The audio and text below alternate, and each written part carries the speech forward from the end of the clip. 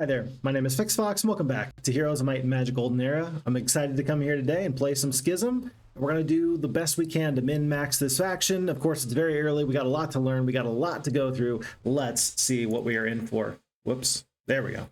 So, here for this Olden Era demo. By the way, thanks for everybody who's here now. Thanks to everybody that'll catch us later. We got Win in the chat. We got Roman. We got Tundar. We've got Xeno Excite. Thank you all for being here. And thank you to everybody we're going to catch later. Let's go to single player mode. Let's go to Classic. And let's take a look at our options. We got Crossroads, Fair and Square, Jeebus Cross, Shamrock. I'm going to stay away from Jeebus Cross for now. I got a feeling that that's going to be one of the templates that gets a lot of play in the future. And Crossroads on this medium size feels a little bit too small for what I want to try and do today. So instead, let's go for Shamrock. Let's go for Shamrock. Let's load into Schism. I'm going to just assume that it won't matter who we pick. I'm not saying that it doesn't matter entirely, but in this way, we're going to do our best to just roll the dice and just hope we get somebody good. This is going to be Changeling Ergo is going to be our hero. So they start off with the basic summon avatar spell, which is actually nifty, which is actually pretty cool.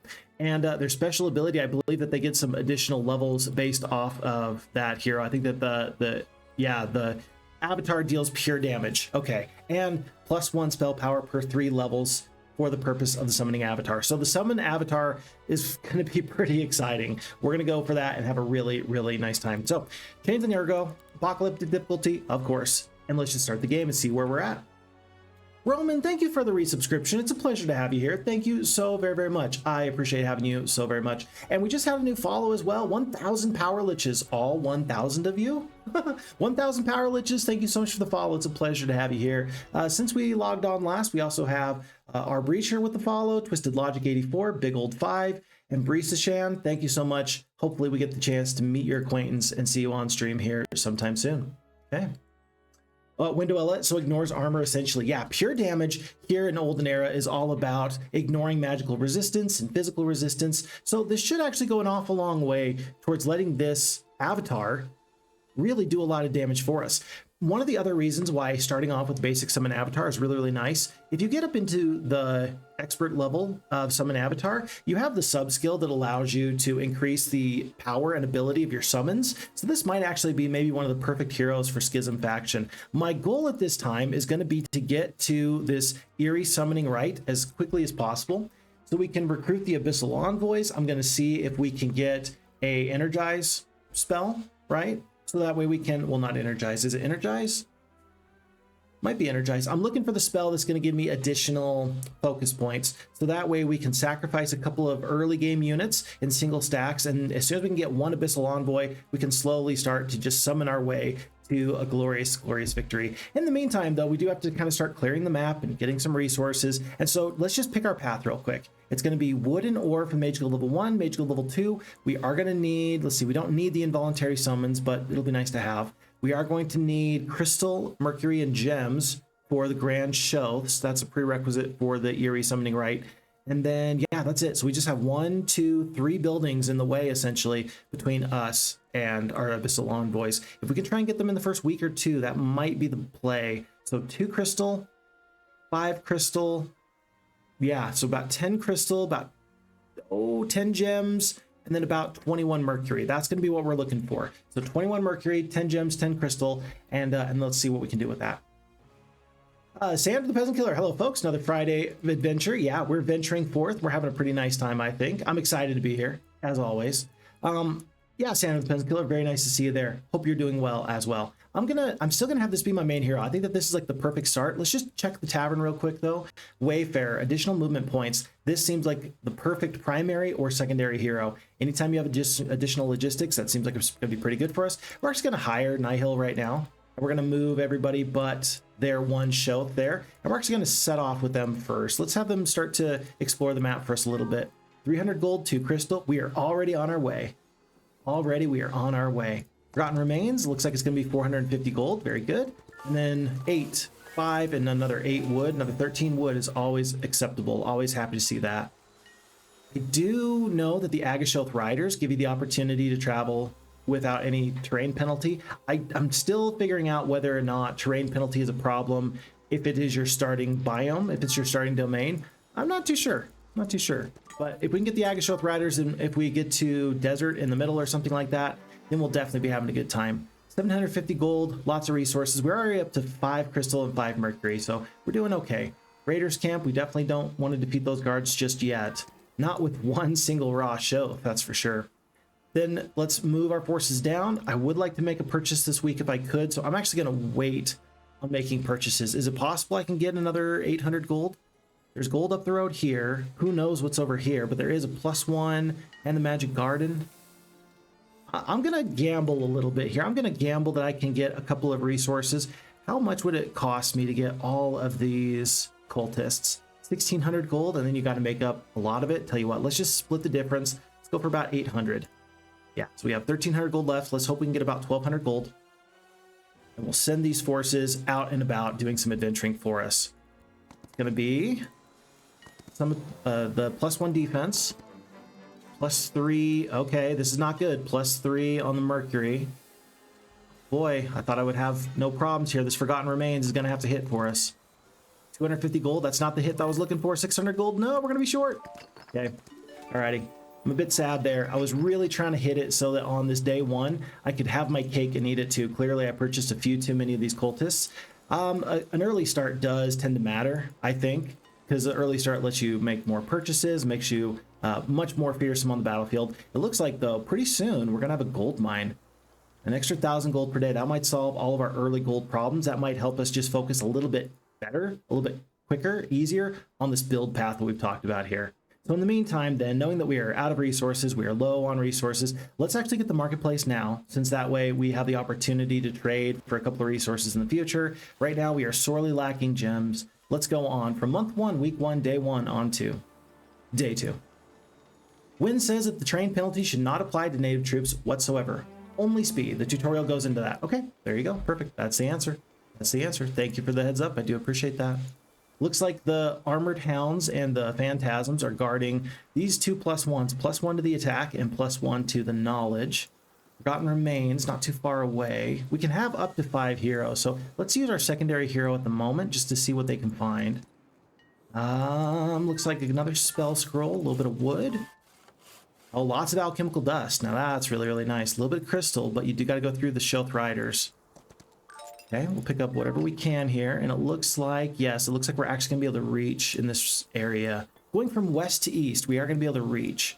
That means we can actually spend some of our movement points here. That saves us the time of trying to go out of our way. And what's really nice is we picked up 2 spell scrolls, Energize and Thick Hide. I'm happy for both of those spells in scrolls, so I'm going to go and grab those on our way to this gold mine. I know it says this is a difficult battle. I think 1,000 gold per day is worth all of our troops. So long as we don't lose our main hero, I think it's going to be totally worth it.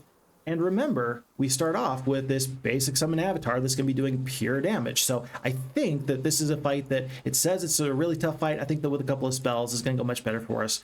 Worth noting, though, we are an Oath Keeper, and that means we are of the might variety of heroes. So we don't necessarily scale particularly well with spell power and knowledge for this basic summon avatar. That's part of the reason why we have +1 spell power per level.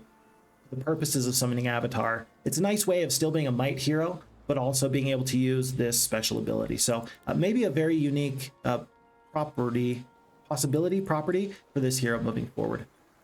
Okay, Cultists, Stinging Raw Shoth. Tell you what, let's just do some single stacks here. Yeah. Or, you know what we could do? We could split. We could split and have 1 stack of 6. We could hope that the one stack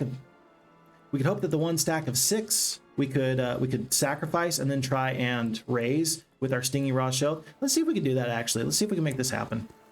Oh no, defeat. Don't hit accept. But even this, you can tell that the losses are pretty close. With a little bit of tactics, a little bit of spell power, I think we're going to be okay.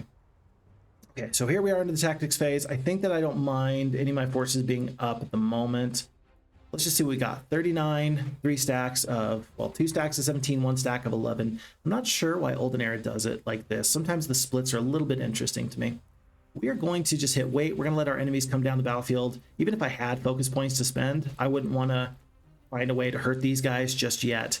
Really, I don't want the enemies to get the opportunity first to do much of anything. I don't want them to get their Glance of the Abyss ability off. So let's not let them generate focus points. These Stinging Raw Shoth are going to be able to get down the battlefield in 1 turn. Here, and then from here to there. but these cultists are going to be out of range. So I wonder what the best thing to do here would be. Is the best thing to move down the battlefield and hope that we can deal damage to these guys first? Or would the best thing to do to be wait, take the first round of damage from the Stingy Roshoth, and then hope for the best? Tell you what, if I move this single stack to right here, this Roshoth is going to move themselves into range. Like, for sure. You don't want to be too close in range of these folks. They're going to go 4-4 up to like here-ish. And so right here would actually put me in range. I'm just going to take one step up with the cultists. We're going to plan on moving one of those Roshoth up there. I'm going to just start to do some single stack maneuvers. Let's go right to here. My riders are going to go after the Stingy Roshoth. That's going to be my first shot to try to prevent major bits of damage. We're just going to move up just a tiny bit, trying to position so that way we're not too far away. We lose one Roshoth, okay. Oh, and it looks like our Agashoth riders are just a little too slow. 4 speed, okay. Would a spell help now? I think that if you're going to cast the basic summon avatar at any point, you want to cast it right now. So we shall. It's not going to be very, very hefty. Only 70 spell points, or rather 70 hit points. The damage is very, very low. Right now, the best thing about the avatar is that it's meant to take retaliations. It's meant to kind of get in the way. It's meant to just annoy the enemies a little bit. And in fact, for that purpose then, since we're not going to be able to get the damage off here, maybe it's actually best I just start to work on these bottom stacks and just kind of stay in the way. Down here, staying in the way of this guy wouldn't really help, but actually staying in the way of this one actually might do something. Might actually mean that they have to go around. Let's do that for now. Will I lose this on the retaliation? We do. 75 hit points just doesn't go as far as it used to. I will, at this point, start to do some damage wherever I can. I can either back off and just take the damage from these Roshoth, or I can get this first shot off, and then we'll take additional damage from the cultists. I'm not sure what's best here, actually. At this point, if I stay here, I will take the damage. Let's head out and attack. Our cultists should be in range. They should be able to attack in just a little bit. King and Roshoth go for my big stack. I've got these 6. I got a heroic strike, but remember, I do want to try and use this summoning right ability. Go to here. I think that my riders are about to take oodles of damage. It's not going to be pretty. It's not going to be pretty. So let's actually do the thick hide to reduce damage. Down to 19 of these Roshoth. We are just crowding around, which is not good when these guys do a sweeping attack, but that's what we're going to do for now. Okay, that was the Glance of the Abyss ability from that cultist. That actually means that this guy can step up to here, or he can step up and attack either of these groups. I'm going to wait on my stack of 23. I might end up using Heroic Strike in just a second. We are full on focus points. I'm going to do that now. Start working on these bigger stacks here. We'll kill 3 out of these 17. I think I'm happy to take 8 to 14 of these creatures down here. Probably didn't want to move backwards since the fight's going to be up here, unless you're going to back off completely. We can do the Icy Breath modifier, so this is going to make an additional attack, dealing 100% of the basic damage as pure damage. That seems pretty good to me. Knowing that we still want to try and get this stack of 6 down, or heck, maybe we might even end up losing more of these riders than I would like. That was a free shot ability there, so we stepped up, we attacked. Now I think that we're just going to back off just to prevent damage from these 2 stacks here. Does that make sense? Does that work? Maybe. Down to 2 spell points only. As long as we got Thick Hide, Thick Hide's already expired. Thick Hide's already expired. I'm going to back off with the riders and just try and save them a little bit. Bit of damage from the Stinging Roshoth. And yeah, I'm going to send these 6 out because I want to try and pull 6 back from the Abyss with this Summoning Right ability in just a moment or two. So let's do some skips, do some attacks. I want these guys to engage out here. I don't want them to get too close to me if I can help it. And for that purpose, I'm just going to put this one Roshoth right there. Okay. Here, I can do my long reach attack. I shall. And maybe the problem is that at this point, I don't have a good way of preventing, or rather like finishing off this stack. This was the stack of 1 to 6. And so it's only got 1 until I can have them retaliate down. I can't do the full Summoning Right ability because it summons the stack of Roshoth on the corpse. You got to have the corpse. So I think that I'm obligated to attack here now and do 3, kill 3.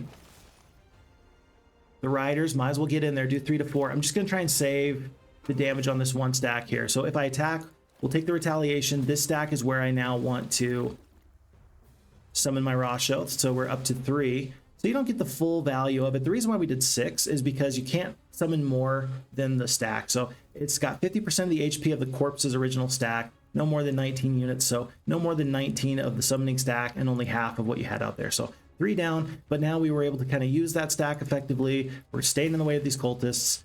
It's not a bad time for one of these heroic strikes. And we'll step up and do what we can. Okay, got to take a bunch of damage.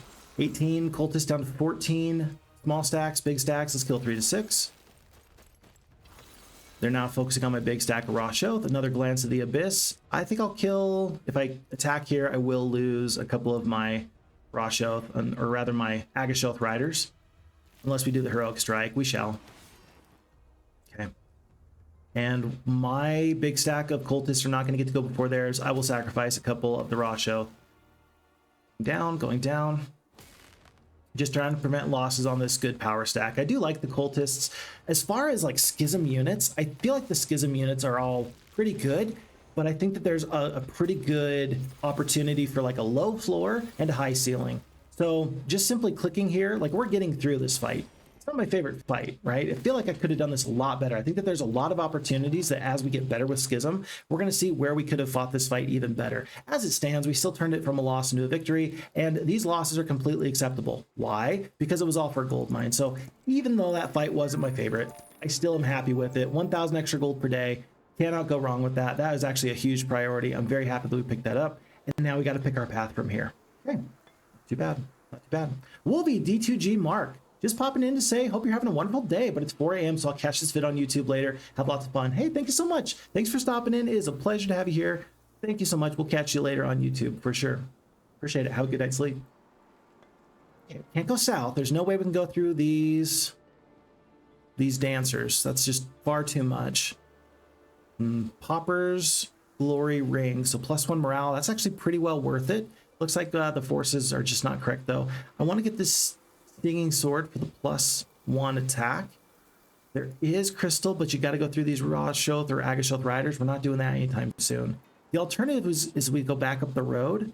I just don't see any opportunities over here we can just take for free. So I think that we might as well go in this direction. Pick up our +1.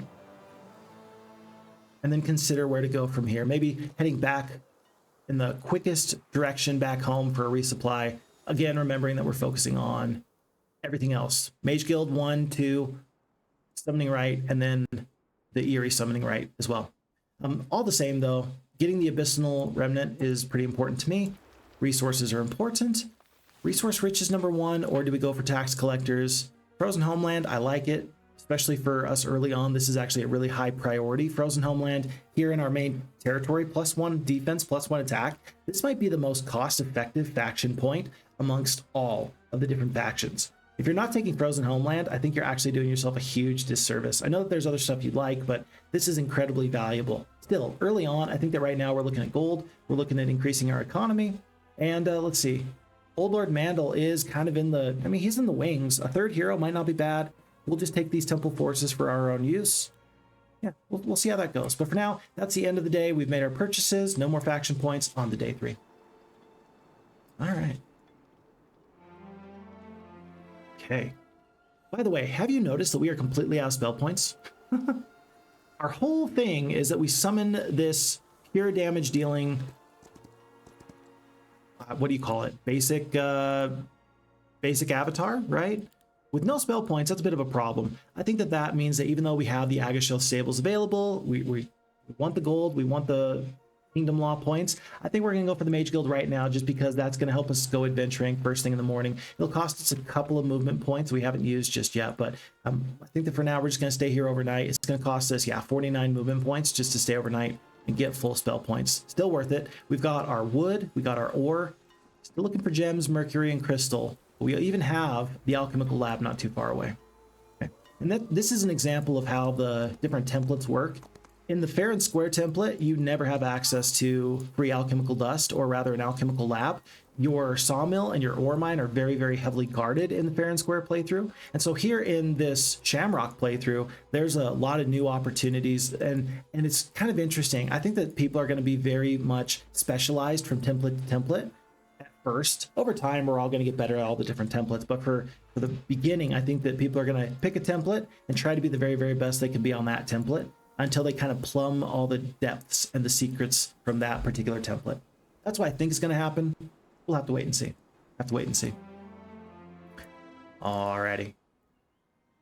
So at this point, we've already got full spell points. Great.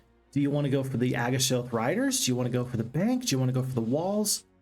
Do you want to go for the Abyssal Remnant 3? I want to leave here with all these extra forces, so I'm going to do this right now. There's nothing else for it. That's just the direction I want to go.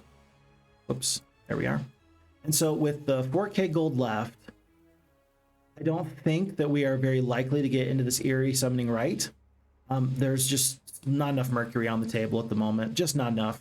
So let's pick up the Agashoth Stables. We'll plan on getting the bank and the Abyssal Remnant 3 in the future, but we got to leave here with as many forces as possible. So we're back up to 36 of the Roshoth, 14 of the Agashoth Riders, 19 of the Cultists. And we're going to leave here now with full spell points. And I think that we're going to let our secondary hero just go up the road, find what they can find, and then we'll set on after that. 250 gold there, a little bit extra there, good. Finally, a little bit of crystal, but I want this campfire, 2 gems. That's actually big. It's actually incredibly large because we've been missing the gems. This is actually what it takes to get the level 2 Mage Guild. Oh, I wish I'd picked that first. I actually think I would have preferred the level 2 Mage Guild. Possibly. What did we get here in tier 1? Yeah, it is the energized spell that we want for focus charges at some point, but for now we're not going to go for that. Bird's Eye, Healing Water, Haste, not too bad of spells. Interesting that we got both Ground Sight and from a Bird's Eye, so we got both of the early game adventure map spells. I don't know how valuable these are at the moment, especially when they're not upgraded. I don't think that they're particularly useful, and right now I need to conserve my spell points anyway. But with the 2 gems, first thing in the morning, we're probably going to get that level 2 Mage Guild. I don't think that's going to change my plans at the moment. Windowella, that's cool, by the way. Got the little Phix-Fox with the glowing hands. That's a cool emote. I like that. I like that a lot. As I mentioned before, folks, if you have any emotes that you would be interested in seeing here, let me know what they are, because all it takes is a good idea, and then I can do my silly little Photoshop stuff. I'm not the best Photoshopper you ever saw, but I'm getting better all the time. So always interested in whatever ideas you have. Let me know. Okay, there is the Cursed Tomb back here. It'll give the Tomb of a Nameless Hero. So it'll give a random artifact, but we will take a curse. This is a little bit more than I want to handle just because dealing with ranged enemies at the moment. We do have the basic summon, so the summon avatar can actually deal with marksmen or crossbowmen pretty effectively. What is this? An abandoned cart? Still think that that's a fight that we want to wait on. Yeah, I think that we want to just set up north, go straight for the stables, and we'll figure out where to go from there. Looks like we can't even get to this village, by the way. Once per week gives a common resource, either wood or ore. We'd have to go through the show. We're not going through them. No. Mantishoth, no way we're doing that. So let's head to the west. And perfect, a gingerbread house. Folks, this is one of my favorite adventure map objects ever. So the gingerbread house, of course, gives you your choice of random valuable resources. This fight's totally worth it because we're actually fairly close to the new week anyway. This is going to be what our new heroes do. Our secondary heroes are forever and always going to be making sure that they are not too close, or too far away, rather, from this gingerbread house. After the previous fight, these binders are not too tough, even though they are the upgraded version of the cultists. I think we just get to skip a couple of times. I'll send my cultists just down the way, just a tiny bit. Nah, they're just fast enough. We will wait. We'll let them come to us. But I will send my single stacks up just a titch, just a bit. I think that in the future, we're going to find that we don't actually need to sacrifice single stacks as much as I have been. Right now, until I'm most comfortable, it seems like it's still the best thing for me to do. But eventually, I think we're going to get to the point where we're going to realize that it's just not necessary to do that nearly so much. We'll do some skips.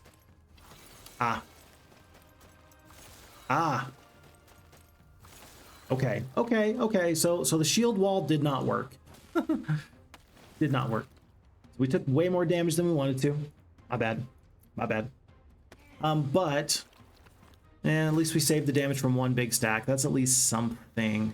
I don't know. I'll sacrifice this one Rash Oath just to take this retaliation there. So that way I can spread my damage a little bit. So we got one stack of 9, one stack of 10. We'll kill 4 to 6 here. And we'll kill 8 to 9 here. Pretty good. And then I might as well get this full damage off with the Heroic Strike. and try and beat down their biggest stack. 7 to 9, we kill 8, pretty good. And the damage from this point on is going to be just fine. In fact, I don't think that these riders are even going to get to take a turn before we eliminate our enemies. Oh, looks like we might. Down to 1. Down to 2. Riders do get to go. We take enough damage to get low, but not enough to kill us. So not a very expertly fought fight, but we got through it, and this is going to give us our first level up. So with our first level up, we are going to pick up +1 knowledge, which is actually really nice because I think we've already noticed that with only 20 spell points, you can't do a lot with that. That's 2 basic summons with even just an additional 10 mana. That goes an awful long way. But now we have our choice between Advanced Summon Avatar, Advanced Abyssal Communion, or the basic resistance. I think that Advanced Abyssal Communion is exceptional. I think it's really, really good. I like the Abyssal Communion. I think that the Schism faction in the mid game is particularly terrifying because I can just roll through so many forces and they can make such great use of this Abyssal Communion. However, I think that in this early game, the Advanced Summon Avatar is actually going to be much more powerful for us. So we're going to take that. And then between our choices, you want the attack to be increased? Do you want the defense of your creature to be increased? Or do you want them to have some additional speed? Due to the fact that they're dealing pure damage, I think that you just want to increase their attack skill by as much as possible. So we're going to go for this Avatar of Fury. This might be the first time I've ever taken the Avatar of Fury. For now, that's what we're going to do. Remember, we got lots of gems that we need. We're going to need lots of crystal. We've got more crystal on the map than gems. I don't see an Iridescent Abbey, so that's my go-to bank that generally gives me gems. So for now, let's take the gems. And sooner rather than later, I think we're actually going to need to just bust into the desert. Other templates, you can kind of stay focused on your little area. I think on this template, we might want to leave sooner. Now, I haven't played this template, but that feels like that might be the play, is maybe on week 2, just to set ourselves up to leave here. Because we can go through Cultists and Raw Oath. We can do that. I think that might be our focus. That might be our focus. Anyway, in the meantime, oh, I didn't realize that there was something up here. Oh, it looks like a little bit of wood, a little bit of ore. Yeah, we'll do that in just a moment. Day 4, there's a little bit of a treasure trove over here I hadn't quite noticed. This well might be particularly useful, just so that way we can resupply midway through. It's Cultists again. Now that we've upgraded the Avatar, they're going to be a little bit better. Not a lot. A little bit better. We'll fight this just so that way in the future we don't have to worry about fighting this well. Pile of books, treasure chest. Yeah, these forces are a little weird. Okay, we got no faction lot points. We've got no purchases to make. Let's go on to a new day. And Win says, yes, we shall summon endlessly, and as soon as we possibly can, life's gonna be better. And then, mercury poisoning. It gives you mercury poisoning as established. Hey, just a little bit of mercury poisoning from my gingerbread is actually gonna be okay for me. A little bit's fine. A little bit's fine. Win says, so you stream from the library, take it? Yes, I do. So my residential internet is not fast enough for me to stream from home, right? I can do videos from home, but streaming from home, not quite the play.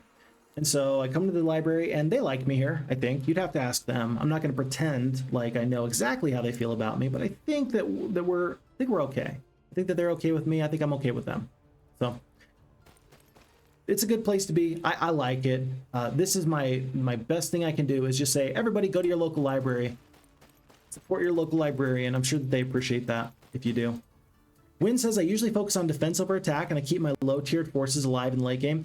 I am bleeding way too many forces in this current juncture. Like I know it. The early game is that we're trying to lose as few troops. We're just trying to clear the map, trying to take a few opportunities. I know on lower difficulties, not apocalyptic, that you don't have to worry nearly so much, but all the same, like week 1, it's not even a horrible thing if in week 1 you just kind of play it safe. It's not flashy, it's not fun per se, but it does get the job done is kind of the best way I can put it. So even if we do nothing, it's still not a complete and total waste. It's just not the way we would like to do it. So I've put myself in a bit of a sticky situation here. The Cultists are going to have to take one full step back. I think the best thing to do is going to be to do this. Let's actually summon the advanced avatar now. Oops, right there. Let's use this one raw shelf here. They're going to take the retaliation. That's going to help keep these guys alive for another turn. Now we're up to 80 HP. Ooh, it's not that good. Remember, the previous one was only at 75 HP. This is basically a one-hit, one-stack kill. So it's not particularly ferocious. I'm sure that the enemies are not scared of me. And yeah, if I could just focus on one of these guys at a time. All I want to do is focus on one of you at a time, then I'll be best off. I might want to back off here and let the Shoth Riders, 1, 2, 3, 4. 1, 2, 3, 4. We can get the Riders up to here. I'm gonna Heroic Strike here. I'm gonna move these Raw Shoth out of the way, let the Agashoth Riders get into the stack of 13. 8 to 10 go down, 3 remains. This stack of 15, I don't love the idea of them kind of coming up and around. But at this point, if I just back off, then I kind of wish I had my Icy Breath attack so that way I could attack and then sort of move. We'll take the damage from these 3. We'll just back off and just play this a little bit safer than perhaps other people would. Might as well get some damage off here. I don't think I'm going to lose 80 hit points on this retaliation. I don't think. Yeah. As long as I didn't lose the full bit of damage there, we were fine. And then I'm going to save this 1 stack for later. Keep focusing wherever you can. We're about to take some pretty major losses here. In just a moment. So the shield wall is going down. Steps up, can't reach. Steps up, can't reach. Oh, they can reach. Oh, okay. Well, so we're about to take a little bit of losses. Let's just do the damage where we can. Let's kill 3 to 6 with our long reach attack. Good, good. This 1 Raw Shoth is gonna have to get out of the way. It'll have to get out of the way. This stack of 10 has already lost its retaliation, so let's attack there. Yet again, we're just kind of standing in the way. I suppose I could. Well, I'm out of spell points. If I had a little bit more spell points, I could probably do something else, but it looks like that's not the case. I'm just not going to worry about it. We're going to save the Heroic Strike after we get a good look at this. If we step up, it's going to be 3 speed. 1, 2, 3. If I step to right here, this stack of 15 actually can't get into the fight. So that's actually a really good use of my time, I think. Work on this stack of 6 down, or 9 down to 6. Well, 4 here. Losing 1 in retaliation. And I think that the Riders are about to take a bunch of damage. We'll kill 3 to 6 here.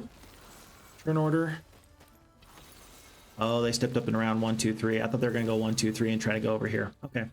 Well, my Raw Shoth are taking a beating. These poor guys. It feels bad to lose tier 1 units early on because it's all you have, but I think I'm going to have to get better to the point where I realize, look, Phixfox, it's okay. Like, you can lose in other heroes games your big stack of goblins or pikemen or halberdiers. That's their job. Their job in the early game is to help you take a couple of fights, and then you transition to better units. At this point in Olden Era, every single troop feels like it could be incredibly valuable, so I don't want to lose anybody for free because I don't know if it's going to be... I'm going to regret losing them later, so I try to avoid any losses wherever I can. We'll kill 3 here. Okay, very good, very good. And I think this is just a skip. We'll kill 1 here, and my 15 cultists should deal with these 2. Saved ourselves a cultist and a rider. Not bad. Not bad. Get through this anyway. Okay, folks. I don't know what's best here. Basic primal magic for the tier 3 and beyond primal magic spells. Scouting or the expert summon avatar. I'm inclined to go and make my strength even stronger as opposed to diversify. It's kind of how I'm thinking at the moment. Primal magic, not bad. So long as intelligence is in the game, it will let you learn all of the different schools of magic. I think that I'm not as high on the schools of magic unless it's Nightshade or Daylight magic. So for now, I'm going to go with this expert summon avatar. Primal magic is, for me, it's like the lowest value spell, especially because I know that the Schism faction tends to prefer arcane magic anyway. They've even got a faction law point that's built around arcane magic. So we're going to go for this expert summon avatar instead. We have reality wardens, where friendly creatures deal additional damage to summoned creatures, or friendly creatures' abilities summon 50% more creatures. We are the Schism faction. We summon people. Their name is Legion. We shall take that. We'll be very, very happy for it because right now, again, the goal is to get into some Abyssal Envoys and just let them go wild. That's still my goal. That's what I want to do. It just sounds like a fun time to me. And so if we can do that, if that is all we do in this game, hey, mission accomplished. Well done. I think it'll not only be advantageous for us in general, but I think it's also going to be tactically the best decision. So I'm just looking forward to that being very exceptional for us. Uncanny Right gives gold and Mercury after defeating the guard. I know that I'm going to step on this just to see what the guards look like in this instance. So 8, 60, 8, and 10. I mean, we're not going to fight this fight, of course, but yeah. The mix of liches and cultists and arbitrators. If we could get into the bloated mansion, like arbitrators are really good for clearing the map. I've found they're one of my favorites to clear. But I'm still looking at this eerie summoning right. It may be that I need to forego this and take forces everywhere else, just so that way I can propel myself into some late game relevance. Maybe rushing the summoning right is only possible if you get not just an economy hero, but like the hero for the Schism faction that gives you +1 Mercury per day. Maybe in that case, this is actually on the table, but week 1, I guess that was really, really ambitious of me. I don't think we're gonna get that just yet. Got the choice between Abyssal Remnant 3 or the bank. I actually like in this template. I mean, faction law points accrue normally, like I would expect. So we're actually going to go for that here in this play. And it's almost day 7, but not quite. We're probably going to go for this involuntary summons in just a moment or two. If we need to, we can get resource riches. For now, I think we actually want Frozen Homeland. At the moment, there's no opportunity cost for waiting. Either it's a one-time, right now it's effective, or right now it's a one-time effective. Let's actually wait to see what's going to make the most sense. We do have full spell points, but I just don't have anywhere else really I need to go. There's this wooden ring. I don't know. I've not been fighting fights particularly well. And that could, if that's 200 troglodytes, you could even lose that fight. So I'm gonna ignore that fight for the moment. Crossbowman with the Avatar, I've got this fight. Let's go be active on the adventure map. Yeah, let's go fight this fight. Okay.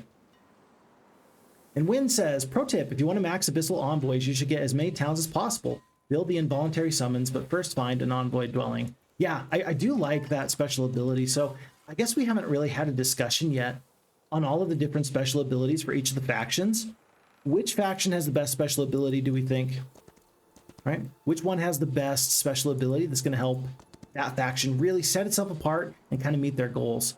I think that we've got the Skyship for Temple. We've got the Undead Transformer for the Necropolis. Here, we've got ourselves the Great Library for like the +2 knowledge. And we've also got, where is it? Well, it's the involuntary summons, right? So that way you can recruit creatures from the external dwellings. What does Dungeon have? Not the artifact merchants. What does Dungeon have? Well, I guess Temple also has the place where you can send heroes. They can just stay there overnight for a couple of days to get stats. What does Dungeon have? I forget. But again, let me know which faction has the best special abilities, or rather the best special towns, special buildings. All right, folks, don't love this fight. In fact, I'm going to do it like this, though. I'm going to send... Yeah, I'm going to do it like this. I prefer to have the single stacks of the riders, just to help me get down the battlefield a little quicker. So that way, as soon as they go at the end of their turn, or the beginning of their turn, I'm going to go to here. Oh no. These guys are so fast that they get to take that immediate first shot. It sucks. It's so bad. Because the goal is to go to here, do your summon, and then have them just like walk from here or there, just right in their face. That feels bad. Oh, because their initiative is 7.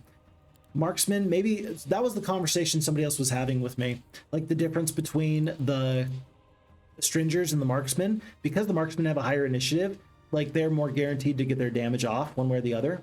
So this is one of those times where because they're Marksmen instead of the Stringers, it actually saves them a bunch of troops. I don't want to send this one stack right in front of their face, but they're going to do full damage at range anyway, so there's no sense in like holding back. Might as well go to here. We'll take the damage. It looks like it's going to be 3 of the cultists go down. We're going to do this Expert Summon Avatar because I don't think we're going to fight any other fights this week. Not with spells anyway. And even the Avatar is only 5 initiative. What is going on here? Okay, marksmen are tough. Put it down in your notes. Marksmen are too fast for me. 6 initiative? Why are all my... I got no initiative here, do I? Not one bit of initiative. Okay. Well, at least the Avatar is going to start getting in there. And by the way, we're up to 130 points, so they can actually take a little bit more of a hit than they could last time. They definitely can't handle these swordsmen. We're probably going to lose a full stack right there. No, we don't. Interesting. And I'm very happy for it, actually. And the fact that the Avatar actually survived all of that actually feels exceptionally good. The speed on the Swordsman, the initiative is high, the speed is slow. So we're going to wait on the Rider here. I'm going to start the Heroic Strike, though. So we're going to wait. The Avatar is still standing strong. And I will just leave the one. Let's see. Do I want to leave you here? Or do I want to attack? This guy... 4 speed. He can go 1, 2, 3, 4. And then 1, 2, 3, 4. So I'm actually going to attack here. I'll lose this one Rider on the retaliation, I think. And then this one's going to step up to here. So that way, if the Swordsmen want to attack, they have to attack here, or they have to attack the other big stack. And then the summon, the Avatar, already did their job. Really, they already did their job. They made sure that they were stopping these marksmen from doing full damage. They did just fine. Don't want the Cultists to step to here. You got to take a little bit of a slower walk. We'll kill 6 to 7 here. Very nice. And then I think at this point, you still want to kill 6 to 7 of these swordsmen, just like so. We kill 6, a little bit of damage on the retaliation. Even with the Fine Bolt's ability, I don't anticipate that these marksmen are going to do anything in particular that's special. Do we want to kill 4? Do you want to kill 5? Let's kill 4. Retaliations are already down. Very good. And we might even, we will see, but we might even save one of our riders if we can be just a little bit lucky. The special ability, let's see. Yeah, Fine Bolts, 40% ranged damage. That has kicked in. Kill 4 here. I think if I attack here, I'll lose maybe one of the Rothschild, but then the Agashoth Riders, I might not have to lose this top stack that's so close to dying. Cultists are going to finish off the Swordsman. Nope. Due to manipulating the turn order, it looks like we are going to lose that top rider, but all in all, 2, 3 of the riders, 6 of the Cultists, 1 of the Rothschild. I think that's acceptable for what it was. And let's actually hope that this is a really good artifact. I've seen good, I've seen bad. It's a common curse, which means it's like a common artifact. I'm going to accept this curse. It's going to be the last coin. Okay, hold on. Wait a second. That's actually good. So +1 luck for the Paupers Glory. And over here, we've got the wooden ring with +1 morale. This is actually a +1 attack, +1 defense, +1 knowledge, +1 spell power is actually what this is, because of the way that this works with the synergy between these two artifacts. So here's what we're gonna do. We're gonna wait till day. Let's see. If we can reach, we do want to go back and get full spell points, I guess. No, I think we're just gonna accept that we're gonna be very, very close to there. When we head back, we'll probably spend the night in the Mage Guild, or we'll hit that Magic Well on the way out. Day 6, House of Chains. If we just wait, we're close to getting the House of Chains. That's actually going to be a really, really nice pickup. I'm just going to wait for gold. The bank, I mean, that's extra 1,000 gold per day. Basically, it's only going to cost me 1,500 gold. We're getting 3,500 a day anyway. Let's go for the bank now. Go for the bank now. We should have enough resources to pick them up very, very soon. On to a new day? Question mark? Question mark? If we were going to do Frozen Homeland, it would have actually been very, very helpful in that previous fight. We will have enough for resource riches just in case. XP is really good for the additional 10%. You can get that twice. I don't know. Schism has some really good early game options. Really good early game options.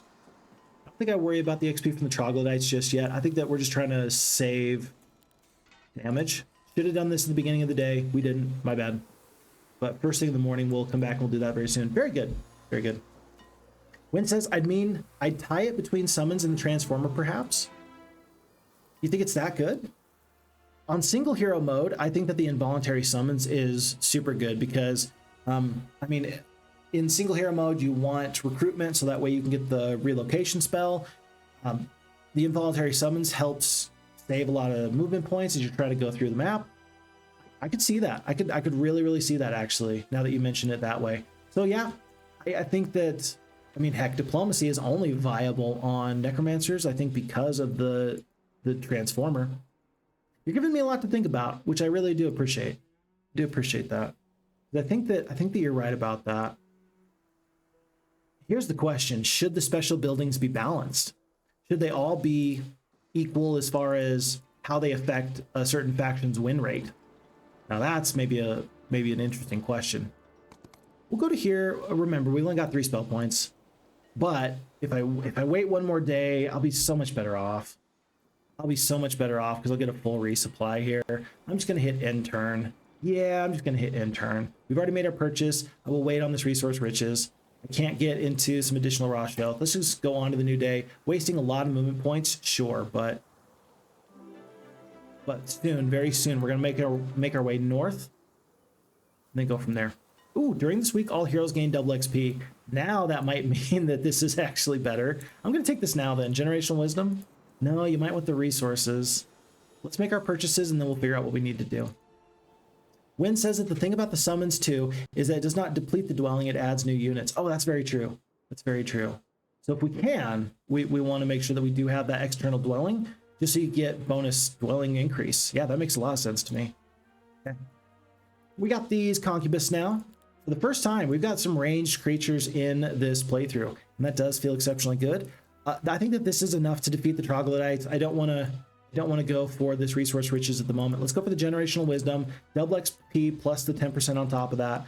Let's go through this, do this resupply, and let's let Changeling go fight this fight. Sands spell points for this ring for the +1/+1/+1. Okay. But yeah, no, balance sucks and I want things to be OP. You know what? I love that was one of the things that the who was it? Forget her name. But the narrative director for Unfrozen Studio back in the day when they were doing some of their early stuff, that was one of the conversations she brought up, but she was like, look, people want to know, like, should things be balanced or should they not be balanced? And we are of the opinion that there should be differences. That things should not be 100% balanced all the time. And I was like, you know what? That's not going to be some people's favorite thing to hear, but I actually really like that idea. Because if everything is balanced perfectly, then there's not as much fun. There's got to be some differences. Like, there's got to be some differences. So yeah, I'm just excited to kind of see where the Unfrozen team takes balance in the future. The one thing I don't want them to do, and this is actually very important, I don't want them to purposefully change things just for the sake of change, if that makes sense. I think it's understandable if you would say, hey, we need to change things to keep fresh. Like, I get that idea, I get the concept, I get why that would make sense. But the issue I have with that is that not always is that going to lead to really an exceptional game. Like, when it comes right down to it, I don't think you should purposefully put your game in a bad situation just so that way you can say, oh yeah, for balance, just for fun rather. Games that do that, for example, I would say like League of Legends. League of Legends purposefully leaves the balance out of touch all the time, just so that way they can make some newness in the game. I don't really love that. I really don't love that. And I do know, and the reason I'm bringing League of Legends up is because I know that the developers have discussed that they enjoy League of Legends a lot, and they enjoy some of the MMR strategies and things like that. So that's the reason I'm bringing that up. Phixfox, it's not relevant. Yeah, it's relevant only in that light. Only in that light. We're going to attack, and I think we're just going to back off. I'm trying to leave as much distance between me and these guys as possible. 3 speed, 1, 2, 3. The cultists are in range. Don't love that. 1, 2, 3. We're in range here. Unless I step up. Somebody's got to do some damage. There's a little bit of damage there. Yeah, and this stack is going to go before. It's going to go after. So that's actually pretty good. Kill 6 here. Still work on these toxic troglodytes with their toxic blood ability. Down to 16. And I'm just trying to stay in the way. Oh, hold on. If I step to here, actually, then they really can't get around. I'll wait here. I'll see what they want to do there. I don't think that these guys can reach. I think that, yeah, I think that we've effectively cordoned off the pass. If I attack here, then the 93 troglodytes can do their spitting attack from range. Let's wait and see what they want to do. Okay, I'm fine with that. Yeah, I'm fine with that. A little too far away there, a little too far away there. I guess we're going to attack here. Okay. We're kind of using this terrain. This is really interesting terrain. Really do enjoy this. 1, 2, 3. So Concubus are kind of in danger territory here. I can use this one show to just step up in front, and then I'll just take the damage from these toxic troglodytes. So let's keep our big stack safe for just one more turn. Wait. Let's send them. Let's do this. Let's kill as many of these as we can. And Concubus are doing full damage, I think. No, not quite. We're down to like only negative 10% damage here. Yeah, 110 to 150, 49, or 126 to 171. Let's do as much damage as possible at this point. Let's see what the toxic troglodytes want to do. They're probably going to go straight for these cultists. 1, 2, 3. I guess if they wanted to, they could go 1, 2, 3, and then 1, 2, 3. Cultists are definitely in danger, but they are going to get to go before the big stack of 76. So there's some value there anyway. Okay. All right, we are safe for now. Perfect. 1, 2, 3. Look at that. Okay. If I had one more single stack, I'd be able to slow these troglodytes down even further. As it stands, I think that's officially time to just start doing damage.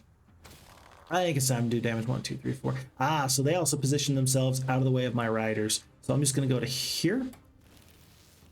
We'll do here. We're going to kill 16 to 18. That's not as many as I want, but I do want to make sure that the Concubus don't take any damage. They're fairly tanky. They, let's see, with 60 HP, would they have survived that hit? Troglodytes attack for 75 damage. Yeah, I'd rather save all the Concubus than lose a single one of these riders here. 33 down to 29. Very good. And we're a little bit out of the way, but we can do our Gaze of the Abyss. No, because it's only going to affect non-magical creatures, undeaded constructs, and troglodytes are definitely magical creatures. Okay. All right, that's the reason why. We'll wait on the cultists in case the troglodytes step up. They do. Yeah, perfect. We'll get max damage off here. I think I can just do a heroic strike. Wait, let the Concubus take out the full stack, and we'll call it a day. But again, still taking losses here. It's almost... Wait, are we at day one? Are we at day... I think we're at day one, aren't we? Yeah, we're at day one. So with day one, though, we're going to roll back. We're going to pick up additional forces on our way heading north into the desert. And in the meantime... Ooh, and in the meantime, we're going to be happy that we picked up the Paupers Glory. +1, +1, +1, +1.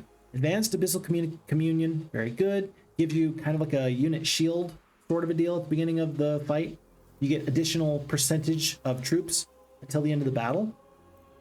Or basic leadership. I think basic leadership is...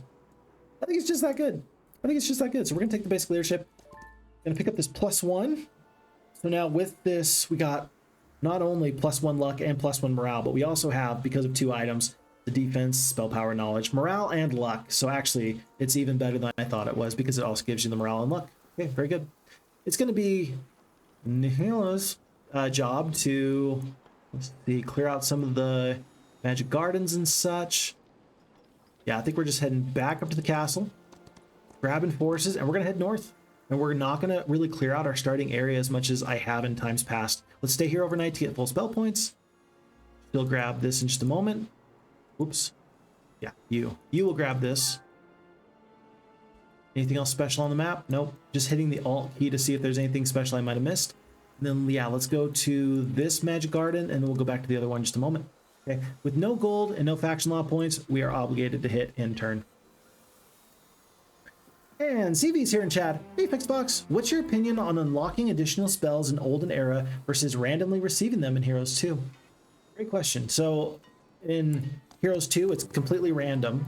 And we saw in Heroes 3 that as part of the balance changes with Horn of the Abyss, that they made it so you could not be simply shackled to RNG all the time, where you had the ability to make sure that if your whole strategy revolved around one single spell, that you would find a way to access it.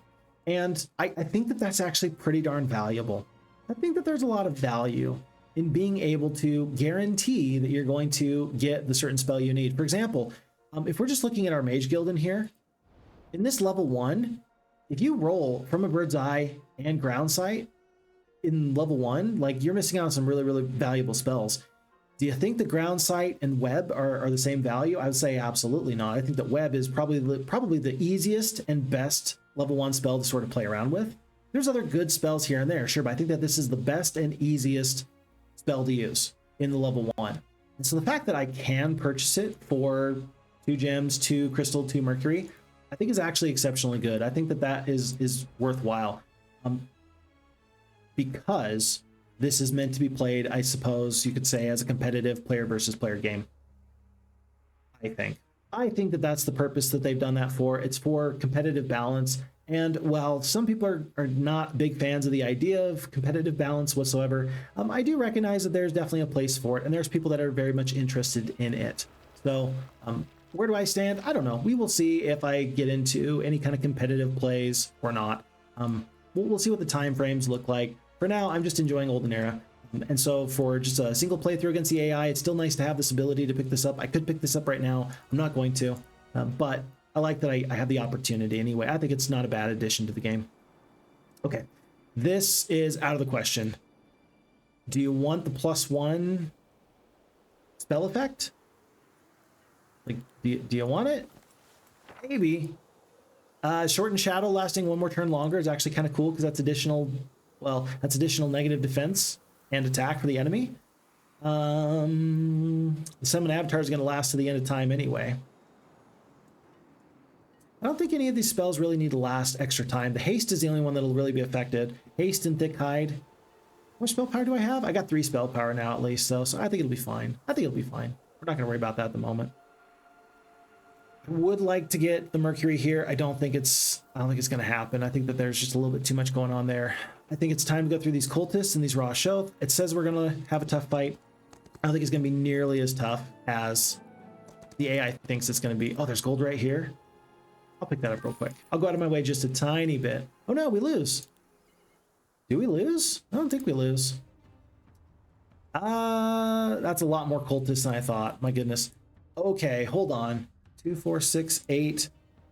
So low end it was going to be 50 to 100. It's 100 of each.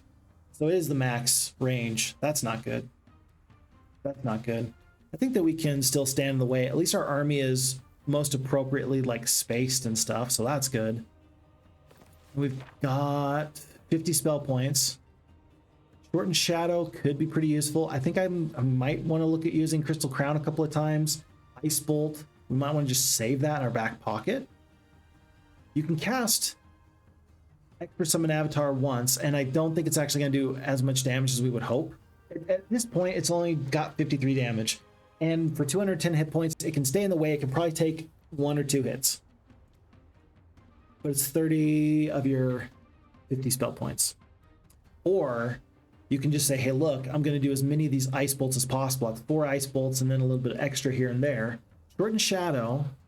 It's only going to be -4 attack, -4 defense. Not bad, but not amazing. You always have the ability to go for basic Summon Avatar if you want, by the way. If you just really need some meat or somebody to take a retaliation for you, you can do that. I almost wonder if Ice Bolt is just better at this point. And here I was, down talking Primal Magic earlier. Here I was doing that. We are the specialists, though.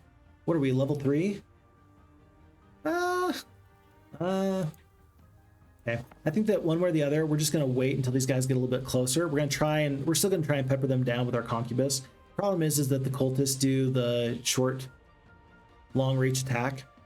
And so we can't just like crowd around our concubus and do nice things there. I think we're just going to hit wait, let the enemies come down the battlefield, and then we'll figure out where to go from there. It's going to take 2 turns at least, so let's do 1 skip.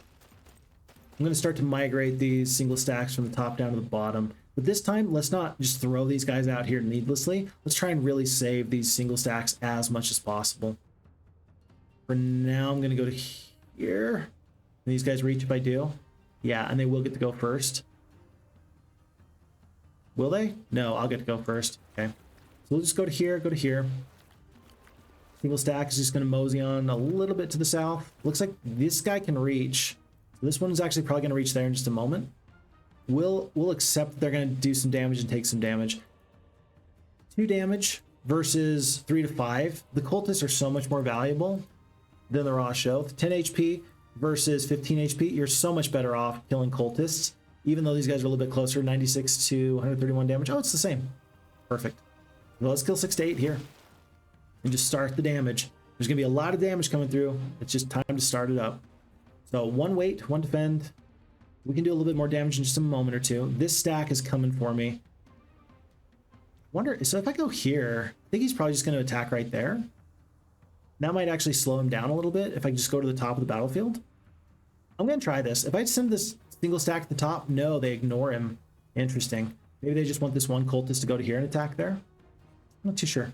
Defend. We do have to move out of the way of these cultists here at the bottom, so we shall. Okay. Couple of waits. And do remember, we've got luck and we've got some morale, so we could get a little bit lucky here and there. You'd hate to rely on it, but nice to know it's a possibility anyway. I think that my Roshoth, or rather my Agashoth Riders, are going to attack this stack of 13. Let's have Cultists attack the 16 here near the bottom. Oh. That was silly. That was a little silly of me. 16, 22. Let's kill 16 to 22. Yeah, now knowing that... Oh, geez. Now knowing that Riders are going to be obligated to kind of deal with this trash for a second. Let's attack here. Right now we're trying to do damage more than we are trying to stay in the way of the Concubus. Single stacks. Step to here. Their stack of 49, they can always fly over. Could kill 7 to 8. Tell you what, I still think Cultists are the way to go. Even on this retaliation, I think I'll still take this retaliation. Heroic Strike, is there a better use of my focus points? Potentially Icy Breath. Depends on if the stack is going to stay alive or not. I don't think it is. I don't think that stack is going to stay alive. Kill 4 because 4 is not bad to kill. 7 to 8, the retaliation is not going to be too bad. And all of a sudden, these Concubus are, this is probably their last... Well, no, they've got the, let's see, they've got nimbleness, so they can perform a ranged attack even if there's an adjacent enemy. So these guys getting on top of them is actually not too big of a problem. Still think you're best off dealing damage to these damage dealers. Big stack of Roshoth, yeah, I'd love to take them out, trust me, but they're only killing 7 of these guys at a time. I think that the stack of 20 is going to do way worse to me. I really think that they're going to do way worse to me. So actually, if I can just keep the Cultists away from the Concubus, that might still be the best position. So I'm going to use a single stack and just go up to here. My stack of 13, they might as well get into the fight a little bit. We can kill 2. Let's kill 2. 2 Cultists go down. And then this single stack here, let's see, do I need to take a retaliation from anybody? I don't think so.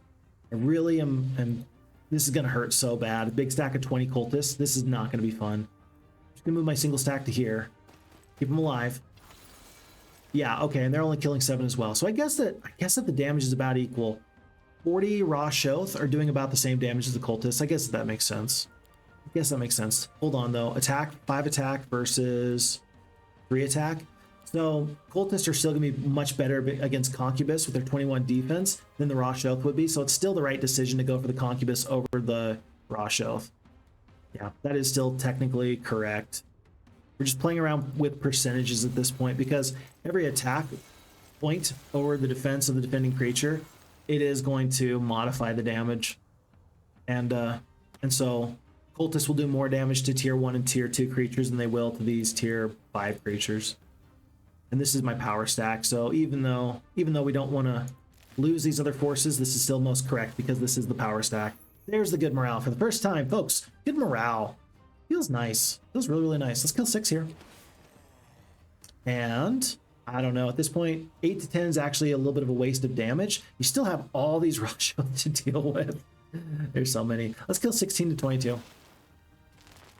Oh no, the summons are coming through. I repeat, the summons are coming through. Let's see, if I step to here, I don't think that these Cultists could go around, these guys could go here. There was good luck from my Cultists just a moment ago. Might as well do some damage here. I'm a little bit worried about creating more single stacks that the enemy can raise, but they've only got so many focus points. Thankfully, it's all gated by focus points, and that actually matters an awful lot. Enemy gets good morale, so I'm not the only one. I'm not the only player in that game. Stepping away. Killing here. Yeah, if the enemy just overwhelms me with summons, that's probably a problem. Have I not been casting spells this entire time?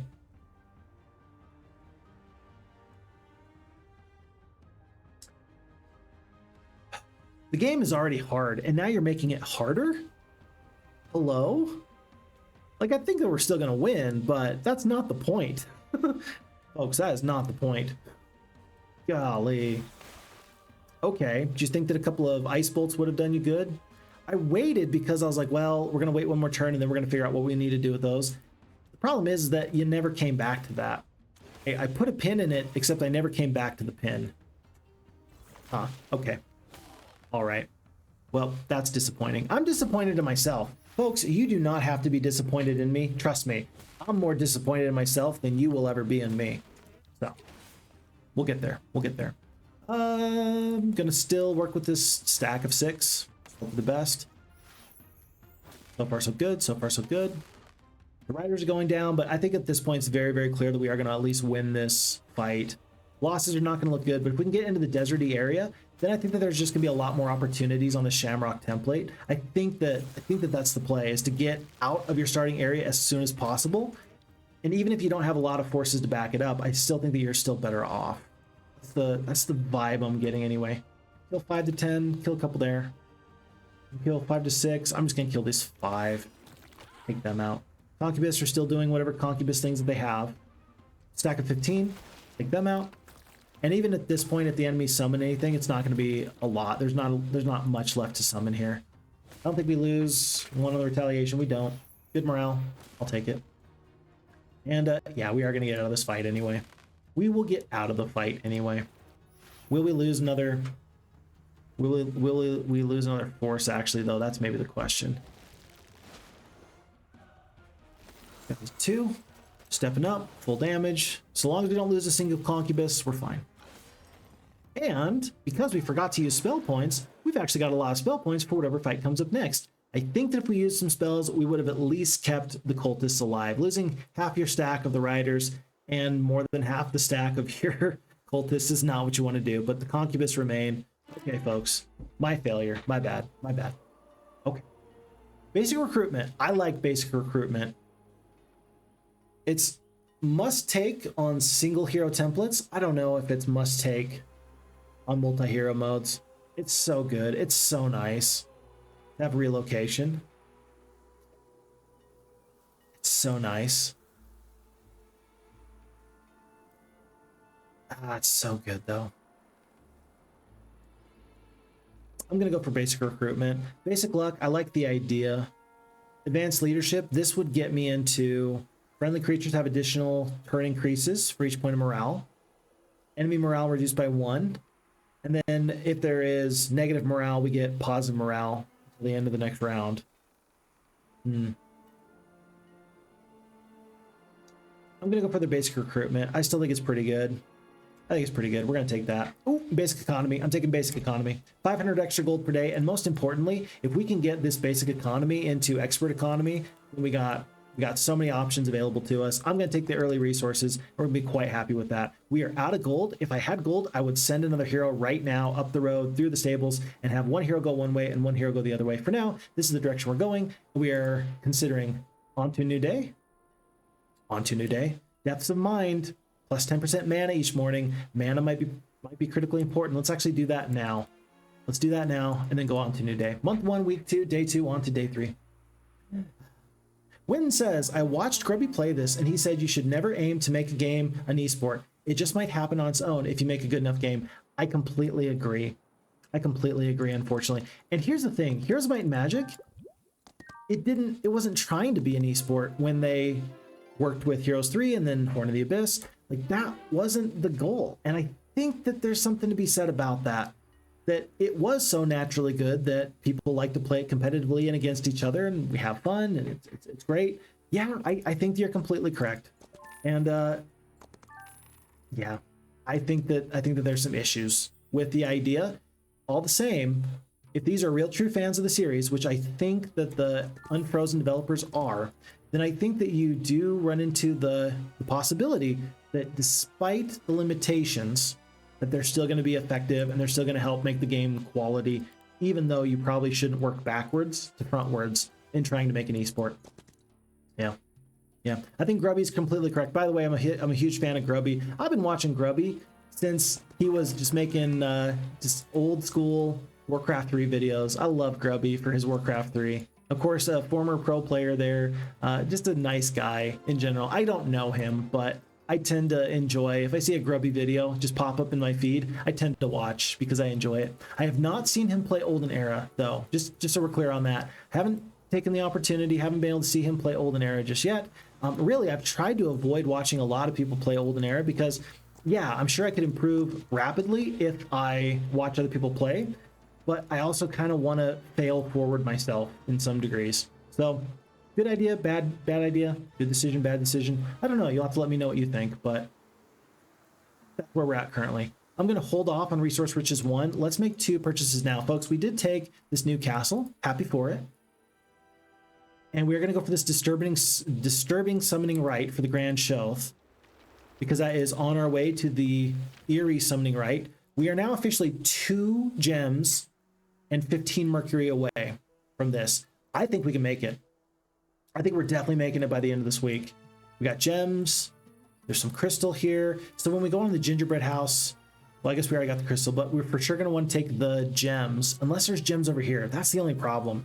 If there's gems over there, that might be an issue. But immediately we come to this new area and there's all these free resources here. That feels so very good. It feels so very good. So far, not too bad. Not too bad. I will go for the Abyssal Remnant too. A little bit of extra gold, extra faction law points. Make sure we have 125,000 at the end of the week though. Make sure we do that. And on to a new day.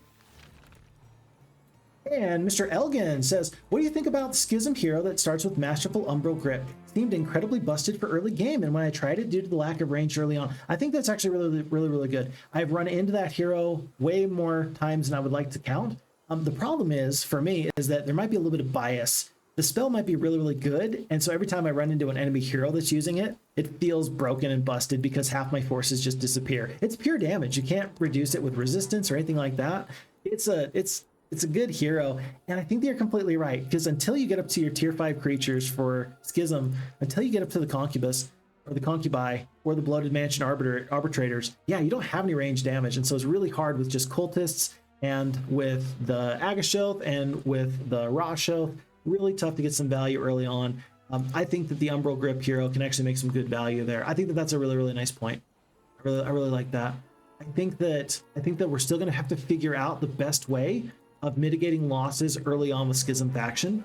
I do know that there's some games, right, where you are, the whole faction's kind of been built around having a little bit of a slower early game with some late game scaling. Necromancers in many factions, in many games, that's kind of the goal there. Like, you have to slow them down a little bit now, because later on they're going to be impossible to deal with.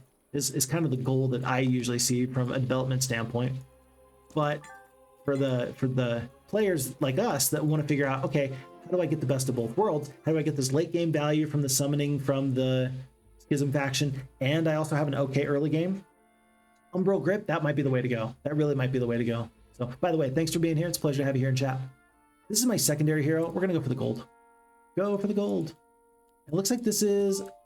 I have a tough time differentiating in these areas. This is a cliff, but I'm not an artist. I'm not an artist. I don't know the best way of differentiating between these two zones where there's a cliff in between them, but immediately I was like, why can't I click? And of course now it's pretty obvious, but at the time I was like, it'd be nice if we could find a way to make that just a little bit more clear in the future. In the future. 1,000 experience, a couple of resources there. We've got the gems, we got the crystal, we're totally just looking for Mercury. There's a new gold mine. I kind of want to focus on the gold mine. Forge of the Second Man allows to trade resources for artifacts. I want to do the opposite. I want to trade artifacts for resources. Plate armor plus 3 defense, pretty good. Do not love this fight. Don't want any part of that. I'm still figuring out just how tough the... What are they? Aquaddles? Aqualotls? I'm still figuring out just how tough they are. But in general, I think that's going to be a fight that I'm going to ignore for now. Murmurmancers are guarding the Shaman Staff plus 6 spell power. You think that that's pretty good for me? For the hero that is a might-based hero but does want to use the Summon Avatar a little bit? I think that that's an opportunity that's pretty good. Looks like we can't really get into there. Twilight Bloom gives gold and a valuable artifact after defeating its guard. I believe that this is, let's see. I think that this is the one that's like a mix of Hoplets and Locust. I forget exactly what these guards are, and I don't want to go check because I think I see a gold mine over here. I want to go focus on this gold mine, even if the losses are pretty bad.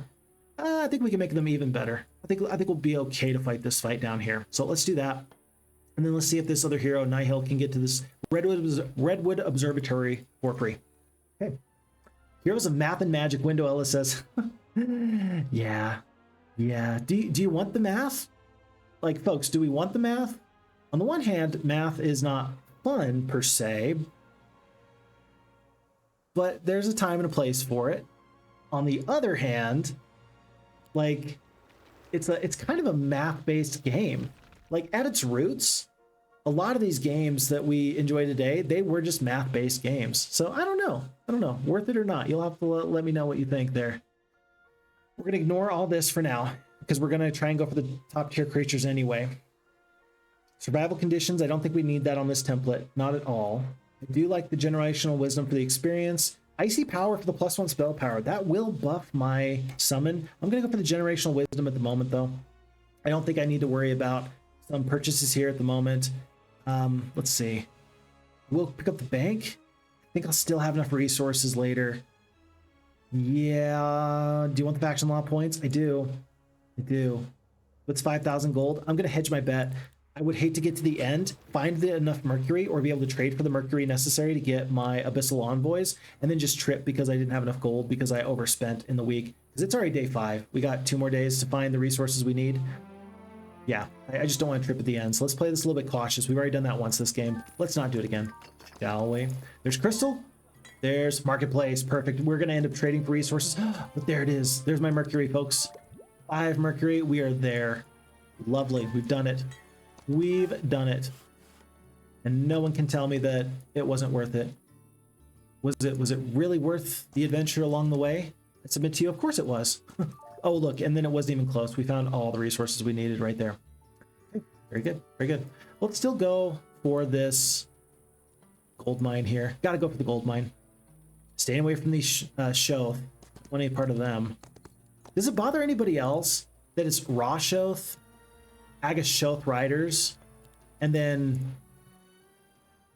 Grand Shoth? Like, it's all Shoth. I kind of want them to change the names.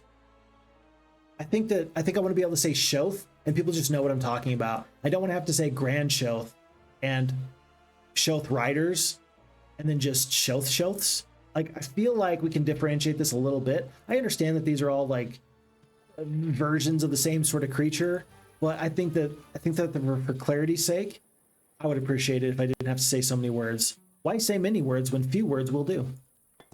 Anyway, let's battle. Those are some summon avatars for another day. Absolutely. Absolutely. Stevie says, in this house, we call it Heroes of Might only. I mean, really? That's 50% of the game. I tell you what, it wasn't until I went back and played all 3 of the Heroes 2 campaigns that I really understood just how valuable the might-based heroes were, because I didn't really understand how attack skill and defense skill worked to modify damage. Now that I'm there, now that I understand it, it changes everything for me. Completely and utterly changes everything for me. By the way, this stack of Locust, I'm going to slow them down. I don't want to deal with you. Stay out of my territory. Get out of my face. Cultists, I'm just going to wait for now.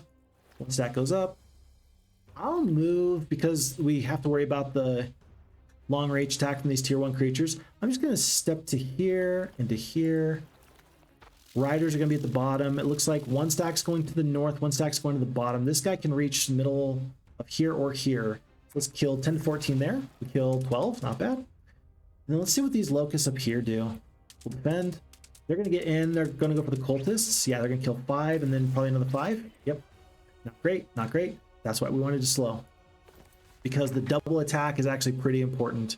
Crystal Crown ability, at this point, if we wanted to play with terrain, we probably could. I think that the Expert Summon Avatar, though, is pretty valuable. If we wanted to save some spell points, we could. Let's save 10 spell points. Yeah, let's save 10 spell points. We'll summon the avatar there. We will wait. These guys can't reach, so we're just going to ignore them for now. We're going to collapse on the stack of 22. I'm going to wait for the concubus. No. Yeah, there's just so little damage here. I'm going to wait. Probably going to lose this guy on this retaliation. No, not quite. Perfect. I'm very happy for that. One shelf goes down, and it's going to be my big stack of the raw shelf that take the damage from these 17. Not too bad. Retaliation is already gone here. I think that these riders are probably going to step to here in just a moment or two and kill 14. Well, you got to kill these guys because they do the double attack. So you got to kill them. They're just a little bit of a priority. What if I step to here with a single stack? I guess they're just going to step to there anyway. Okay, that didn't really save me much. In fact, it just cost me a troop for free. This is what I mean when I say that sometimes I just accidentally cost myself more forces than I need. The web is going to last for a couple more turns. And due to turn order, unless I kill this stack here, they're going to stay after my riders there. I still think you got to kill this big stack, though. We'll attack there. They're going to be right on top of you in just a second. We'll kill 5 more with the heroic strike. I think we'll kill 5 to 6 with my riders here. We do. Where are you going to attack? You going to go for the concubus? No, they're still going to go for the big stack of raw shelf. Interesting. Okay, another stack of 5. And then from here, their damage is mostly out the window. We'll work on this big stack of 33. We'll do a shot. Avatar's going to step up, work on the stack of 10 down to 6. Yeah, but I'm happy with the way this fight went ultimately. And again, for a Goldmine, can't go wrong with that. For a Goldmine, even if I took double the losses, it still would have been fine for me. One here, and we're gone. Okay. Alrighty, well, that's that. I wonder, is there a better way we can position? We tried the very first fight. In the very first fight, we tried to position a stack of raw shelf that was like 6 or 7. And we kind of thought, hey, we will send these guys out to go fight and to die. So that way we can summon creatures with them. I think it's morbidly ineffective to summon Shoth from Shoth. I think it's effective, though, to summon the Grand Shoth from Shoths. I think it's effective to summon lots of creatures, but summoning Shoth from Shoth, I just don't think it's an effective strategy. I don't think that there's any way you can really position yourself to be effective there. It's got to be once you get into the top tier creatures, I think. That's just got to be the way it is. Alrighty, folks. Basic Daylight Magic. Tell you what, Basic Daylight Magic is the best school of magic in my opinion. I'm going to go with Basic Daylight Magic. I'd love to get into the recruitment a little bit more. Daylight Magic is just that good. We're going to take that. Plus 1,000 gold per day. Picked up about 1,300 from the ground there. Don't think I want this fight, even though I do want the +2 defense, +2 attack. I do want that, trust me. But for now, a little much. These crossbowmen and stringers are going to go down very quickly. We're going to do our single split right now, just to prepare for that fight. There's a free sawmill. There's some other stuff. Yeah, I think in this template, you just really want to get to the center as soon as possible. You want to break out containment. If we were still dealing with all this, this would not be nearly so worth it as this area has been for us. So remember, we picked up the resources necessary. Eerie Summoning Rite. Perfect. We've now officially got the Abyssal Envoys on the map for our tier 7 creatures. We are thrilled to see them. They're always a welcome sight. And soon, very soon, I think that we're going to see that we're going to make great use of our single stacks. The goal from here on is to never go a single fight without summoning at least one Abyssal Envoy. We don't have enough gold to hire a new hero to bring forces to the front. Our relocation ability from recruitment's not yet online. But again, at this point, every single fight, we should go from 1 envoy up to 2, 2 to 3, 3 to 4. It should be a new week at that point. We're going to win this game through the sheer amount of summoning of our tier 7 creatures. And so again, by the end of week 2, we've made this happen. Depths of Mind, I think that the plus 10% is good once. I don't think it's necessary twice. I think now we're just saving up for Icy Power. Unfrozen Strength, I'm not going to invest in my low tier creatures at this time. We will go for Frozen Homeland though. That actually is still valuable, I think. And then, let's see, who needs to go back? This hero's still doing pretty good stuff up here, I suppose. Well, they've run out of room to run, though. Okay. And then this is my logistics hero. I think I'm just going to send them... I could go out and get the resources. I don't really need to pick up the wood and the ore. But somebody's got to pick it up. There's another gingerbread house. We're going to want that fairly quickly. Mercury Fisher, you got to have that. Yeah, you got to have that. In fact, it might even be worth it to go into the resource depot just today. Just for the +2 Mercury per day. You're going to want it. Are you going to want it? I mean, yeah, you're going to want it. It's 1 Mercury. You're not going to want to trade for it. You're going to want to be self-sufficient. Let's just invest in the +2 Mercury for now. Then I won't feel obligated to go through this Mercury Fisher, because these forces are still pretty tough. They're more than I want to deal with at the moment anyway, I think. Tavern, if we wanted to recruit more heroes at the moment, I don't think I do. Yeah, let's just send my primary logistics hero back. And it seems to me on day 1, yeah, day 1, we'll bring up as many of the Abyssal Envoys as possible. Okay, and tomorrow, by the way, we need to invest in walls too. I probably should have waited. I had enough Mercury. I probably should have waited. I should have probably just gone walls 2 and then walls 3. Instead, we'll at least get up to walls 2. That'll still be at least valuable, but I think I missed an opportunity there. I think I misprioritized just a little bit. Just a little bit. Windowella says, recruitment plus economy. Phixfox is figuring out how to play this game. Yay, I'm so glad. So glad. Love it. And Windowella also says, I'm hardened. I'm an engineering major. I can stand math. Ha. And yes, shelfception. Too many shelves, one on top of the other. By the way, so you're an engineering major. How do you feel about Factorio? We were going to play Factorio today. We were, in fact, I still might. In fact, I still probably am going to. Depends on how long the scenario takes for me to play through, but I'm still planning on playing some Factorio today. It's one of my all-time favorite games, and I just cannot get enough of it. The problem with me and Factorio is that if I play a little, I'll end up playing a lot, because it takes me 4 hours to get into space with the new space age development. And then more than that, you know, it just takes time, but it's a super fun game. As an engineer, have you played it? Will you play it? If you'll play it, when will you play it? Elijah Wood, do you wear wigs? Yes, I do. Have you worn wigs? When will you wear wigs? Okay. We're taking the losses here, but as you can see, the Avatar on turn 1 has gotten all the way down the battlefield. That's great. Even with the good morale, my riders currently couldn't do that. Once I upgrade them, they can do that. But for now, not quite. Not quite.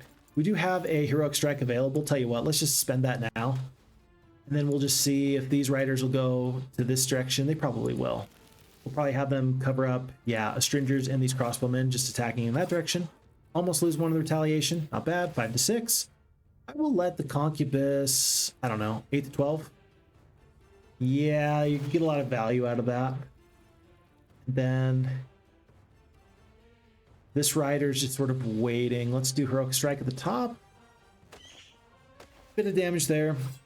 We're about to take a lot of stabby, knife attacks, which is the technical term for it. It is a stabby, knife attack. Yep, a couple of times. Couple of stabby, knife attacks. Oh, good. And look at that. Look at that. The Avatar did such a good job. Good job. You just took all of their ire. You saved so many other real troops. I am very impressed. Good job, Mr. Avatar. You were only advanced as well. You could not have done any better with yourself. Good work. 2 to 3. I'm going to attack here with this one single rider, because this other one will attack this big stack here in just half of a moment. Another Heroic Strike. Kill another 6. Concubus. They're going to kill more than 4, so I think I'm just going to have them attack this top stack. No, 9 to 10. Let's have him kill 9 to 10. Oof. Oof. Fine Bolt's ability only to go into melee range. Pitiful. Absolutely despicable. And the Shelf will finish off the fight, telling them exactly what they think of that. Windowella says, you never played Factorio, but it's kind of like Minecraft for me. Why am I doing stuff virtually I learned how to do in real life? Yeah, so my brother does a lot of programming. That's what he does, right? And for for his job. And he enjoys Factorial, but he's also like, it's kind of like work. It's kind of like work. I can do this in real life. I can make my own code and do fun stuff that way. I know programming and engineering is differently, but the idea of building and getting involved in this planning sort of stage, I'm sure as an engineer, you're like, why would I want to do more work? Wouldn't I just want to go home and have fun? Probably. Folks, basic logistics, I think that this is an S tier secondary skill. I'm always going to take basic logistics if it's offered, with very, very, very few exceptions. This is not the exception. Basic logistics it is. We're happy for it. Very good time. We saved this treasure chest to pick up the experience. We're picking up lots of experience at the moment. There's a free hero in this hero cage. I'm not going to go there. We're definitely not going through Black Dragons anytime soon. But we talked about this Gingerbread house. It's day 6. Armored Hounds, and it's tough. That is a tough fight, but it's so many free resources. And since it's almost day 7, we can take this, clear out all this, and on our way out on day 1, we could even hit it again for some additional resources. It's just Armored Hounds. They're so tough. We do have a couple of communion stacks. Yeah, we're at 1 out of 2. So we'll get some free troops. Should we do it? How many spell points we got? 9? That's at least 1 web, though. As long as it's 1 web and there's no skeleton archers, I think that we're going to get through this fight anyway. I say that and immediately it says we lose. The multiple stacks of the Armored Hounds. By the way, the problem with Armored Hounds is that they've got this lacerated wounds ability. So you just take bonus damage that stacks. That's the real problem with these guys. That's the reason I hate them. You might hate them for different reasons, but that's the reason I hate them. Wait a second. Shut the front door. Web is 11 spell points? Oh my goodness. Huh. That's not good. That's like really not good. We can do Enlarged Shadow. It's going to last for 3 rounds, plus 2 attack and defense each round. We're going to do Enlarged Shadow on my best stack. And just hope that we can just power through with high attack and higher defense over time. Yeah, because these guys have only got 4 attack and 8 defense as a tier 3 creature. Really? Hold on. Melee defense takes 30% reduced melee damage. Okay, but again, these are my range creatures. Protect the Fallen. Whenever a friendly creature dies, this creature gains 3 defense until the end of battle. So really, you want to focus on the Armored Hounds first, but you want to get their stacks fairly low. You don't want to kill 1 full stack at a time. Killing 1 full stack at a time is actually going to be a little bit harmful for you, so don't do that. Don't do that. Okay. Concubus, let's just wait. Let's let these guys get a little bit closer, hopefully. Hopefully. Yeah, they're going to be fast. They're going to be on us first thing in the morning. In fact, I'm going to send these shelf back. They can still reach to here anyway. Yeah, I could see me losing this fight, actually. I really could. Really could. It's just a lot of Armored Hounds. It feels like, yet again, you have to assume that all these forces are top end. When it says 50 to 100, I think from here on out, especially on apocalyptic difficulty, I just have to assume it's the top end of damage. I think that's just required, which I don't love. I don't love that, but it is what it is. Okay, let's kill 6 to 9. Don't get good luck. Don't kill the full stack. You did get good luck, but you didn't kill the full stack. Thankfully, this single stack is the one that goes last, so the likelihood of them dying and giving this Protect the Fallen bonus to everybody else is fairly low. So how do I do this? If I step up, I'm simply going to get swallowed up by skeletons in a moment, because the hounds are going to go right around. But let's see. Yeah, the Shoth are going to be too slow. Shoth are going to be too slow. I kind of want to just sip to here, though, just to slow this stack down. So this one, unfortunately, this one's going to go last. If this one's going to go first, going to here would actually make a lot of sense. This one's going to be out of the fight a little bit anyway because of how far they've got to travel. I think you just prefer to keep the single stack alive more than anything, so we're going to do that. Okay, we're going to do that. And here, I mean, if I had a defend with basic battlecraft, I would think I would do that more than anything. As it stands, I think that you're okay just to wait.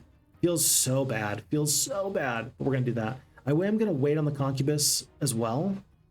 These guys are going to do their damage anyway. Well, no, not necessarily. So these guys can't reach here. These guys can't reach here, but this stack can reach there. If you get the damage off, you might save some amount of the raw health. If you wait a little bit longer, you'll do additional damage with your power stack. Which is better is kind of the question. Which is better?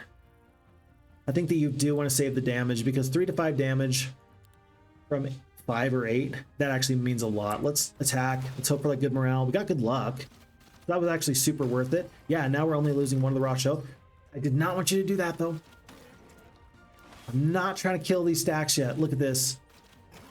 Not trying to lose these stacks because now the defense is up to 11. Up to 11. So melee defense, they've got such high flat percentage melee damage reduction, and now even the range damage reduction is so much higher. So maybe I was a little hasty there. Maybe I was a little hasty. Okay, these guys still have their retaliation. I don't. Let's see. I'm gonna do this though. I'm gonna take the retaliation. I'm gonna lose here, and then I'm gonna fly my other stack up in just a moment. Well, you gotta do some damage while you can with your big stack. If I do that, then this group's gonna get into me. Skeletons are still a little bit out of the way. Let's kill this back stack just a tiny bit. I don't love this. What if I go to here? If I go to here, maybe this stack of 9 will go in. No, but they're gonna go. 37 must go, and then the 9 armored hounds will go. I'm gonna save this single stack for sure. For sure. So we're just gonna defend there. We're gonna kill 1 here, hopefully. We do. Not once, but twice. Great. Do you want to get the damage off, or do you want to avoid the damage from 9 of these guys? It looked like we actually didn't take that many losses before. You gotta do some damage. You gotta do damage before single stacks get attacked. Yeah, losing 3 raw health is not too bad. We'll accept that. I'm okay with that. When you start doing the math, when you start doing the math, you start to realize like it's not as bad as I think it is. That just feels pretty okay to me.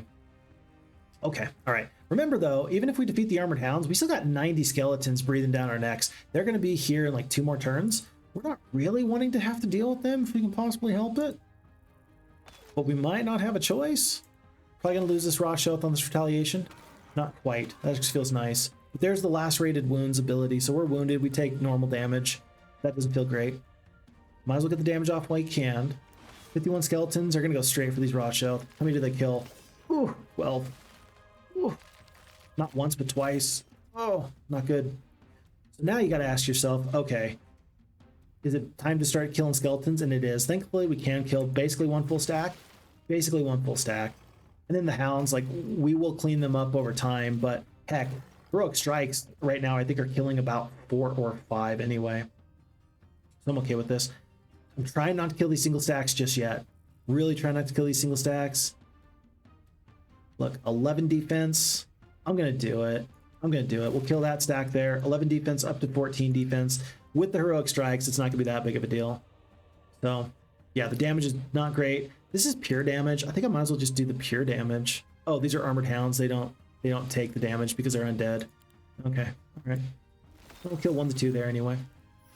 Not once, but twice. This is the 2nd time that the cultists have gotten a new turn.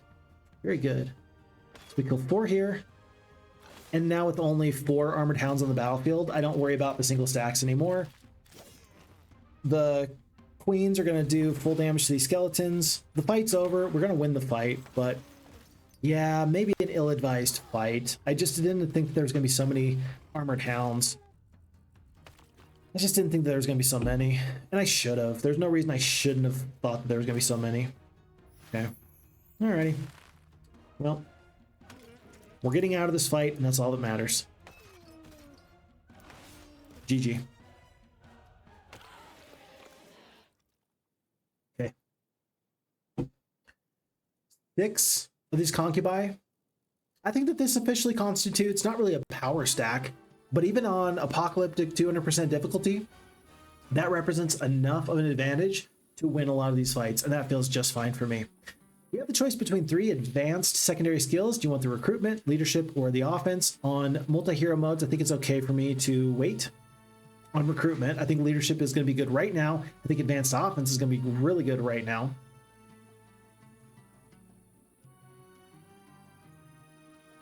I like going multiple turns. I really do. You got to go for the for sure damage, though. We're going to go for the advanced offense. Friendly creatures deal... Oh, the abilities deal 50% bonus damage. Not bad for the Abyssal Envoys. Early on, though, we're going to be using their focus points. Focus points are going to be going towards summons. Archery, friendly creatures, ranged and long-range attacks. I like that. Battle March, friendly creatures generate +1 focus points. That's what we're going for. We're going for the extra focus points because that's going to be how we summon creatures each day, every day, all the days. We do have additional Mercury right now, so we don't need to worry about the Mercury. Crystal, I think we have enough. Let's go for gems, and let's go pick up some free stuff. Weird fight, not my favorite fight, but we got through it. It's day 6. We will hit day 7 here on the way out. Well, day 1 on the way out. And any final purchases before we go? No, I think not. Abyssal Remnant 3, I kind of like that. Let's go for that, actually. We will do that. On to a new day. Cool. And Windwella, yeah, Minecraft, etc. stopped being interesting once I learned how to draw quite well. Building something in that game just then becomes a time sink with no return when I could spend my time expanding into something like 3D modeling or just to make another illustration. Yeah, that makes perfect sense to me. What do you get out of your time? What do you have to show for it at the end of it? And there are a lot of games where I really enjoy the games, but I do recognize that it tends to take me away from other things that would be useful for my time, right? And it does feel kind of bad to, at the end of it, say, hey, I've spent 100 hours on this one game of, whether it's Minecraft, I don't play Minecraft, but Minecraft, Factorio, etc. What do I really get out of it? And so there's some games in my life where I've had to recognize that they're just not worth my time, only because, not because the time wasn't fun, because I don't think I have as much to show for it. Maybe that's me maturing in some way. Maybe that's, I don't know what that is. I don't know what that is, but we've all got a limited amount of time. There's only so many hours in the day. You might as well make the most out of your hours in whatever way seems the most important, the best for you. Okay. Folks, final day, it's day 7, Bloated Mansion. This is really nice. Look at this. By the end of week 2 on Apocalyptic difficulty, we have picked up all of our creatures, tiers 1 through 7 in our main castle. That's good. That is kind of unexpected. I don't usually do that. Now, the trade-off there by picking up the arbitrators was that we didn't go for walls 2, but I still think that that's worthwhile. Having 4 here, yeah, I think that's gonna be worth it. I don't think that, well, hold on. The problem is that now you're going to have to devote some free space to single stacks. Yeah. You're probably going to send Roshoth out on the battlefield. You're going to have a big stack of these guys. You're going to feed them to the enemy one by one so you can get single stacks, so that way you can raise them. It'll be fine, but it'll be fine. I don't know. Maybe Walls 2 would have been better. I don't know. Let me know what you think. Phixfox wife, going to Costco. Any requests? No, thank you so much. Have so much fun though. Yeah, I don't think I have my phone, by the way, dear sweet Phixfox wife. I don't think I brought my phone with me to the library. So if you need to get a hold of me, this is the place. Whoops, not bad. I just got off being on call for a week with my job, and I'd much rather prefer to just take it easy and not have to be contacted at the moment by anybody except for my dear sweet wife. So maybe it's not a bad thing to just kind of not have my phone on me for the moment. All right, folks, it's day 7. We're not going to pick up any of these opportunities. We're saving up for Icy Power. I think it's time to go on to a new day. And we're about an hour and 48 minutes into this video, so I need to take a break. It's good for me if I take breaks. I play better if we take breaks.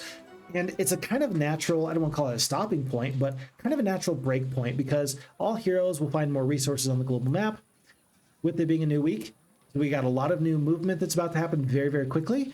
And we've successfully gotten into the middle of this map here. So very, very successful first 2 weeks. I think I like where this is going. And I think that we're going to end up picking up with Nihil, who's going to bring lots of the Abyssal Envoys to the front. We're going to just start to raffle stomp people. And we're going to start our summoning just as soon as the break is over. So feel free to enjoy the melodious sounds of Heroes of Might and Magic 2 while I take 5 minutes, rest my voice. And we'll see you back here very, very shortly. Thanks, everybody.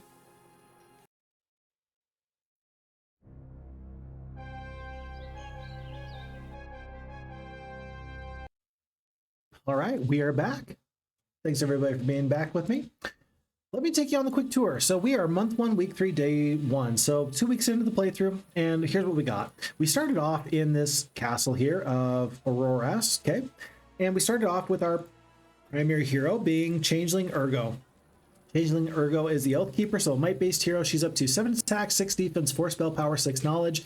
We do have some nice secondary skills on us. We are fully maxed out on secondary skills. Chief among them, she started off with this Expert 7 avatar, and her avatar will deal pure damage. It will scale with spell power with every level that she gets. So a might-based hero that also does the summon avatar ability pretty well. Kind of nice to be there. We also are very happy to see basic leadership, basic logistics. I always like basic daylight magic. We're going to go for the offense, which is going to hopefully help us be very aggressive on this map. I like the economy because it kind of helps me hedge my bet even on this multi-hero map. And recruitment, you can't go wrong with it. Would love to get this basic Abyssal Communion up to Expert as soon as possible. Nice to see the 2 artifacts with the wooden ring and the last coin, both of the Paupers glory items, so we have some nice stats from those. We were, in the end of week 2, able to get up to all of our creatures. So we've got every single creature available to us, and the goal is to get as many of these Abyssal Envoys to the front and summon creatures left and right with them. That's my goal. I want as many creatures as possible. I want to build an impossibly huge stack of Abyssal Envoys because they have the summoning right ability. Once per battle, summons a stack of Abyssal Envoys in place of an allied corpse. It has 50% of the hit points of the corpse's original stack and can't have more than 2 of these units. These creatures are permanent and will remain after the battle. So 50% of the HP of the corpse's original stack. I feel like what I'm picking up on that is if you can find a way to just have one single stack, like I gotta figure out if I have one single stack of the Rasho, I'll have 50% of their HP, right? And I'll have one single creature, but like, does that mean that it is going to be summoned with 5 HP? If that's the case, so long as it persists until the end of the battle, who cares? So long as they don't die immediately. So we're going to have to be smart about this. We're going to have to do some testing. The whole goal of what we're doing right this very second is to test things as much as possible and have a whole bunch of fun while we're doing it. So let's bring all the Rasho. Let's consider about these Agashoth Riders as well, because the plow through ability is really, really nice. And then we are officially out of resources. It's going to be the secondary hero, Nihil, who is a logistics specialty. They are going to head north. We'll pick up gingerbread houses and such.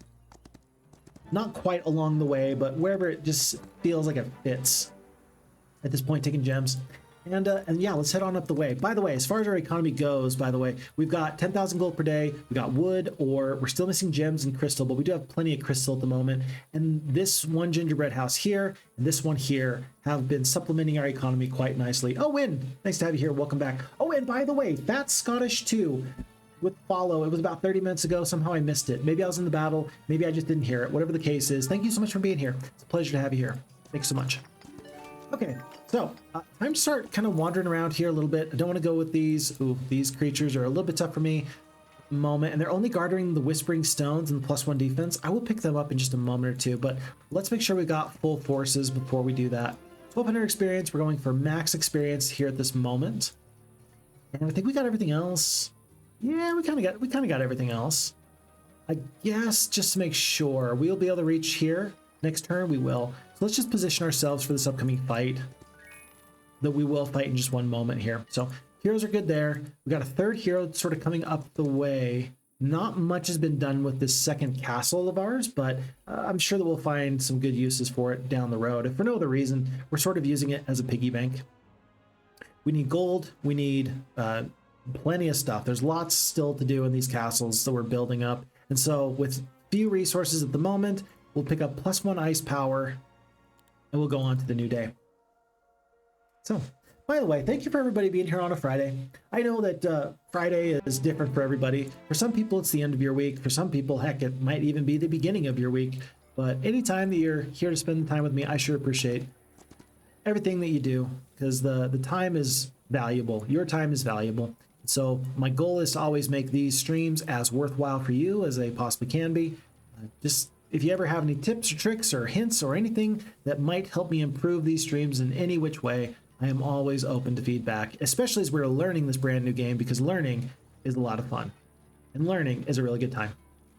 Okay, let's consider how should we do this. I think that this fight Crossbowman is not nearly so easy of a fight to deal with if we're trying to do summons as this fight is. Here, these are slow-moving creatures. I can go and sacrifice my single stacks. I'm going to fight this fight first and see if we can start our summoning journey.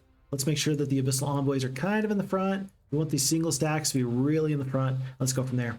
Mr. Elgin says, I think that the summon stack is 50% of the HP of the raw shells, meaning that if one raw shell is 10 HP, you need 50 of them for one Abyssal to be summoned as their health. So 500 stack, 50% of the raw shells. Might be wrong about this. Might seem iffy when testing. Could be totally off, but it's what you've gathered. Let's test it. That's what we're doing right now. We're here to test everything. We assume nothing and we test everything. We are doing science. Folks, this is science. This is very, very exciting to be doing science with you here today, because it would make sense that just simply sacrificing these single stacks wouldn't do that. Like, that makes sense to me that that just wouldn't make sense. But I want it to be true. Because I want it to be true, we're at least gonna run up here and just see if it'll happen. You're not even gonna attack me? I'm gonna have to lose these guys on this retaliation. Crazy. I can't believe that they didn't even take a swipe out of me. Okay, all right. Well, let's continue to attack here. 2 to 3. We'll wait. I think that these Abyssal Envoys with 250 HP, I think that they could just sort of wait here. And heck, I wonder if they could tank all the damage. In fact, they might be able to in just a moment or two. Gaz's Bond, yep, I do remember some of the other YouTube videos, but it was more than a month ago, so maybe it's changed. You're probably right, because wouldn't it be broken if you could just sacrifice a single creature? So then maybe the goal is to have a huge stack of raw shell, or maybe we use diplomacy to try to get forces to join us. We accept everybody we can just so we can turn them into Abyssal Envoys. I mean, at this point, heck, would I just sacrifice 50 raw shell for one Abyssal Envoy? You bet your bottom dollar I would. That seems like a no-brainer to me. So if that's what it ends up being, then okay, then we'll end up doing that. But for now, we're just testing, just doing some testing. Got to test. So there's one dead stack there. And oh, tell you what, let's just do one dead stack here, just to make sure. Because there's no such thing as too many dead stacks. Not true, not true. At least we're going to get to test this out pretty much right now. These guys are still so slow, they can't reach us just yet. We will wait. Summoning right, Envoy.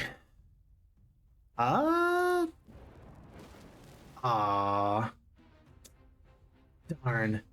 So we consumed the corpse, but because of the 50% base level parameter, then we were unable to get the creature up. So yeah, voided, absolutely voided. Very, very sad. Very, very sad. But that makes sense that that would be absolutely broken if it didn't work that way. That would be a little bit too much for me. I think that that's actually correct. For balance purposes, that's correct, I would say.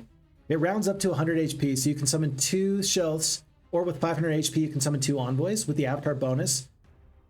Yeah, or with the Avatar bonus. And we did select the bonus in this Alcoriac, so thank you for that. So yeah, because we did take the bonus for the subskill, 50% bonus. So 500 HP will be 2 envoys then. Because we're getting the extra 50% HP. It's 50% and 50%, so it's basically 100.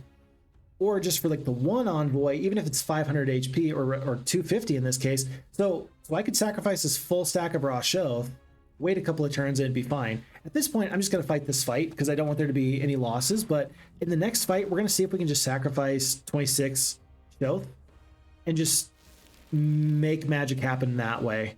I think that that'll make the most sense. I don't think we're going to get an opportunity to do that again this fight. We'll see, though. Maybe we will. Maybe we will. 5 to 6 here. Not bad. 5 to 6 here. Not bad. I love arbitrators. They're actually one of my favorite units. They truly are. Looks like the shells are going to take some damage. Ouch.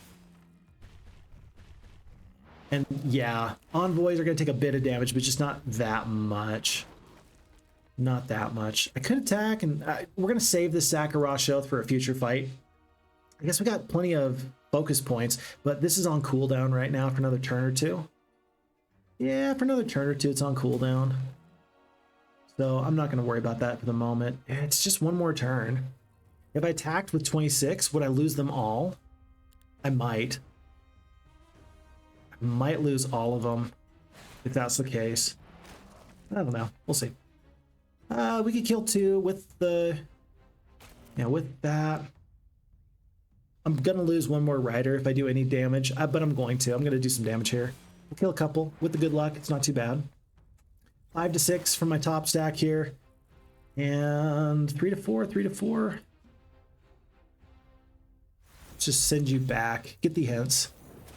And with the good luck, we did a bunch of damage there. I will wait. Okay, and losing 1 actually is a problem because now we're going to dip below the 250 HP requirement. So on the one hand, you got to protect the small stack, and on the other hand, you got to do damage. And on the other hand, you really got to set this up for the perfect farming tactics. There's going to be a lot of opportunity to do some fun farming tactics, but it's going to take some effort.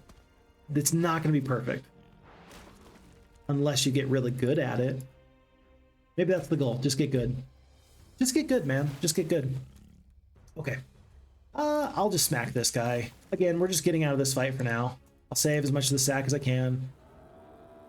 And we'll see who we can bring up in the future. Did he just taunt? Well, he's dead now. Whatever he is, he's gone. Okay. Alrighty. So losses are, not great, only because I'm worried that now we've dipped below that 20% or that 250. Although I guess that I only need, if it rounds up by 100, what if we did a stack of 15? What if we did a stack of 16? Let's do that, actually. Let's just test this out with a stack of 16. And see what happens if we're able to lose the stack of 16, if it'll round up, because I'm looking at the 50% bonus and whatnot. Let's just see what this will do for us. Is this the fight to fight that with? Maybe. This fight's probably easier to do some simple tactics with, though. Let's try this. And now Koryak, 26, you will have 1 envoy only with 50. You have 2, considering the 50%. No, you need the base value HP. Okay. So in that way, then, actually, the communion can be very effective. So if you get expert communion, you have extra forces to just kind of sacrifice. It rounds after that, not before. Oh, it rounds after that, not before. Okay. That's good heads up. That's a good heads up. I appreciate that. Okay. Alrighty. Well, in that case, then, let's just get through this fight, then. Yeah, let's play it as safe as possible and just make sure that we're doing math correctly. I know it's Phixfox. I know math is hard for you, but you'll get through it. You'll get through it. We'll all get through it. Okay, so save forces. Probably put the Abyssal Envoys out there. I'm not sure exactly who these Murder Hornets are going to want to attack first, but I'm definitely going to try and protect my shooters. Once, twice. Let's kill 6 to 7 here. So that way I've only got to deal with 1 of you instead of 2 of you. It's actually a lot of Ravager Gnats. Can reach them. I will reach them. I'll do the damage. I'm going to assume that I'm very, very tough here. The good luck is nice. I did put myself into harm's way even through the webbed unit. I don't think I'm going to lose 1 full stack. They're going straight for him. Dang. Okay. Do I have the opportunity to do a heal? I do. It looks like they're not going to do too much damage here. Oh, never mind. They're doing plenty of damage.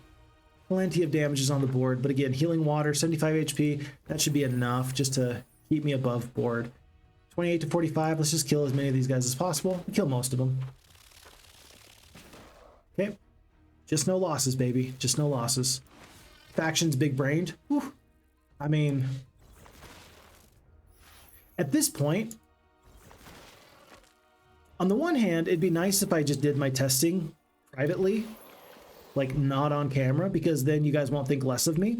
On the other hand, it's better to see the struggle. I think it's actually fun for you to see the struggle as I'm trying to figure this out. I think that there's some value there, don't you? Friendly creatures deal +1 damage, great for your low-level units. Unstoppable force. Friendly creatures ignore defense. That's pretty good. Do like the economy, though. This would get me into additional Mercury. I think that right now we're doing offense. I think that there's enough alchemical dust on the map. I don't know. Alchemical dust is really good. I'm going to go for the advanced economy, and I'm going to go for, in this case, let's actually go for tax collector. I've got enough precious resources. Let's go for tax collector. Okay, we'll grab all this. And then, yeah, we're going to save these forces. Let's just play it safe. Let's see. Wait on this fight. I think that this is a really good opportunity to do some summons right there. This is a great opportunity to do summons there. This is a fight we just kind of got to get through. The enemy's fleeing. Do we want to let them run? I'll take some losses. I'm going to let them run. It's worth the experience, sure, but is it worth the loss? This is always the question. Okay, so we're gonna head back. It's gonna be Quineriki, whoever this guy is. They're gonna summon all these forces. Spell power. Okay, but let's take a look at this real quick.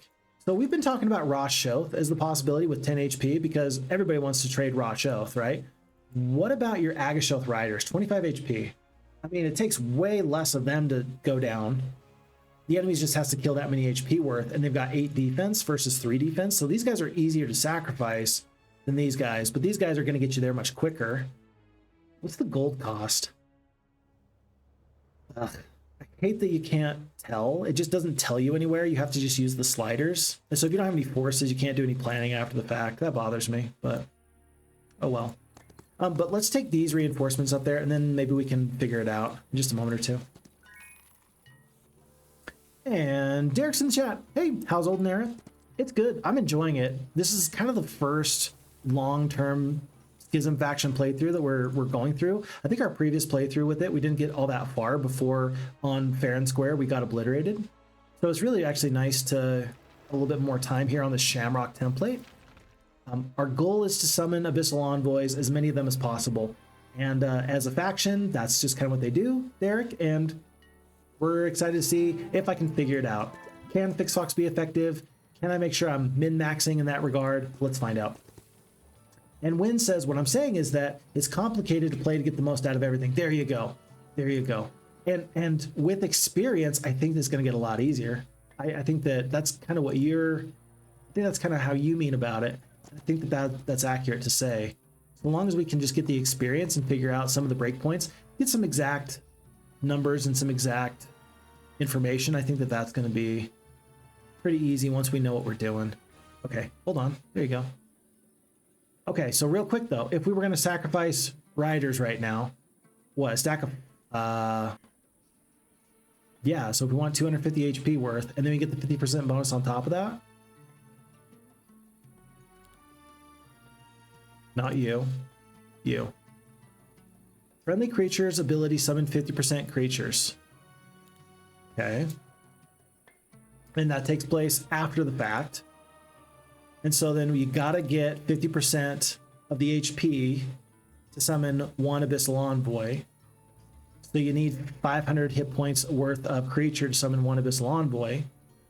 So 500 HP, 4 times 5.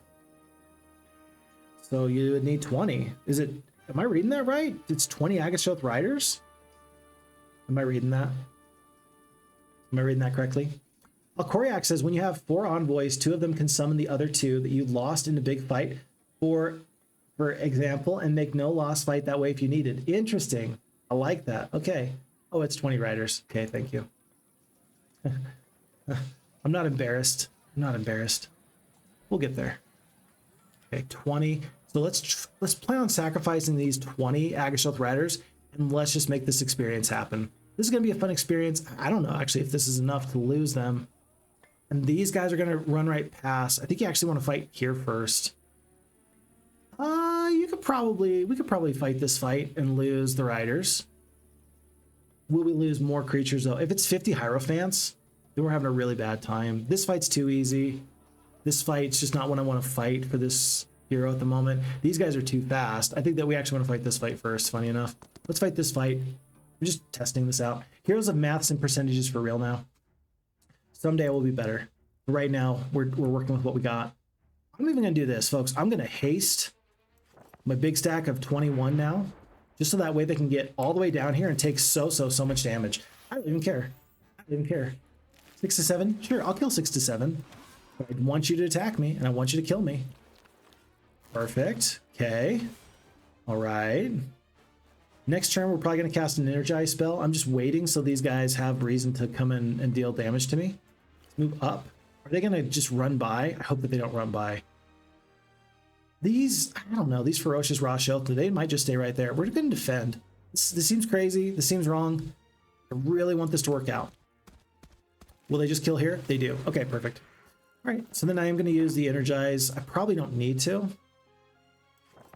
Well, I think you want to cast that at the very end of the fight. let's just let these guys get a little bit closer, and then we'll figure out what to do. Defend, defend. 9 to 12, sweet. Rock stealth, they're coming up. Kill the guys that are closest, great. We'll wait. And actually, I think I'm going to attack here, and then I will summon first thing in the morning.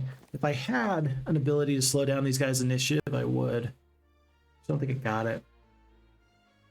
Yeah, we're going to end up taking some damage here. We should have... Hopefully, it would have been better if we just kept fighting. I just don't want to summon, and then they die immediately.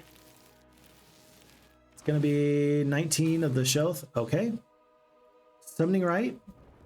There we go. So we got 2 Abyssal Envoys. We're trading those other riders for these creatures now.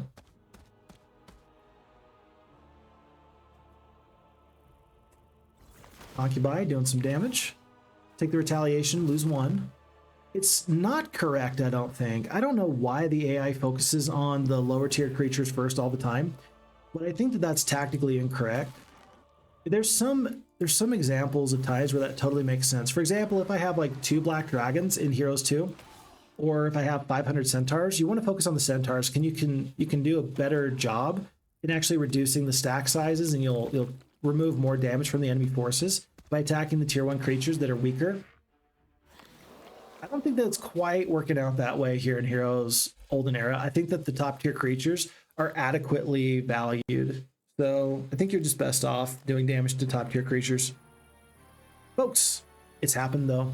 We had 2 and now we have 4. We've got 1 full extra week's worth of Abyssal Envoys just because we did the summoning. This is like demon power stack farming in Heroes 3, just better. Just better. Now I need more forces. Now I need more forces to join me. Okay. All right. Mission accomplished. Well done. They're duplicating like cells. They're getting stronger. We're getting stronger. All day, every day. What is that? Is that mitosis? I forget. Which one's mitosis and which one's meiosis? I forget. It's been a minute since I did biology class. Okay. We are going to pick up this gingerbread house. We still need to get those free resources there. And I mean, maybe this is the best reason to try and find other castles. Maybe we should, maybe not go through the black dragons. Maybe we should go south into this other snowy area. Now that we've gone into this area of desert, we've pretty much cleared it out. There's a couple of banks here and there. There's a couple things we could get. I don't know. I almost feel like we ought to head south just to make the most of our turn. Maybe find another castle. As many forces as possible is probably going to be the most valuable thing for us, I think. Walls too, by the way. Definitely want that. I don't think I care which defensive bonus I take at the moment. So if you think Phixfox is just kind of clicking through, the answer is yes. I'm totally just clicking through in that regard. And it's not because I'm trying to be lazy. It's just that I don't actually plan on being attacked by the enemies on this template anytime soon. Okay, on to a new day. All right, but we got 4. Hey, we've got 4 of them. 4 Abyssal Envoys. You go, folks, you go. There's a rope belt here. That's another bit of the Paupers' glory. If I take this fight out now, which I can, then I'll get this Circle of Life, and I'll get the opportunity to get 1 step closer to additional stats. Let's just do that real quick. It's right here. We can fight the fight. We're definitely going to win. Whoa, the losses look way worse than I thought that they would. 61? That's it? The Grand Shelts are tough. I guess the speed is all the same all around. Let's do the web here, though. And the stack of 61. Let's just slow them down to a crawl. High morale. Jeez. Okay. I know which one of you I'm focusing on. This guy. Not once, but twice. Arbitrators also taking their shots. I'll even glance at the Abyss, this guy. Well, he's a... I can do that one in the back. Okay. There's 9 here, huh? Okay. We'll kill 6 to 9. Very good. We'll wait for the enemies to get just a little bit closer. 8 to 11. 2 to 3. I think the 4 can kill like 10-ish. Yeah, 6 to 11. Okay. We almost killed the full stack, so we got 10 there. Okay. And then these guys are still so slow. It's going to last for another 2 turns. I think we attack. Defend. Do damage where we can. Not once, but twice. We'll defend everywhere else. And then now the Abyssal Envoy should almost finish this off. We kill at least half the stack. 23 go down. We'll call that good. Sweet.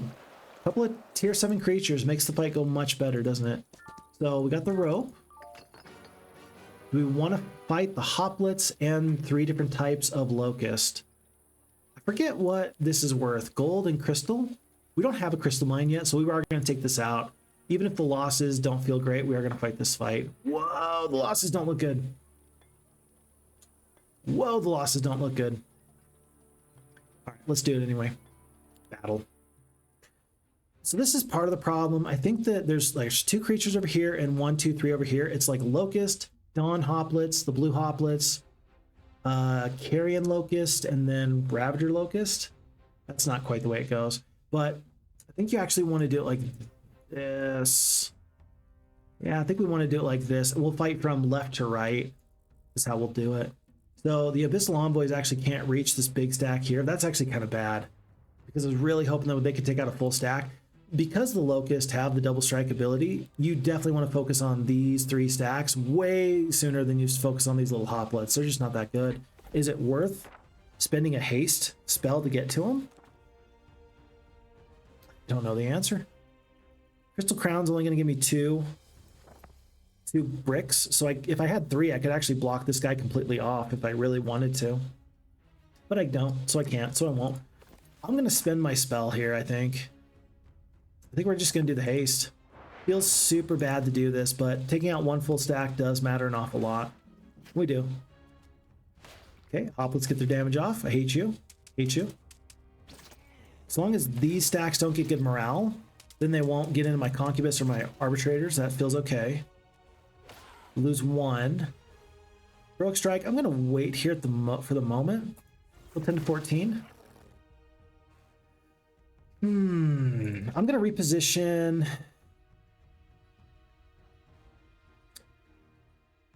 I can kill 1 full stack if I just fear this guy, weigh the junk over here. I'll do that. Rather than reposition the concubi back, I'll just do this so I can kill 8 to 13. We killed 19, not too bad.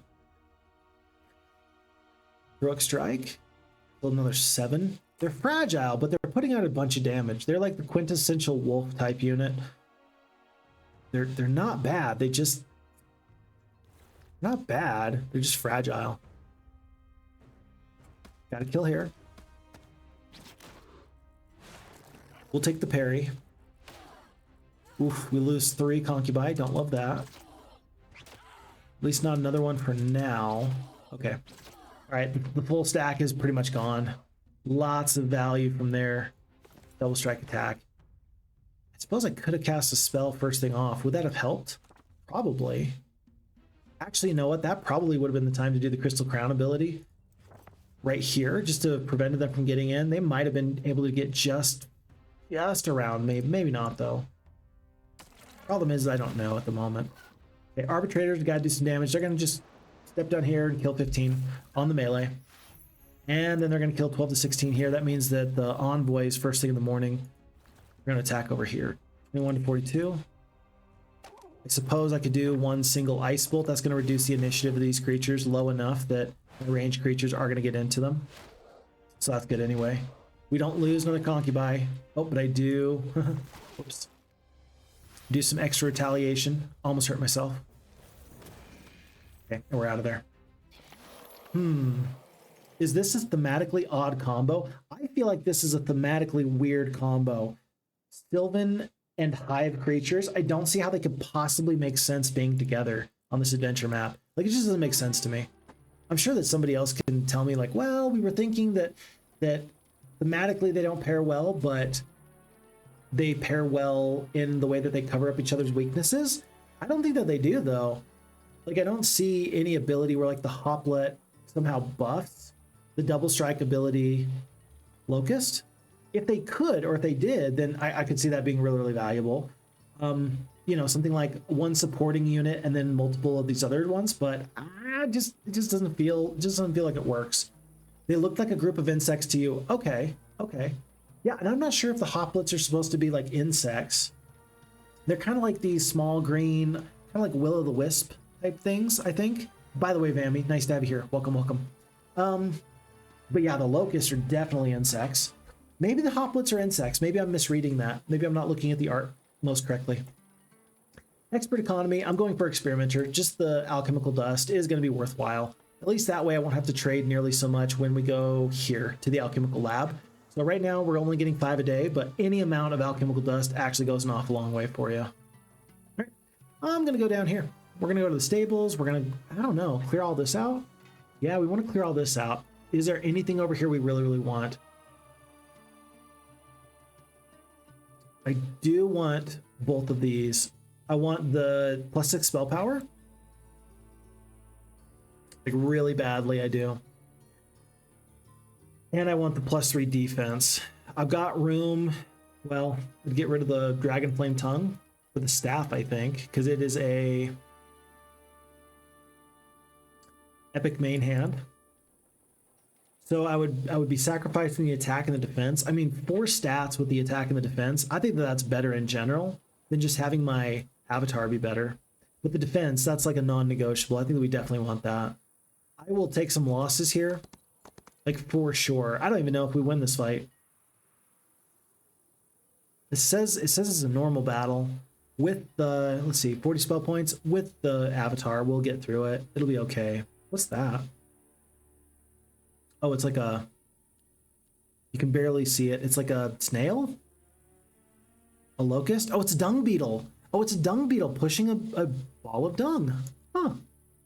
Wow, they thought of everything in this game. Bambi says, maybe it's supposed to be a mixed bag of random units, and those are the ones RNG picked. So this is, for this one, for the Circle of Life, it is always going to be hoplets, and it's always going to be the locust. So that was a purposeful choice. It won't vary from game to game. But why those creatures? Yeah, actually, I would actually love it. That would be wonderful if there was a bank or something like that that had just random units from fight to fight. I actually think that would be really, really cool. I would love to see that. Now that you mention it, I think that would be pretty cool. Yeah, it is a creature bank, but still, like, I like the way you think there, because I think that there's actually an opportunity for that to be in the game. I would actually really like to see that.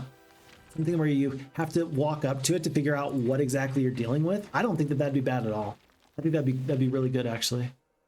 Okay, so this is the faction law point. Otherworldly magic. This is the one that gives you +1 level to all your arcane magic. I wonder, I mean, not every faction has something like this where it tends to help you focus in on one school of magic.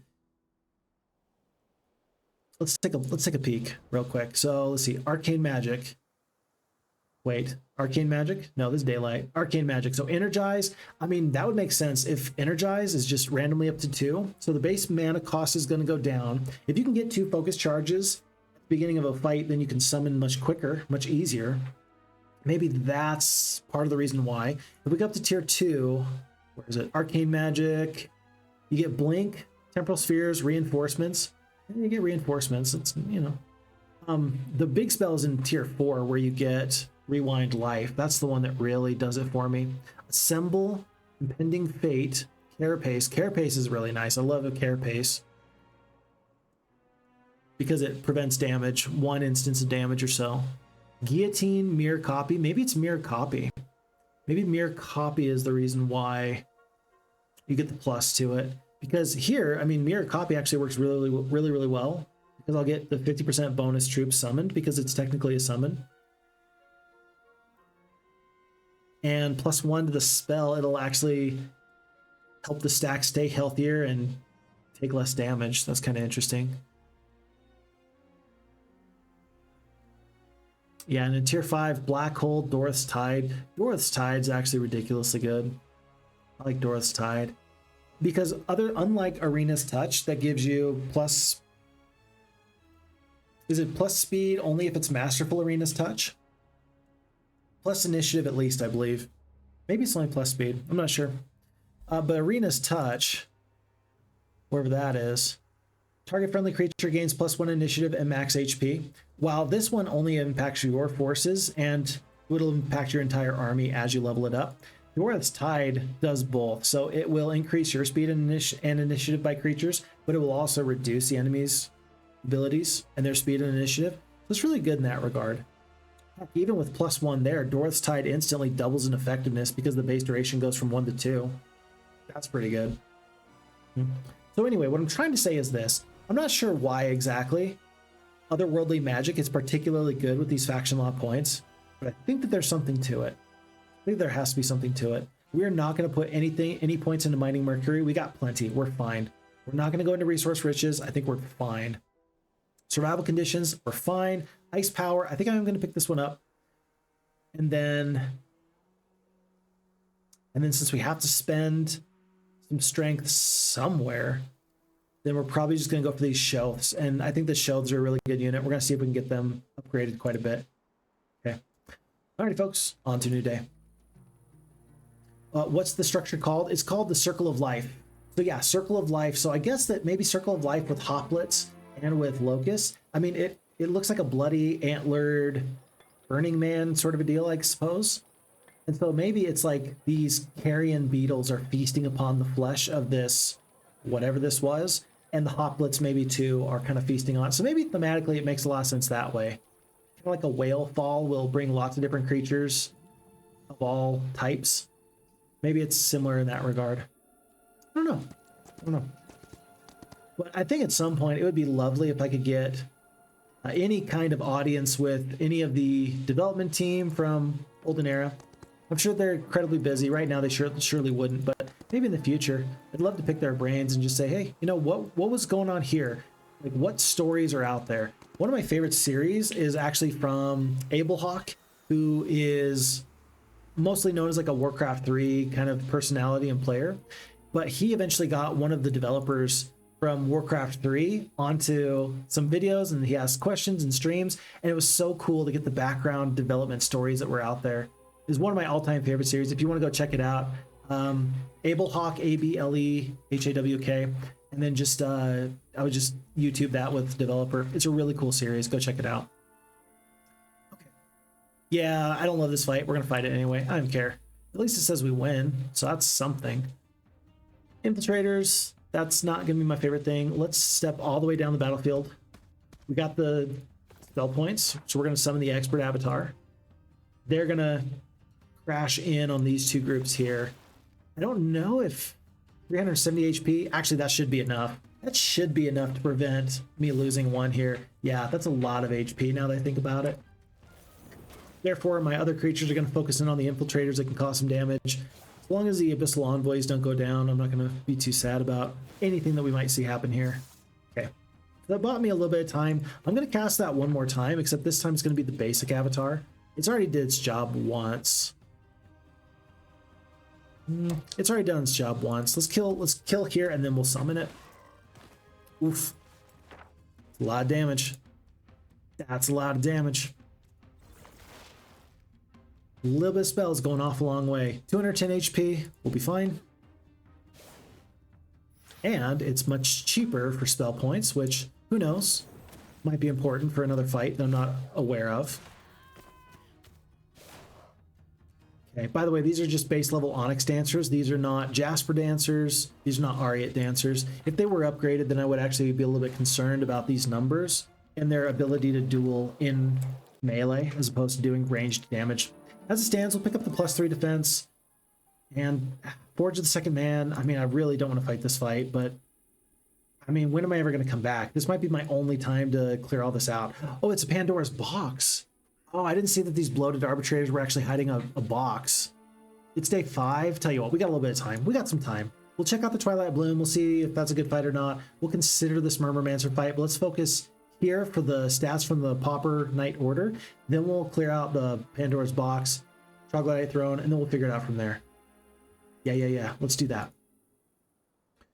We got walls and all of our dwellings. We're getting alchemical dust. I think we're going to ignore all this until we get up to probably, I'm not sure which upgrade is better.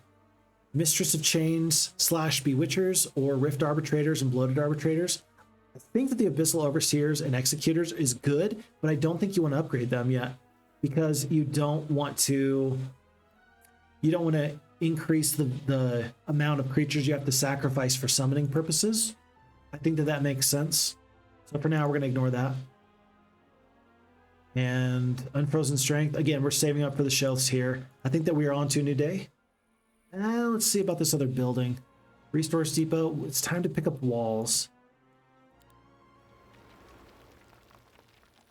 Day 6. Gotta tell you, it's kind of nice that it's the end of week 3 and we haven't seen another enemy yet. This is a large map, and I just don't plan on seeing enemies anytime soon. That feels kind of good. Whoa, it's Phoenixes. No. Gold and a valuable artifact to defeat 8 Phoenixes? No, I don't want any part of that. Not interested. Oh, you know what's happened? Look how slow we are in the desert. We lost our riders, right? It's day 6. It's going to be a little bit of time. One of the nice things about these riders is that they give you this plows through ability that removes all terrain penalties. Yeah, I kind of want them back. Please come back. I need those as soon as possible. Let's go south. There's a magic garden here to pick up. And you too. Sweet. Sweet. Everything else is fine down here for now.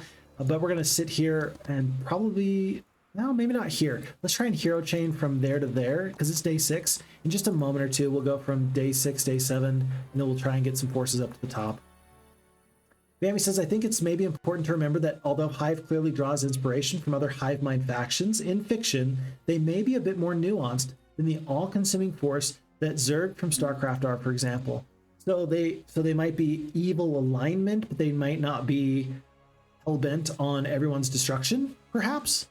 Like, most of the Hive tropes that we find in games and literature tend to focus on they're all-consuming, they cannot be reasoned with, their only goal is to eat you alive, right? And you're saying, hey, it's quite possible that that's just not what these guys are supposed to do here.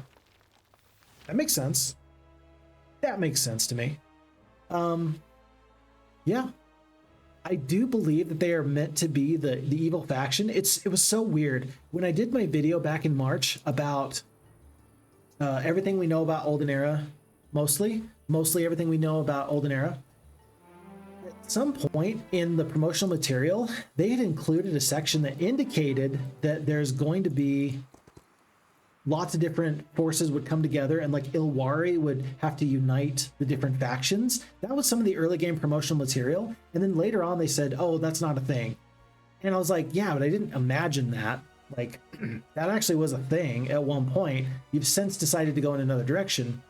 But at that time, the Hive faction was not meant to be merely Inferno Light from Heroes 3, but it was meant to be like the big bag evil guy in some way, shape, or form, because I think that they're like the initial force that the Kregan Empire sent forth to do damage against all humanity, all living things, right? But more than that, I don't really know. Anyway, what I'm trying to say is this, folks, is that it's interesting to me to figure out kind of where they're going to go with future opportunities, because, hey, I think they got a long way to go to figure out exactly how is a campaign for the Hive faction going to work out. Is it going to look like this all-consuming evil faction, or is there going to be more to it? I don't know, but I'm interested to find out. I'll be interested to see what they end up doing. Okay. Chocolate throne, actually, that should be fairly easy. And then we lose an envoy. We're not going to do that. Should be, I think it's probably, let's see, 1 stack here. I think this is most correct. Oh, it's 2 stacks here and 2 stacks there. It's only 2? It's only 2 troglodytes. You are kidding me. What are you doing?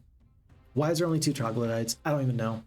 But I do know that expert summon avatar is going to be important. They'll take out one of these creatures. Yeah, it looks like these Roshoth can get in the way of these Medusa anyway. So we'll kill 4 to 9 Medusa here. We killed 7. Good, good. You'll go here, you'll go here. So let's help make sure that this guy gets to stay alive a little bit longer. I'll do the heroic strike. We kill a couple. Retaliations are not a problem. We can kill 3, or we can kill 3. Let's kill 3 up here. Because I'm going to try and just send these stacks not to do damage, but just to prevent these guys from shooting around us. These Medusa deal full damage at any range, but they don't have this nimbleness ability where they can perform a ranged attack if an adjacent enemy is right on top of them. So For now, this actually makes a lot of sense. Yeah, why is there only 2 troglodytes? Why is there only 2 troglodytes? That's insane to me. That doesn't make any sense. I'm so confused. Are the Medusa going to go around? They do not. Since they didn't get good morale, they're just kind of stuck. Do a big heroic strike there. 4 to 5. We kill the full stack. Lovely. Oh, we'll even kill the 2 troglodytes. Very nice. And I think I'm going to send the Avatar down to deal with these 11. That means that my other 2 stacks are going to have to deal with what's remaining here. We're going to take some damage at range from these, we'll call it 2 Medusa. I don't know if they're going to want to attack. Well, they did their AoE damaging attack. I didn't position correctly, I suppose.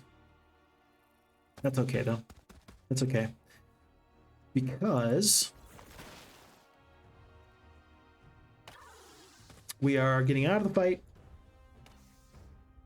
The losses are acceptable.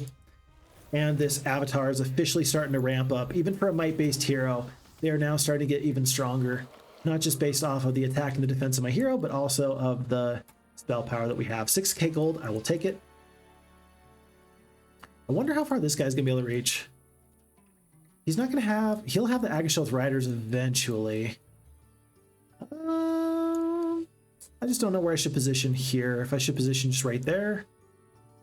Or if I should get closer. I'm going to hedge my bet. I'm going to go to right here. It's day 7. On to new day. Wasted a lot of movement points, sure. But mostly we're just planning on waiting until we can get this nice resupply. Okay, folks, and for the first time we see the orange hero. They are past these black dragons. Glard the Gray, so the arcane magic specialist. He is at the doorstep, but with only 1 skeleton, I'm guessing that there's other heroes right behind here. If the enemies break out of containment, I think that they're going to take some meaningful losses from the black dragons, and then we can actually probably find a way to get up the battlefield, up the adventure map, and just cause them some major harm. Do we want to upgrade any creatures before we go? I don't think so. I don't think so. I think for now we're just going to save our alchemical dust for upper tier creatures. We still got plenty of gold after this big purchase. And we're going to go north. There we go. Full swap. And how far do you get to go? Ah, there it is. With the riders, even though they just pulled these riders with the plow through ability into their army, it has been enough to actually prevent the morale from sticking to us too hard. Okay, so we have a choice here. We can try and sacrifice these Roshoth, and I mean, with 6 Abyssal Envoys, we're not going to run out of problems. If we sacrifice this whole stack, we'll get as many of these Abyssal Envoys as possible. That seems fine to me. I'm going to do that for now. I will just look to sacrifice these guys. Hope for the best very, very soon. Forces look fine. Let's go here first and try and raise some forces. Let's let the Abyssal Envoys come in full form here. So these are the Herbomancers, long reach, mushroom magic. So long as we don't attack them, they're not going to get focus points for their ranged abilities. Let's just actually, once again, do we want haste or do we want to energize? I'm going to do the energize. I'm going to hope that these guys can get down the battlefield quick enough. 1, 2, down. I think I should lose the full stack if they attack. So I think we just defend. Seems weird, but I think it's technically the correct play. We will wait and just see what these guys do. Full damage, please. Perfect. Great. And so now that means that the energize spell is actually going to be very, very useful. Now we got full focus points. Very nice. Skip, skip, skip, skip, skip. Oh, I guess I can attack now. Yeah, I guess I can attack because we've already got the focus points. That ability's already spoken for. You needed to wait to do damage so they could kill that full stack, but now that they've done that, we just wait. 5 to 6. We'll take some damage on this retaliation. And these are tier 5 creatures against my tier 4 shell. It's like, I'll do some damage, sure, but they'll do more damage. I'll do a heroic strike because it only costs 2 points to do the summon, right? Do I attack? Let me look at turn order. No, I don't think I attack. I think I just defend. That's going to be 2 Abyssal Envoys for you. Sweet. We will take it. I don't think I'm going to lose any on this retaliation. Or like if I attack here, I don't think I'm going to lose any on the retaliation. Because of the defense. 43 defense. That's so much defense. That's so much defense. Oh, we lost one. Maybe these guys are just tougher than I thought that they were. 12 attack, 65 HP. Yeah, I guess they're just that tough. Okay, all right. Okay. Don't do that again. Jeez.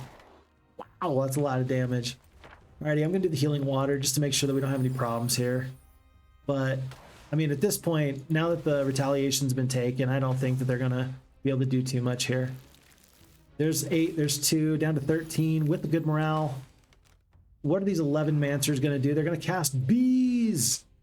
They're doing a Nicolas Cage maneuver from the Wicker Man. Oh, not the bees! Anyway, we lost all the raw show. We netted ourselves +1. Yeah, we netted ourselves +1 on these creatures here. That's sad. I'm sad, but we got +1 anyway. That's pretty good. Knowing that we are very, very close to running into orange, advanced logistics sounds good, but I think I'd prefer to just go straight for the expert offense. Yeah, I think I'd prefer to go for expert offense. We'll go for ignoring 10% of a target's defense. We're going to pick up this +6 to our spell power. I'm still going to keep the red dragon flame tongue on, but it's nice that we have options. It feels good that we at least have options. So we'll do that for now. Okay. 4, 8, 12. I mean, if I sacrifice the full stack, that's not actually good for me, but I'm going to see if I can sacrifice part of the stack. Let's do down to 12. If we can, I'll turn this into another Abyssal Envoy, maybe against these Waddles. No, they just want to run. We'll destroy them. We might be able to make this happen. We might be able to make this happen and lose a stack. Let's see about it. See about it. We'll wait. I don't want to haste. Well, if you're going to do this strategy, you do want to do the Energize, and that's why the Energize is actually pretty useful early on. Oh, you're ranged. Oh, they become ranged when they're based here. I had no idea that they were ranged. Oh, my bad. Okay. Well, what did we learn? Learned a lot. Learning and growing all the time. So because of that, then, yeah, this is not really the fight to try and raise these creatures. I'll peel off. I'll stop. Yeah, because I can't guarantee that this creature would even do full damage and focus on this creature. So we'll just do it like this. Do we lose a Shoth here? We do. These guys got good luck. Otherwise, it would have been fine. I think it gets the bloated arbitrators too. Like anytime there's a ranged enemy, ranged combatants just don't lend themselves well to sacrificing forces to be summoned later. I don't think anyway. +2 attack. And this is for a Pandora's box. The reason why we're fighting this fight is not to do summoning, it's just for the Pandora's box. Losses don't look great. Let's see how we can do this. But yeah, win. The casual potential for 28 Phoenixes for a meager amount of golden artifacts. Yeah, seriously. Mammy says those envoys really don't look level 7 threatening at all. Yeah, they don't. They look kind of like similar to like a Gorgon Heroes 3. Maybe even like, I don't know. Yeah, they just don't look particularly scary. They definitely got the Cthulhu brand going though. I like them in general. How about that? I do like them. Once we get them upgraded, I think that then they're going to be ridiculously scary. So let's upgrade them and then let's see how we feel about them at that point. Okay, we're moving down the battlefield. Reason being is that, of course, these guys have the paradoxical shots, so they actually do more damage if you're further away. So you might as well move down the battlefield anyway. But also, this gives me the Expert Summon Avatar. Are they going to be fast enough? No, they're not going to be fast enough, but they tried. They tried. Who are you going to do damage to? Cultists? Are you AoE? Was that an AoE strike? What? Slimy Touch. Each attack deals pure damage, lowers speed and initiative. Power of the Abyss, increases mana. Sweet. Okay, bloated arbitrators are kind of cool. Frozen Pages, prevents the enemy hero from using the spellbook. Prevents the enemy hero from using spellbook.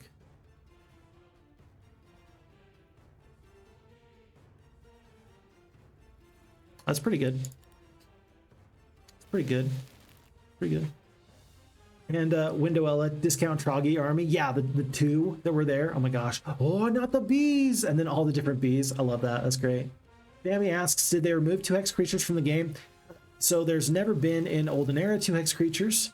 It's always been, no matter the size, they always are in this 1 hex. And some people absolutely hate that. And some people don't mind it. The developers have talked about why tactically they've decided to make it, they've decided to make it that way. You'd have to ask them for their particular feelings on the matter. But yeah, I wouldn't be, if it surprises you and if you don't like it, that wouldn't surprise me, because I do like the value of 2-hex creatures. I just think it helps show size. It shows prominence on the battlefield, but I understand why tactically that makes some difficulty. Heck, I just like 2-hex creatures so that my single stacks are more effective. I wonder if that choice was made specifically, though, to prevent single stacks from being even better than they already are. Because in Olden Era, single stacks are ridiculously good. If you had 2-hex single stacks creatures, though, I could see those just being too good. I could see them being too good. Advanced Abyssal Communion, we're finally going to take it. Friendly Schism creatures deal and take damage on terrain. We're kind of out of this snowy terrain. Maximum Communion level increases by 1. I like that. And then grants 5 max movement points per level of Communion. We're going to go for Comprehensible Depths. Folks, what do we get from this Pandora's box? We got space. So just in case somebody wants to join us, we got space. Aw, rats. It's only 18k experience. Darn. Expert Abyssal Communion. Enemy spells cost +1 for the level of the hero's Communion. Okay. Or Communion level increases by 1 per victory in battle. I want this. I want this. So just so you're aware, Communion level is tracked right here on your hero. And yeah, the higher the Communion level, the more you get, the more forces you're going to have in your army. So I really do enjoy it. It's really, really nice. It looks like at this point, we are going to run into this next fight with 1 Communion level. It's not going to be amazing, but it'll be something. It'll be something anyway. Gingerbread House and Quinry's got to go. Let's see. I don't want to go pick up this Gingerbread House. I'm still expecting orange to come through this territory in just a short moment, though. Maybe I should just do a resupply here. Yeah, let's actually consider a resupply over here. We do need to get into our max creatures on this side, though. More Abyssal Envoys. More. I do want this otherworldly magic. It will save me over the course of the game. Well, we'll save up for that in just a second. Window says, yeah, the reason heroes 5 through 7 did the 4-hex plus square creatures is because 2-hex wouldn't really work in 3D games is my guess. So it's either or, I guess. Yeah. I mean, yeah. Yeah, you're correct. You're correct. Like, well, no. If Olden Era is meant to be played similarly to the early versions of Heroes of Might and Magic, which I think it is. I think you can say that it's meant to focus on how Heroes was in the early goings.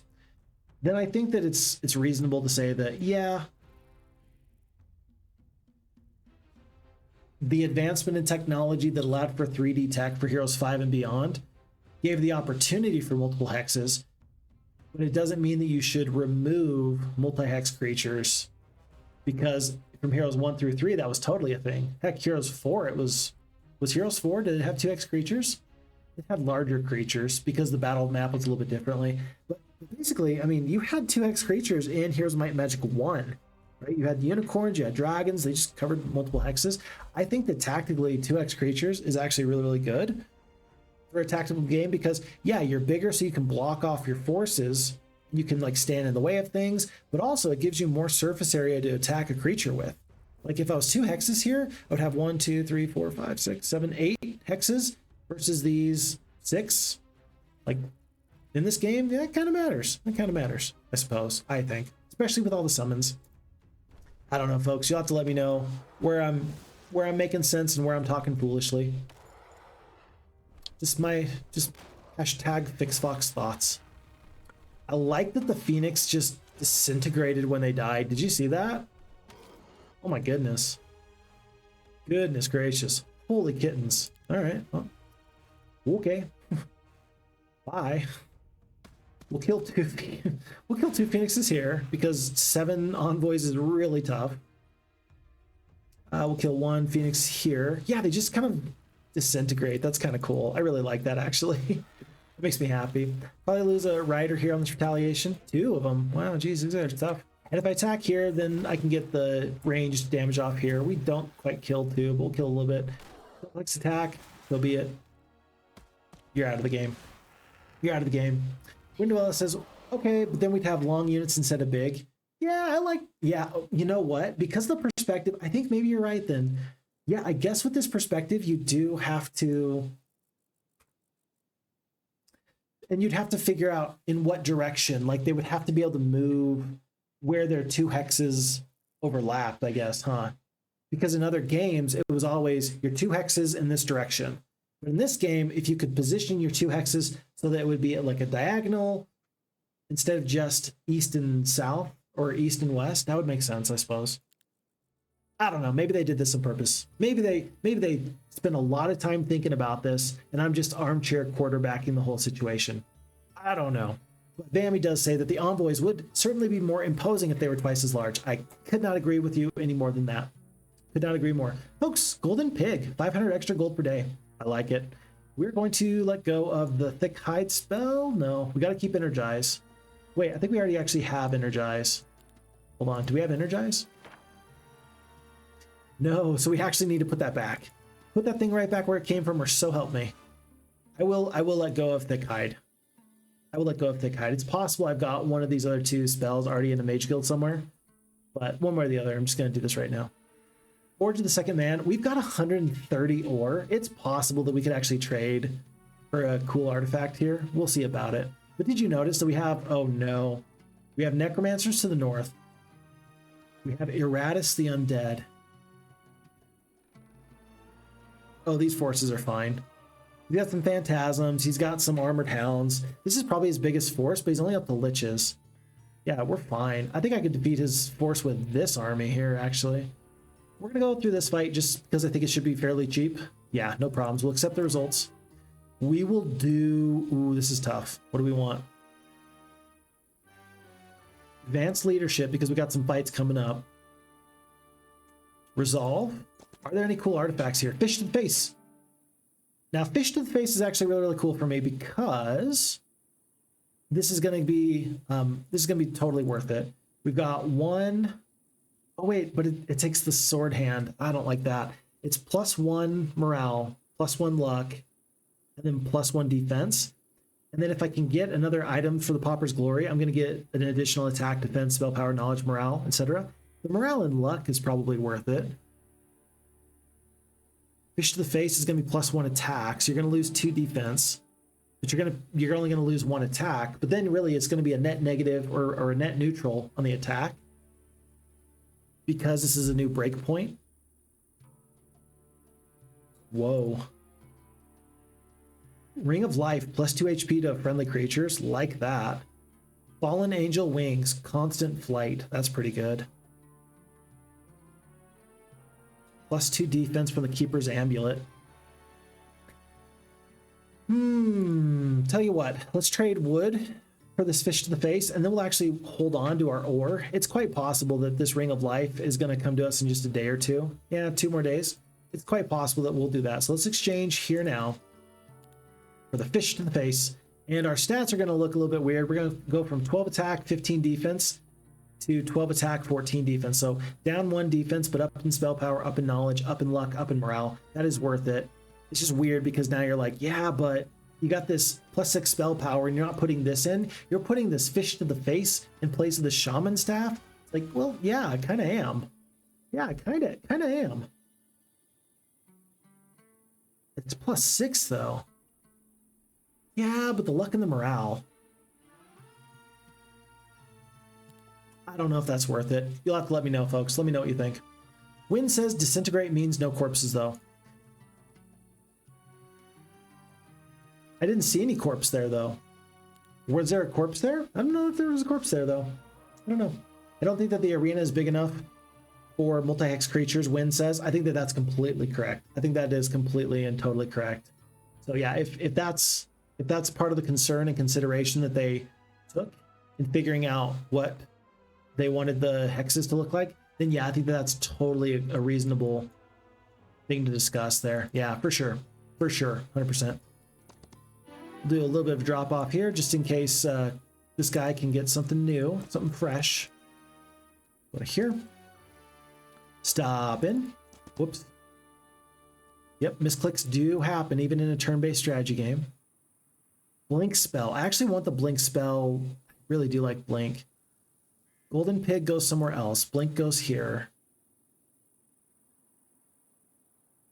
And this would probably be a time to have a good secondary hero, but we're coming up on this new fight very, very quickly. So for now, that's not play. We'll do the +2 gems because we need those. I'm almost wondering, how far away are we from this? We're still super far away. Don't have the alchemical dust, but if we can just go through these guys. It depends on what this guy does. I'm preparing for a fight right now. And once we do go in this direction, we're going to want to send multiple heroes north through this area. So right now, we're just going to have our heroes stay put. It's day 2. I'm not going to make any purchases. I am going to take a look at this. So cold touch, negative effects used by your heroes and friendly creatures last for 1 additional round. That's pretty good. Grand Shoth increase though. Let's do this otherworldly magic. Let's get that out of the way. On to new day. Bambi says it's pretty hard to look back and wonder if a certain feature was good or bad, especially when it comes to balance. So perhaps 2 hex creatures are not necessary and or hard to balance around. I think that that's probably a really good way of looking at it. I think that's highly likely. Yeah, I think that's highly likely. Oh my gosh, did I never... Hold on, wake up these forces. I never actually took these forces off you, did I? Let's do that. Jeez, that could have been bad. All right, folks. Well... Alrighty, let's see if we can turn some Shoth into some Abyssal Envoys. Hey, let's see if that happens. Window Alice says, imagine if both players just had 2x creatures on these battlefields, it would end up looking like a logjam with a full army. I think that's, yeah, the battlefield would have to be adjusted. And I do miss a bigger battlefield, but I'm getting used to it anyway. Yeah, I do miss a bigger battlefield though. Everything does feel a little bit cramped to me. Okay, folks. We don't have full spell points. We got 60 spell points, so that's pretty good. We've got 7th tier creatures. They do not. At max, they've got 500 skeleton archers and then a couple of other low-level creatures. I think we fight this fight. I think we take this fight. I think we win this fight. Let's make it happen. Since it's a victory, let's not look at the losses before we hit accept and just kind of go from there. Shoth Riders to the front, Arbitrators to the back. Just got a couple of these Cultists. Let's see what we got. Okay. 400 skeleton archers, 225 skeletons, 231 phantasms. These are the ones that do some additional nightmare damage, so pure damage when they cast their ability. Armored hounds are the ones with the lacerated wounds.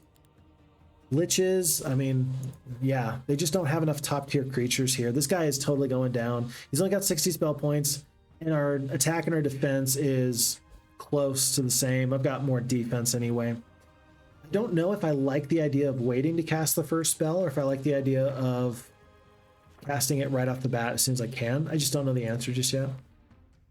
Probably gonna do the Expert Summon Avatar at some point. At this point, it's doing 610 HP. It's got 610 HP. It's doing 173 pure damage. It's pretty good. It's pretty good. As the specialist, I feel okay with the way that this hero is working. I am gonna send the Shoths down the battlefield, but not in range of these other creatures. So probably it looks like right about here. And then I'm going to cast, yeah, and then I'm going to cast the summon. So we'll go to here. Phantasms. Looks like it's just going to be a fireball we're going to eat. That's fine. I'm okay with that. I will totally eat a fireball. Due to positioning, I guess, I forget how fast these guys are. I'm just going to go straight to the front. And it looks like they are going to take the damage from the Armored Hounds. So, not my best play. It looks like, even if I summoned them here, though, it was still going to be a little too close. It's 5 speed only, though. I just want to make sure 1, 2, 3. Yeah, I could have done over here, I suppose. I still would have gotten in. Otherwise, let's wait. Might as well get the damage off from the Concubine. Probably do... I don't know. If we take out all the Liches, they're not really a fighting force, though. Let's kill 24 to 33 of these Phantasms.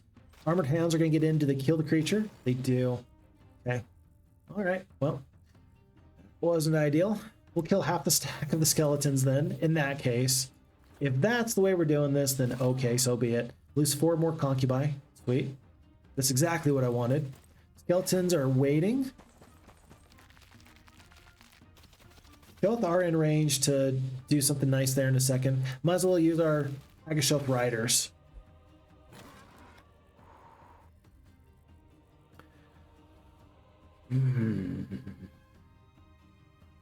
Abyssal Envoys are going to go straight for these Armored Hounds. They're going to go straight for these Armored Hounds.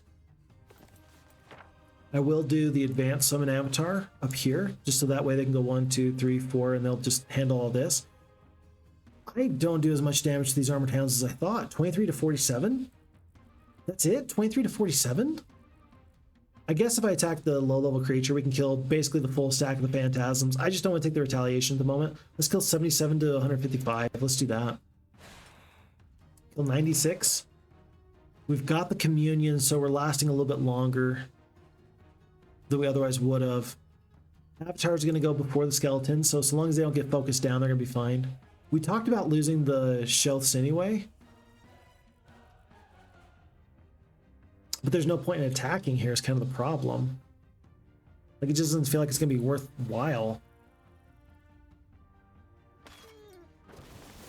Well, we'll get some damage off. We get good luck. We'll lose half the stack there. Okay.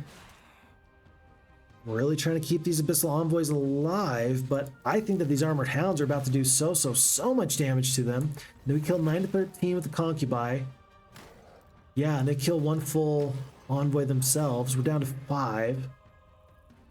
Okay. 320 HP, there's no way we're going to lose on this retaliation. Okay. 134, not bad. 42 to 54, yeah, the Arbitrators are going to take down the stack mostly, but geez, that doesn't feel good. No part of that felt good. Cultists are going to end up finishing off the Phantasm stack here. Not quite, 10 to 16. So from 29 down to 18. We just lost another Abyssal Envoy. Just about another one. Okay, we're down to 3. Golly. Not the way I wanted this to go. Trying to keep this big stack alive, and there's just so many low-level creatures through the power of Necromancy and Friendship. This is going to be fine for one more turn.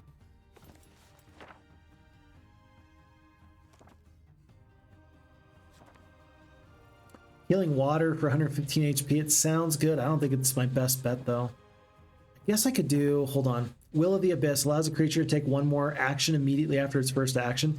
I would have preferred to have done this when I had a stack of 8. As it stands, it's still going to be pretty worthwhile. I mean, it'll help me clear out a lot of these forces here. I just want to stay away from these Skeletons until the...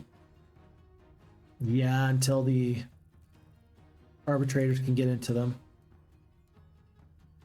Let's do that, though. We'll spend all of our focus points. We'll kill 8 to 17 of the Hounds. We'll take the retaliation, not too bad. And then we'll step up and we'll actually clear out this group here.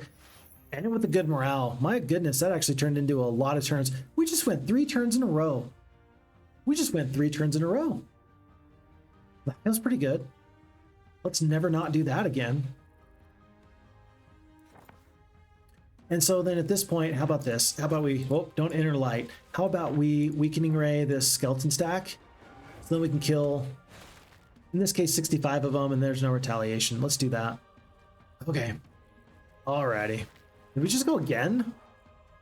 Wait a second. Hold on. Does good morale with Will of the Abyss mean you get to take one more turn twice? What? Did we just take 4 turns in a row? Am I crazy? Or was that the end of the first round? That was the end of the first round into the beginning of the second round. That's why we did so much there. Okay, never mind. I figured it out. We're good. We're good.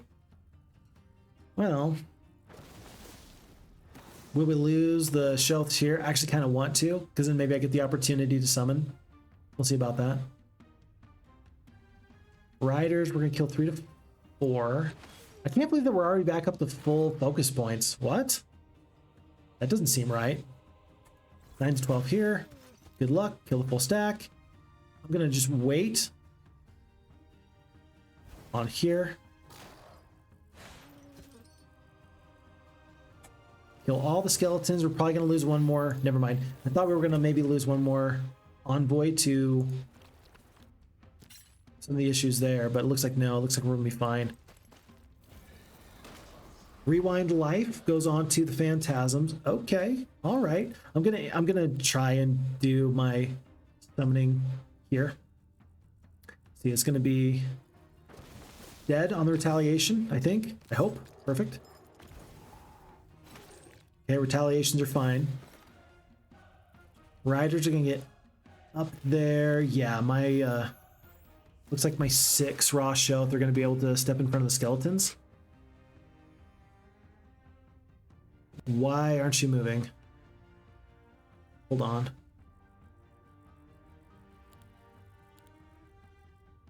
For some reason it says, let's see, Shade Cloak. Oh, so the archers have got Shade Cloak on, so that's why we can't attack them. We're obligated to attack over there. Okay, so nobody can really attack at the moment, which is fine. So we just want to step in front of them anyway. So we skip, we wait, we'll go here. Archers are going to go kill over here, which I'm very sad for. Don't do that. And I'm gonna defend the arbitrators. If they get good luck, we just obliterate the stack, and then we don't get to do our summoning right. The summoning right is the gift you give yourself, right? Like it's the opportunity. That wasn't enough. That was 10. That was 10 Shoth. Hold on. There was 10 Shoth in that stack when we started, and they got like 50 HP each. How did we not summon a stack? How did we not summon any of those creatures? There was 10 or 11. We started with 10 or 11. When we go back, we're gonna look as soon as we finish this battle off, which is very, very soon. We're gonna take a look at that because I think I definitely should have summoned somebody there. That's actually a little bit bothersome. I don't enjoy what we just saw there. Because it was 10, right? That was my stack of Shoth. We had 9, but we started with 10 because of the Abyssal community, but that's what, 50 HP each? I know that we just had something awesome happen. We'll take a look at our artifacts in just 1 second, but I gotta figure this out. Hold on. Are there any forces here? I don't think I got any forces available, so I can't really take a look at the forces. Yeah, they got 50 HP each. So how did I summon 0 Abyssal forces? I was expecting a stack to just show up. Did they, hold on, if you summon them, did they just go into your big stack here? No, because we have 3. We cast the summoning right envoy. That was 450 HP. We should have gotten at least 1. All right, folks, I'm going to read chat so that way you guys can tell me where I'm misunderstanding. I thought that we would have plenty of HP. If the Shoth stack is 50 HP and there was 9 of them, I feel like I should have gotten some back. That's just me. Okay. Bambi says, oh yeah, I guess that this battlefield is a bit smaller than the One Heroes 3. Yep, that makes sense. And I think it might be the same size as the One Heroes 2. I remember that they did a side-by-side comparison. The gal that does from like a Heroes Take Turns. Yeah, I think that she's the creator that Unfrozen Studios has like directly partnered with and to put out a lot of their informational videos. I think that they did a direct comparison in one of the videos on the battlefield sizes. So it's actually a good video. Go check out if you're interested in doing that. Win says you have like 6 units in Heroes 2 and 1 space between them, unless my memory is noobing. So Heroes 2 is way larger. Yeah, somebody was going to have to go check that video and just go check the stats for me, actually. And in Heroes 5, it's 5 units with a space between them, so 9 height. And then you usually drop the tiers. Okay. Necromancy and Friendship. Anyway. Communion doesn't count, it's 9. So the Communion stack on top does not count Alchori Access. Okay. So it was a stack of 10 though, but that's still 9 times 50, right? That's 450 HP. We need exactly 500 HP, not 450, even with the 50%. Sure, but to summon just 1, I only needed the 250 HP, right? Oh, okay. Now I'm understanding. Now I'm understanding. It has to be the 500 hit points, not the 450. Okay. Now I'm with you. Okay. Thank you. You're explaining this to me like I'm a child, which I need right now because we all start off at baby steps and then we get where we're trying to go to. So even with the Communion stack on top that brought us from 9 to 10, 9 times, yeah, that's 450 hit points worth. It's because it's double. It's double the amount that you're trying to summon. Yeah, okay. Gotcha. You're correct. and I will soon follow in your footsteps to figure out where I can be more effective. Ready. Oh, something very important just happened. Let me switch gears here just for 2 seconds. We picked up a lot of great artifacts. So first off, this epic offhand, Heroic Strike restores 4 mana. That's kind of cool, actually. I really like that. I wonder how this synergizes with heroes that get the Heroic Strike ability, where if you defeat a stack, that then you get to cast the Heroic Strike again. That does happen. That is a thing. Clenching Ring. Over time, cast effects will last for 1 turn longer. Okay. Part of the Shamanistic Soul. Omen Collar, -1 to enemy luck. Good. I'll take that. That's fine. Magic Slippers. Spells cost -2 mana. Okay. Magic Mirror. So Tranquil Glass, Ethereal Knowledge. Those are not part of the same one. Rags. Paupers Glory. So we're actually getting lots of the Paupers Glory artifacts here pretty quickly. Here's the deal. I can actually do this. I can go +6 to spell power and then do the Rags. And now I still am currently at 4 items for the Paupers Glory. What am I missing? I wish it would tell you what you were missing here. Because I'm missing, so I got Fish to the Face here, and then I'm missing like the Straw Hat, I think. But if I get that, then the then the Paupers Glory is really going to be exceptionally powerful. Okay. From a Bird's Eye, Thick Eye, Blink, 2 Magic Mirrors. Okay. Signet Ring for +1 luck. Do you want that, or do you want this Clenching Ring? I think I actually want the +1 luck. Endless Bag, +1 gems, or in this case Mercury, because it's my sort of a deal. I'm going to put this in here. I'm going to take out the Blink spell for now. Wait, where's this go? This is a belt. Oh, never mind. So this has actually got to go on to another hero pretty quickly. Okay, so let's actually have a little bit of a meetup. My Golden Pig and my belt are going to go in the same spot. And I'm going to do it. I'm going to start to put these artifacts on a secondary hero just to make sure that we can be as good as we can possibly be. You might as well have 2 heroes. And then actually this force is going to go south. On the resupply on day 1, we're going to see if that's going to be the place where we're able to go south, pick up alchemical juice, and then sally forth. Okay, all right. We go in this direction. I think we go straight up the road. The enemies have already cleared out much of this area. If they have mines, if they have, I mean, whatever they have up here, I want what they have. So whatever secrets they are keeping away from us, we will come get them very, very quickly. We are to the point where trading artifacts for alchemical dust makes a lot of sense. We've got a lot of extra artifacts now. I still don't want to upgrade. I think we're probably going to go into the bloated arbitrators before we go into the upgraded Abyssal envoys. They're not Abyssal envoys when they're upgraded. They're like, I forget what they're called. But we're going to wait on that for just a moment or two. 750 gold, we'll take it. We'll go from there. Win says, Necro, just kill stuff. Schism, just kill stuff. But your own stuff in the right way. And you need to count correctly. And the communion does not count. And you need to remember rounding. And. Okay, gotcha. But Alcoriac says, forget communion for this purpose. It's 500 HP to raise 1 envoy. The bonus of Avatar makes it that rounds 1.5 envoys to 2. Gotcha, yeah. So you need to have the breakpoint of 500 hit points. You have to have the breakpoint of 500 hit points. But if you reach that breakpoint, you'll go from 1 to 2. Or if you have 1,500 hit points, you'll go from 3 to 4. Gotcha. So same with the sloths, the Shoths. In the tier 1, you gain the +1 unit. So it is the most effective way to summon is always to go for 2 at a time. Always to go for 2 at a time. Okay. And only if you've got the expert summon avatar and you've got their name is Legion. That's where this is kicking in. That's where this conversation is happening. Otherwise, the rounding up doesn't matter. So you can raise 3 envoys instead of 2 if you sacrifice 1,000 HP. Okay. But if you do it 2 times, you raise 4, not 3. Okay. You're correct. And you're correct because I want you to be correct. I know you're correct. Okay. It's not that hard. I'm overcomplicating it. I'm making it much more difficult than it has to be.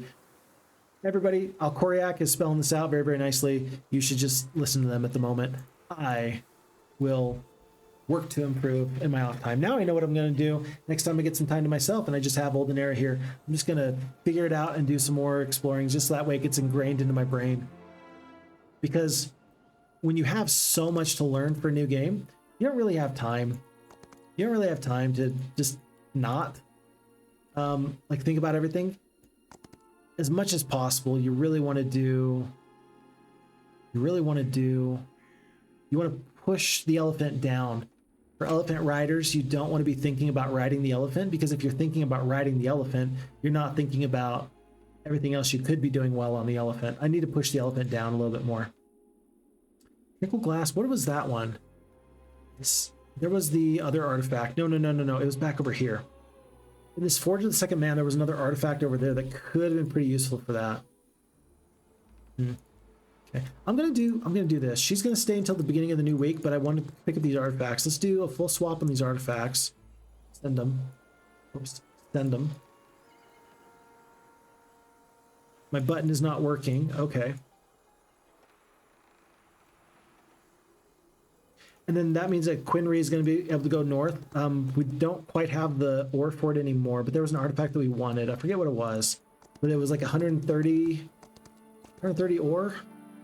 Ring of Life. Yeah, it was the Ring of Life for 140. Oh, okay, gotcha. I still do want that. The Fallen Wings, it's cool, but you do have to toggle it off. Like, you have to take it off your hero if you want the bonus for roads, which I don't think feels particularly good.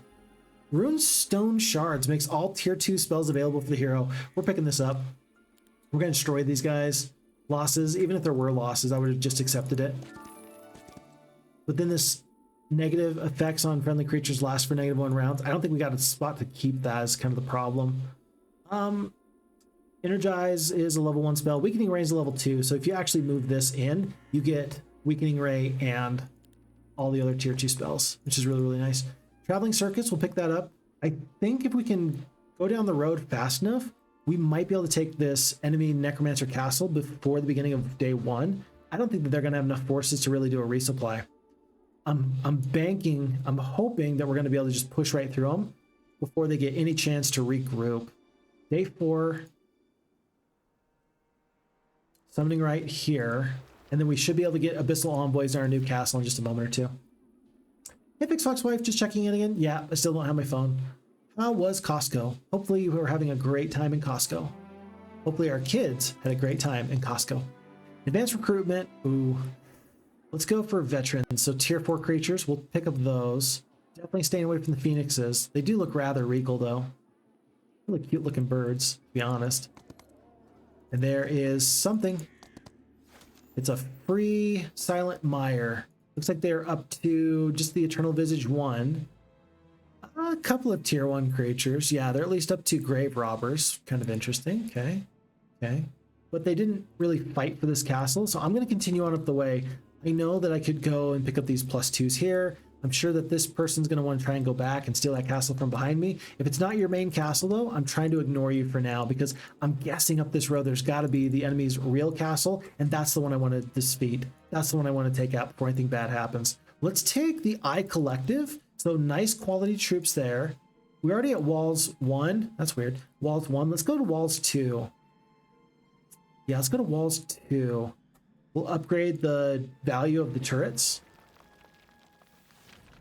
And we're just going to split forces. So that way if we're attacked, then this collective eye can just defend as much as possible. I just don't want Julius or Laura to come in here. Julius is there. Laura is there. I just don't want them to backdoor me at all.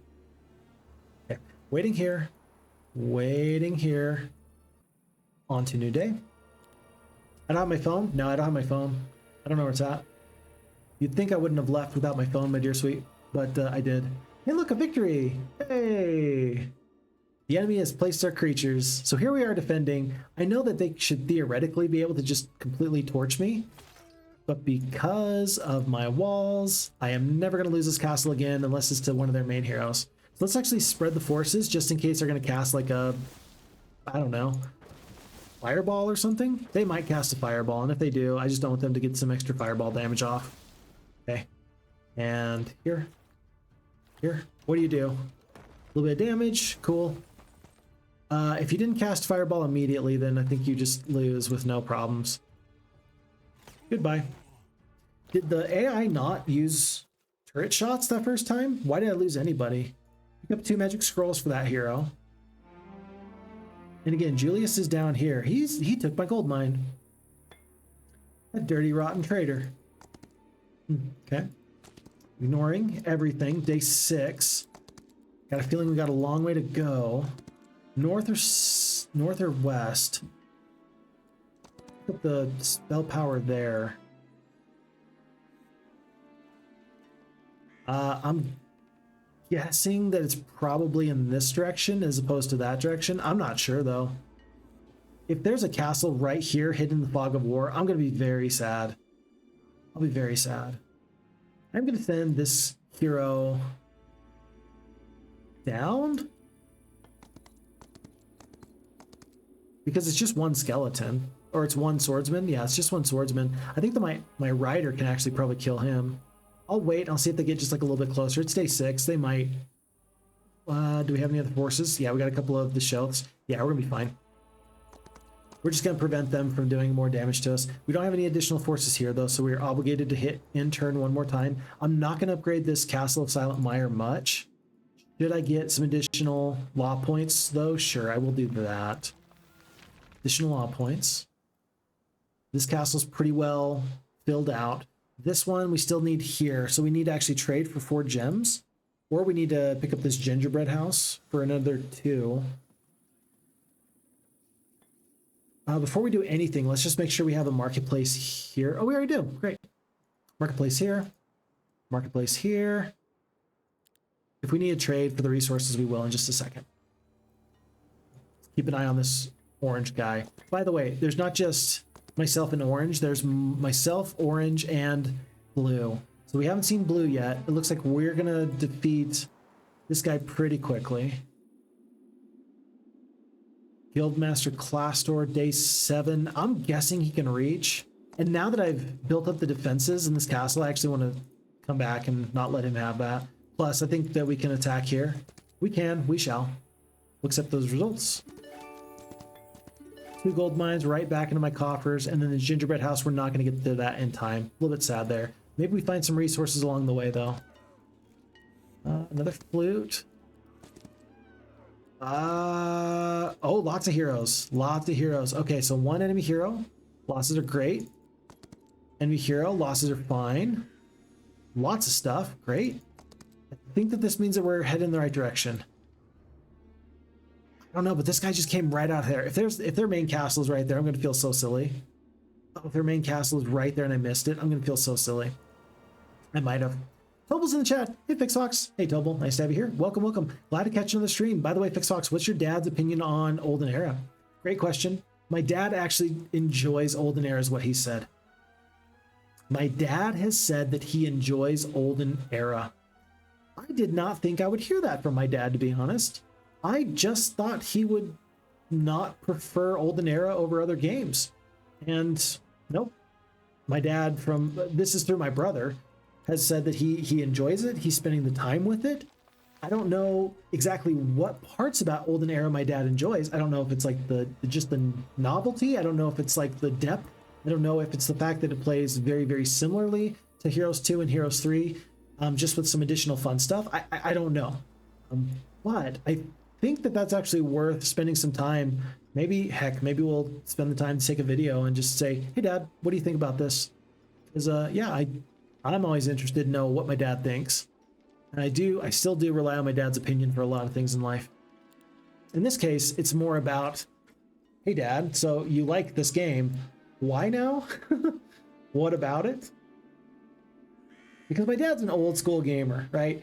I remember it might have been Dungeons and Dragons 1. Like one of the early games, kind of like with Might and Magic. It might have been similar to Might and Magic 1. I remember my dad playing that game. I remember him playing like the point and click Sierra Adventures. There was like one with like a naval submarine you were on. Like my dad was one of the original old school gamers, right? He remembers when Dungeons and Dragons came out. How about that? More than that though, oh, I didn't hit intern. More than that though, like it's fun to see him enjoy new games. and I never know what he's gonna like, and I never know what he's gonna just dislike. Yeah, there's a castle right there. We were so close. We missed. We went too far up the road. We might be able to come back in this direction. We might be able to reach. Folks, let's give it a try. We've got advanced logistics. No, there's a big mountain range here. Oh, wait, no, we can do it. We can do it. No, they are going to get a resupply. This is probably their main castle. They probably got some really nice stuff. That is a bummer. If we just gone a couple of steps out of the way, we might have found that. Ugh. Second wind? Oh yeah, I do have second wind, don't I? I didn't even think about that. Ah. Thank you. I appreciate it. Yeah. There's been a couple of times where it's not until after the fact that we realize that we made a major mistake. So right there, I completely had forgotten everything about second wind. What was the other instance? There was something else. Oh, I just like... Olden Era is throwing off my usual Heroes of Might and Magic progression. When I'm playing Heroes 2 or Heroes 3, I know how things should go. And so there's like little cues on the battlefield that let me know that it's time for something to be checked. For example, I need to check if it's time to cast a spell or not. In a previous fight, we went the entire fight with 50 spell points, not casting a single spell until like 4 turns in, and I realized, mistake.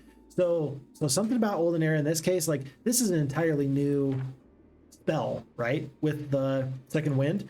So that one's kind of excusable. It's not really excusable though to say, hey man, I didn't cast a spell in combat. That one's totally not excusable. Really, it's not. Gingerbread house, 3 gems. I'll continue up with this hero for now.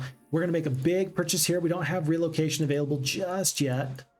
Let's go here. We're going to go south. We're going to go straight into these cultists for this alchemical dust. It's going to be time to trade very, very quickly. I don't care about the losses here. It'll be fine. I'll accept this. We'll go with economy and logistics. Terrain penalty? No. Well, let's go for careful planning. And then let's see how much should we trade? Let's just trade for 30. That'll at least get us up to the 100 level that you need to upgrade the envoys. So that way we have just enough. Just in case there's a problem, we have enough to be fine. Trophy Hunter's Den, I actually really like that. It's a weekly opportunity that we haven't been getting because it just took us a little bit too far out of our way before. Let's not dwell on those mistakes of the past. We'll do full growth here. Let's go track down some of these enemy heroes. They shouldn't be able to reach us. And if we stay right here, they can't just walk right by us. Glad your dad is based like us, Wynn says. Yeah, my dad is based. He's a good dad. He's a really good dad. I like my dad.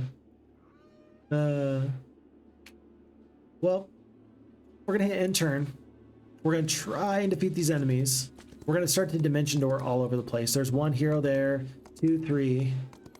They're all kind of heading up the road here, so they're making this easy on me. But pretty soon, I feel like I'm due for a break. Just internally, my internal clock is saying that I need to take a break.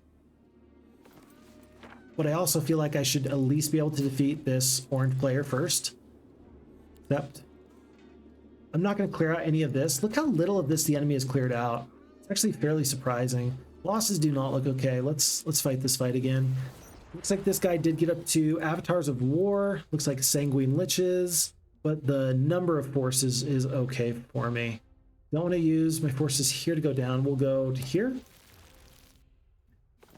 we do the Summon Avatar now? We've got some nice spells. Fireball, Optical Illusion, Ice Bolt, Shorten Shadow, etc., etc. 135 points of damage is not that much. Summon Avatar, though, I don't know. I probably shouldn't be stuck on this spell, but at least this, they are going to be able to prevent the Liches from doing much, and that's going to free up some of my other forces. So I'm going to have the Arbitrators defeat all the skeletons, because that won't be a problem. I will have the Avatar do plenty of damage up here. Can they reach? 1, 2, 3, 4, 5. Yeah, they can reach. And so then the Concubine, they'll just take out some of the, not Gravediggers. What are you, Merchants of Death? Yeah, they'll take out the Merchants of Death. Half the stack of Liches is gone.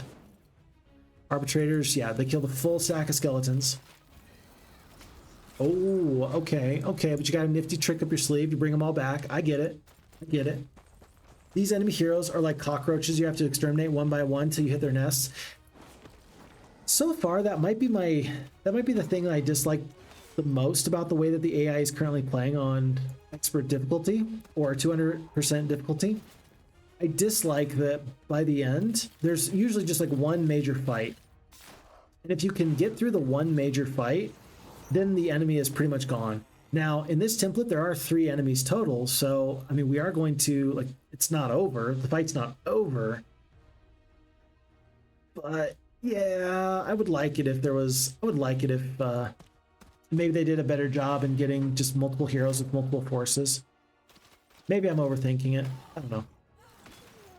A little bit more damage there than I would like. I'm going to end up dying there on this retaliation. We do lose an Abyssal Envoy. Not great. Not great. I suppose... So Phantasms have already gone. Let's just focus on these hounds that are right in front of our face. I'm just going to consider waiting with this avatar. I might... Let's see. Do this. Wait. 78 of these Phantasms goes down. Easy peasy. Oh, you survived. Does that mean that these grave robbers are going to turn around and try and do damage there? I don't know. They do. Well, again, not my favorite fight, but we are going to get through it. We'll do just a basic summon avatar here. 5 to 9. Uh-oh. 2 arbitrators goes down. At least they killed the top communion stack. That feels pretty okay. We'll take the retaliation here with the basic summon. Okay. Down to 2. Because they're just that good. These guys are absolute behemoths on the battlefield. Go to here, go to there. Alright, and this will get us out of this fight. Okay, but, I mean, is there going to be another orange hero that's even tougher? I don't see how there could be. I just don't see how there could be. The losses still weren't great there. I mean, let's be clear about that, but I think that that was their final fighting force. If there is any other heroes up here or down here, I mean, I don't think that they're going to present too much of a challenge. Just don't see how they could. Oh, don't do that. Okay.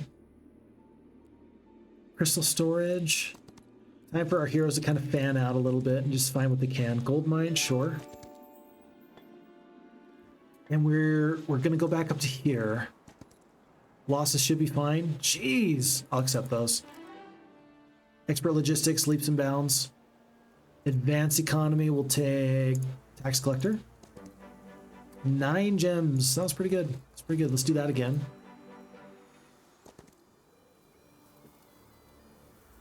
We never traded the resources. We never got into... Oh, we did. Oh, good. Good job, Phixfox. Good job, Phixfox. For a second, I was worried that I didn't actually do that. I was worried I did not pick up my Abyssal Envoys. Or the Dwelling Fort, rather. Okay, we're going to hit intern. I feel like orange is so close to being defeated. Yeah, orange is so close to being defeated. That turn took like no time at all. They got to just be sitting somewhere, just shaking in their boots. Maybe like right here. Defeat vampires and all this stuff. All right. This isn't single hero mode, so even if we lose, it's not the end of the game. But tons of tower shots? Yeah, tons of tower shots. That's the problem, is that we're fighting in a castle and they're just kind of holed up here. So, okay, not great. Not great.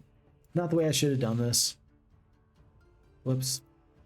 Just really felt like I could just walk right through them. Again, let's just say that I was really trying to be done with the scenario, or be done with this fight. I needed a break. Fireball, Wean, basic summon avatar, energize, etc., etc. Fireball. I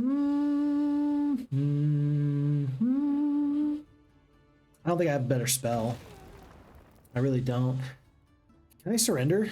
There's no enemy hero here. I've got plenty of gold. I think I'm just going to surrender and take the forces. You know? Because I think I will lose. I think for sure I will lose. I just don't want to lose. And this is actually kind of nifty because now I get to go back here. I'll rehire from my home. And I'll make the long march back up north. We will do the bloated mansion at this point. So from here on out, it will be the bloated version of these guys.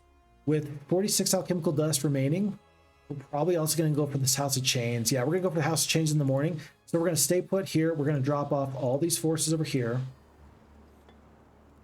I guess I could finish this fight, give myself access to this area, then we'll go back up north. We'll do that real quickly. Victory, losses, hopefully look acceptable.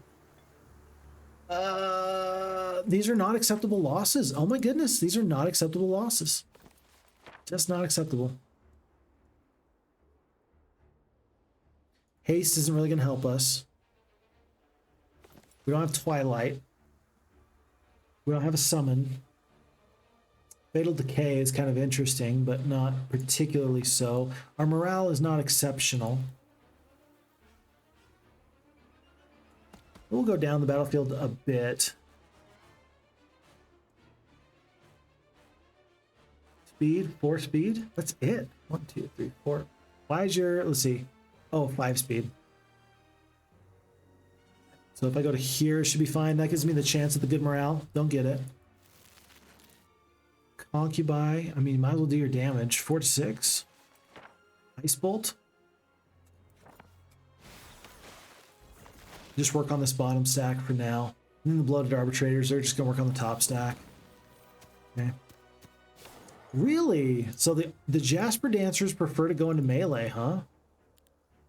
So it's 2 stacks of Jasper Dancers and then multiple 2 stacks of Onyx Dancers. But the Jasper Dancers who have the Draconic Blade and they do double damage in melee, they would prefer to actually not do the ranged attack. They would prefer to just rush out and do the damage. Interesting. I did not expect that.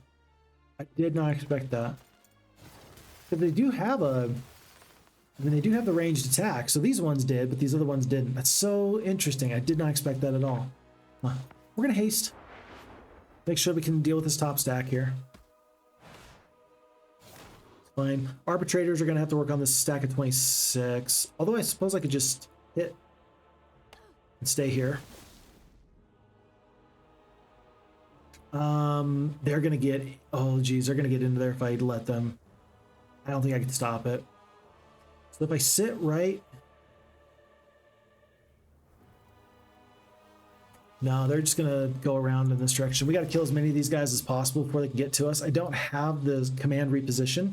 This would actually be a nice time for the Fear to send them away. They're going to get into this backline troops.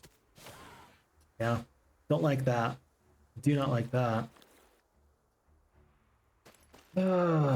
Rest in peace, rest in peace, 5 Rift Arbiters. Though you will be missed. Yeah, they will be missed. My goodness. My goodness.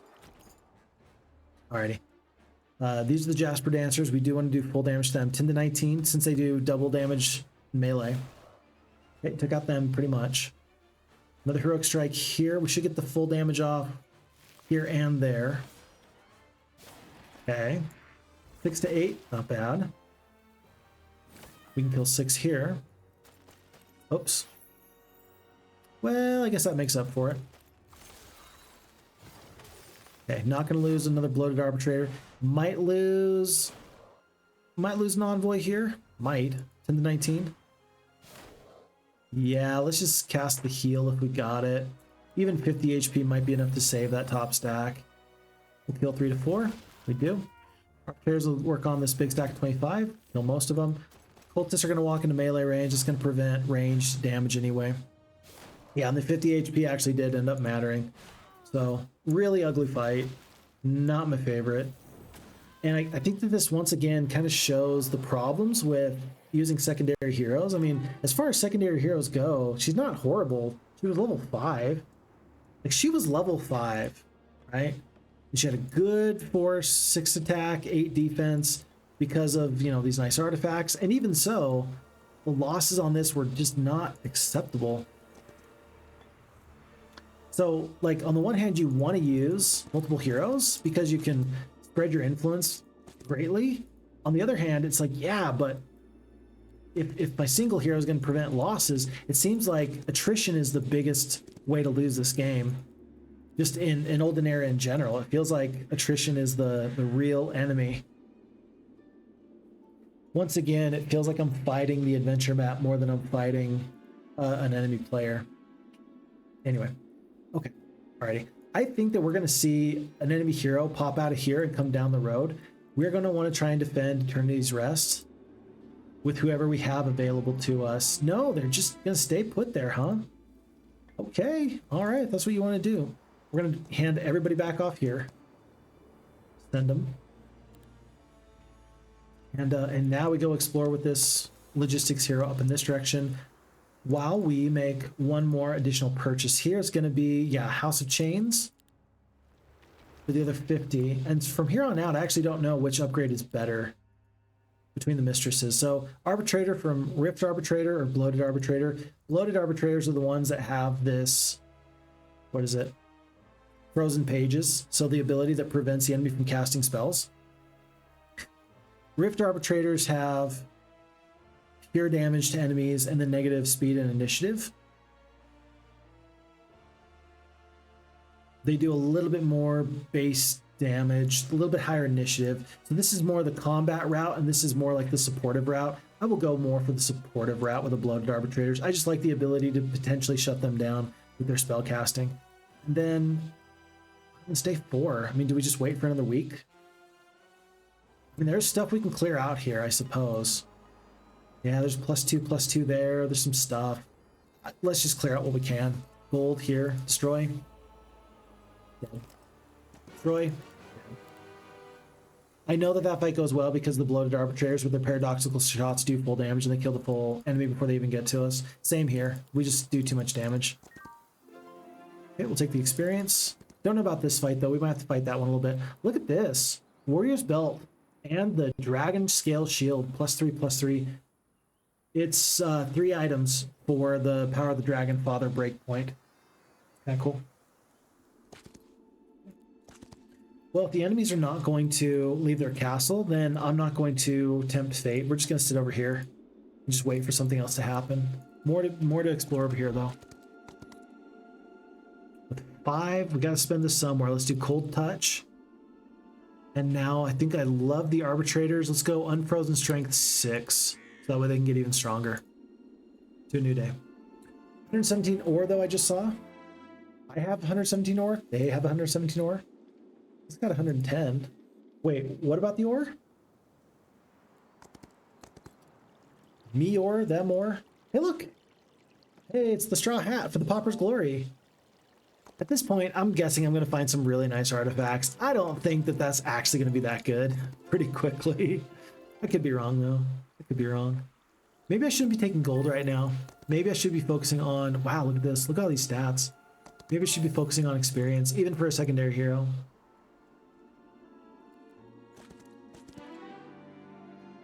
Expert Abyssal. Some free stuff. Yeah, the enemies did not clear this out super well. Traveling Circus. Pretty soon, though. Okay, tell you what. I'm going to upgrade to the Chateau of Feasts. I've got the resources. It'll be fine. And then this could actually be the way that I fund my second army, is through these Necromancy forces. So in this case, let's go for the Tomb of Warriors. We will get Walls 3 before the end of the week in this castle, at least. We got enough resources. I'm not worried about the resources. I'm way more worried about just everything else. Just that that's a lot of ore. It is a lot of ore. Yeah, it is a lot of ore for sure. Expert Leadership and Where the Sun Never Sets. I do like the initiative. Let's go for the initiative over Where the Sun Never Sets. We are going to be fighting in areas that we don't control, which is where the Sun Never Sets really helps us out the best, but for now. And then Knowledge +2. I think we got enough spell power anyway. A little bit of spell power here, though. Okay. We can take the dragon. We'll take the 2 dragons. Wow, we will take the 2 dragons. 6,000 gold, no artifacts. Very sad. Very sad. On to new day. And then just as long as we're back at our starting castle by the beginning of this week, by day 1, I'll feel just fine. All this is going to be fine up to that point. Any losses here? I feel like I should... See, this is weird. I feel like I should be taking some losses here. I can't believe I'm taking 0 losses. It doesn't feel correct. I feel like the AI is not actually looking very, very deeply at that fight to determine how things should go. Timeless Mansion. Let's get walls first. We're down to 74 ore. We already got walls 3 here. Let's go into Dread Knights there. And so maybe then, I don't know. They've got vampires up here for sure, so I don't want to actually attack them without my main hero. I will spend my main hero's time to go up north in that direction. Did we get expert recruitment? No, we did not. So because we didn't get expert recruitment, we can't just head on our way right now. I have to wait one more day. We can't resupply in the middle of the field. What I'm trying to say. It's weird that it's a goblin cache. If I'm incorrect, it looks like these champions are just guarding a goblin cache. It seems like it's, yeah, for 3,000 gold. That doesn't seem like that's a good enough reward, to be honest. Okay, we'll be back there in just a moment. Everybody else is good. You're good. Make sure there's nothing crazy over here. Like a free gold mine. I'll take that. Don't know why this guy just took the experience. He wanted to peel special, and he got to peel special. I've been there. Who hasn't? Who hasn't been there? Sometimes you just want to feel special, man. I'm not going to be upset at you if you want to take the experience instead of donate it to the kingdom. I will at you, though, because you know better. That guy's never had an ounce of glory, but you've actually fought some fights, so don't say you didn't know better, because I know you do. We've got all creatures here and walls. We've got not all creatures here. Timeless Mansion. We won't get up to vampires here, but at least we got all the other creatures. So, okay. And there's no other purchases in my other two castles. We got Abyssal Envoys in both cases. On we go. You can't summon from undead stacks, can you?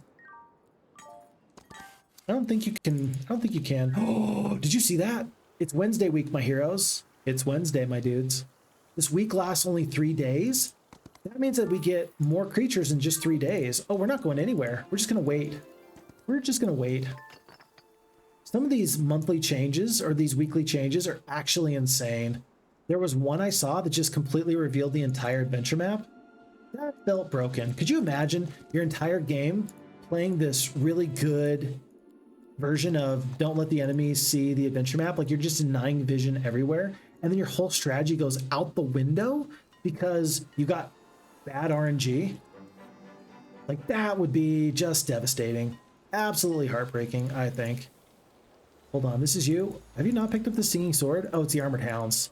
Yeah, I guess we got some time to attack these guys and defeat them. Might as well.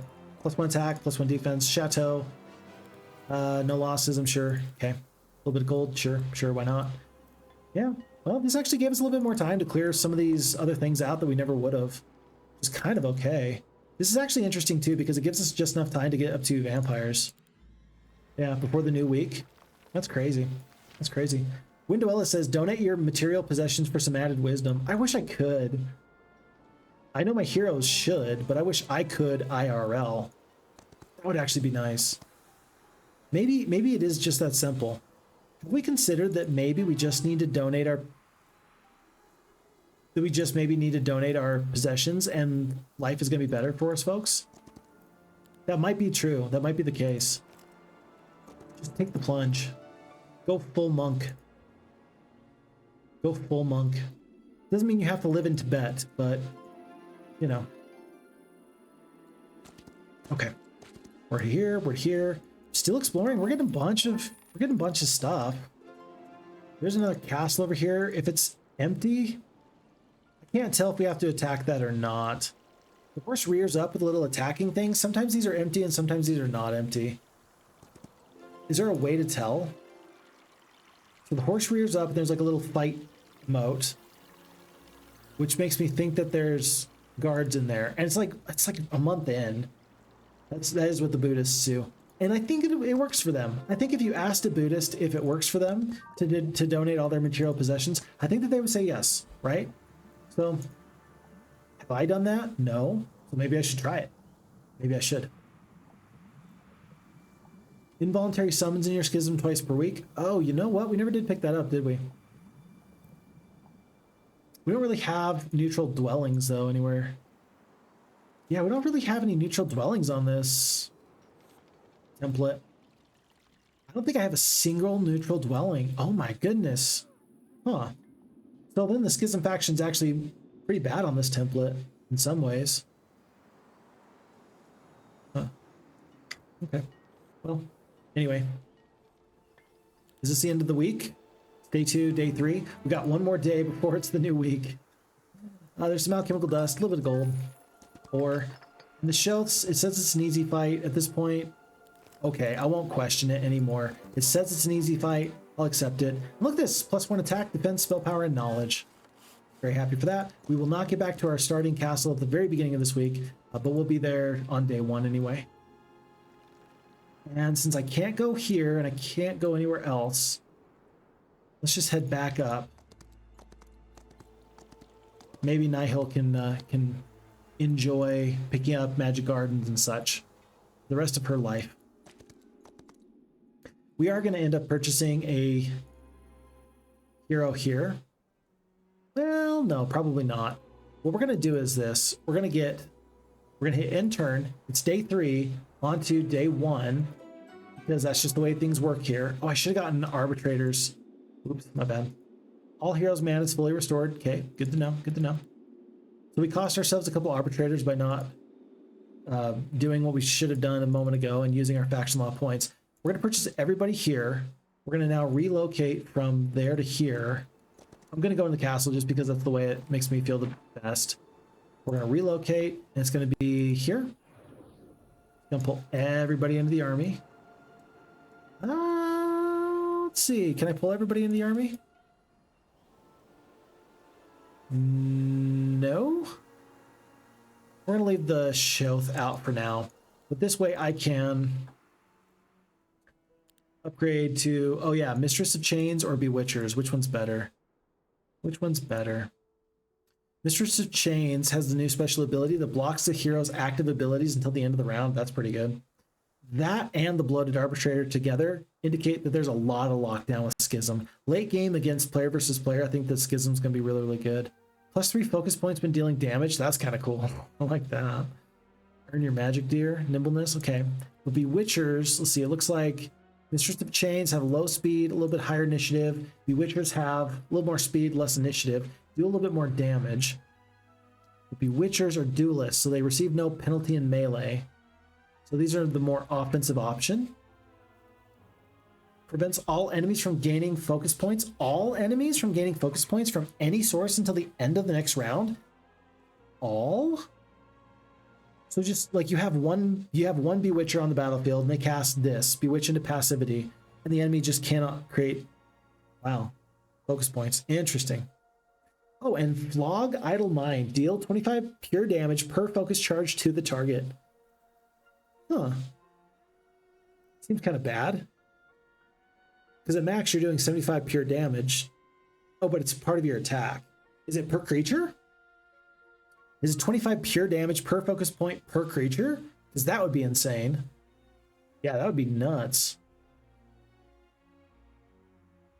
I gotta find this out. We're gonna go for the Bewitchers, only because I need to know what they do. I gotta understand. Huh. You usually use the Bewitcher yourself? Okay. All right, well, that's where we're going then. With your recommendation, I will make that happen. Don't you worry. Don't you worry. Go here, gonna go there. And, okay, well, we have 2 stacks of somebody. Oh, yeah, we gotta upgrade the Bloateds. Good. And have you noticed that the economy is just fine? We just completely cleared out this whole castle and most of this castle. In fact, we don't even need to go back here. This one's fine. This one's fine. And so we could go south. Okay, sure. Or we can go defeat Orange. You know what? Orange is kind of defeated. They're just staying put. And we do have enough vampires here. Eventually, we can actually take them out. Let's actually head south. I know we talked about going north. We're not going to do that. We are going to send our hero with these nice secondary artifacts. We're going to send her north so she can maybe defeat that enemy. Let's send all friendly creatures deal. Hold on. Epic item. Let's do that. Orloth's Tail. You can make good use of that. Bird's Eye, Healing Water, Haste, Weakening Ray, Crystal Crown. A lot of these spells don't matter because we've got the Runestone Shards. I think that these are the best artifacts she can get. But she's going to head north and she's going to take possession of the Necromancer forces and she's going to finish off Orange. Orange is not a problem anymore. And I'm going to try and finish this scenario before I need another break because I can tell that I'm not doing well. You could tell about 30 minutes ago, I needed a break. We didn't get there, but I think I can just push through. I think we're actually much closer to finishing this scenario than the AI would like to admit. The AI probably is like, no, there's so much more to be done. And I'm like, you are lying, get out of here. Chateau of Feasts 2, I will do that. Again, because economy doesn't matter. There are no portals on this map as far as I've noticed, and so we are just kind of able to roll through in this direction. Here. And we purchased the Chateau of Feasts 2 at the castle that was further along the way, so that way we don't have to worry about upgrading and those logistics and such. You're out of the way. You're in the way. Full purchase. Oops. Down, down, down, down, down. I think I have the sharpshooter trait, which is what I've prioritized. It was something with the better ranged weapons. Is that for Schism faction in particular? They have sharpshooter? Let me check this. Or the Bewitchers. The Bewitchers have? They've got, let's see, earn your magic, nimbleness, duelist, range attack. It's the flog idle mind and then bewitch into passivity. But is there a faction law that helps you do extra damage at range? I don't see one here. Help me understand what you mean. I'm interested. I'm very interested. Continuing on down, we're just going to pick up free +1s everywhere we can find them. Whoa. Win Warren grants all unlearned subskills from leadership, insight, diplomacy, tactics. We got leadership. We will definitely take the unlearned subskills there. Let's do that. These creatures are tough, but not too tough. Deck of spells. I don't think I need all tier 1 spells, but this will actually let me get rid of this magic scroll. So we'll fight here real quick. Destroy. Losses, I'm sure, fine. Experience, good, good, good. +1 sight radius, not necessary. Not necessary. So we got 2 decks of cards, very good. All tier 1 and all tier 2 spells.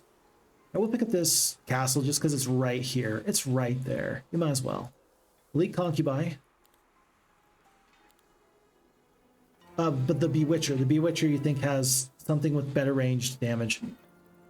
So they've got, yeah, they got this, the nimbleness so you can do the range damage. These ones got no penalty in melee. Let's go check out the other ones real quick. Whoops, not here. Let's go here. Upgrade creatures. Yeah, yet again, I think I have to, hold on. Mistress of Chains. Nimbleness, ranged attack, earn your magic, earn your abilities. Yeah, I don't see one on the Mistress of Chains, and then the Bewitcher one is more of like a duelist and can just do more damage on the melee. But anyway, they're still a good unit. I really like them a lot. I think that the upgrade's very, very much worth it. For like Dungeon faction, I know that I definitely prefer jumping right into Medusa before I do anything else. Do you think they'll join me? Rats. Look at this, no losses? That doesn't seem correct. That just doesn't seem correct. Advanced Daylight Magic, Arena, +1s. This is an easy battle, and it's just for a Pandora's box. I'm gonna go fight that fight really, really quickly. Hey you, get out of my way. Okay, full forces. And then now I'm just gonna upgrade into, I don't know, I think the Vampire Lords are easier for me to use. I don't know about Scholars. I'm not sold on how good Scholars can be. Whoa, did you see that? They're up to 10 to 19 vampires. They are up to 10 to 19 vampires. I need to actually, hold on, can we get some levels? If we can get some levels, we're gonna be doing much better. Yeah, let's get levels and stats. Let's start to clear out this whole area, because with these forces, I don't think I'm gonna accept any losses. We'll even take the basic insight just so we can do even better, quicker. So, my dear, you've got all these forces, clear out all of this, and then you can go over here. Don't play with your food. Just take them down. Take them down. Yeah, we're just gonna auto roll through this map at this point, I think. Advanced Avatar, very good. +1 here. Accept the results. Very good for gold, for gems, for king, for country, for glory. I'm the king. And I'm not going to take anything that doesn't allow me to get in-combat stats at this point. Nothing else matters at this point. Okay. All right, we're going to take the Pandora's box here. 12k experience. We'll take it. We'll take it. What is that? Oh, they're just guarding a goblin cache. Oh, okay. And folks, blue. We have found blue. Blue has gotten to this area. We're officially into their territory. For the first time in just a moment, we are going to end up fighting this blue player. Boop. And the losses actually look horrible. Every single castle fight, unless you get siege or unless you get earthquake, you're really in trouble. We might want to get a mage guild up to level 3 just so we can get earthquake to help fight some of these fights, because from here on out, I think it's going to be all about these really nasty castle fights. And then that just slows the game down in a way that I don't enjoy. Oh boy, I don't enjoy it. I wish that would have done damage. It doesn't. That's okay. I'm going to wait on my envoys. So we're just going to hit wait. I'm going to go up. Here. My arbitrator is going to go first, which is actually awesome. You want to kill all the concubines? You want to kill all the bloated arbitrators on the other side? You want to kill the shelves? Yeah, I think you just want the arbitrators. They're just the better unit. They're just the best unit that the enemy has. Let's go for the Hold on. Let's go for the expert summon avatar. Put him right there. Oop. And then let's use my 48 to kill their 18. Oh, it's so satisfying. Yeah, let's never not do that. Losing a lot of these shelves. Not gonna lie, it doesn't feel that great. Does not feel that great. Heroic Strike, let's wait on this. If we lose all these shelves and we should just turn them all into Abyssal Envoys, that'd be kind of nifty. I don't know how likely that is, but it'd be nifty. I think we're just gonna wait here. Wait here. Okay. And we are forcing the fight. Somebody's forcing the fight. We'll kill... Oh, yeah. We'll kill 25 of the cultists here. No retaliation damage. We're just too strong. At this point, it's just so many levels. Yeah. 1,290 HP on this avatar. This guy is a boss. 378 damage, pure damage, 56 attack, 44 defense. Because we're up to 31 spell power. Yeah, he's insane. He is crazy good. So let's continue to do that. Yeah, look how much punishment this guy is taking. Oh my goodness. Hate to see that. I'd much rather lose. I guess I'd rather keep the shelves. I guess. I just want to lose a full stack of creatures. Is kind of what I want at this point. I'll kill 4 to 5 here. Full stack's gone. And then by next turn, I'm going to hope that I can do enough to summon a stack. Maybe I put the raw shelf and damages in harm's way. We'll see if we can do that. I don't know. These losses are actually looking just fine. That actually would maybe just be a complete and total waste. Yeah. How did we lose so many more forces in the first fight?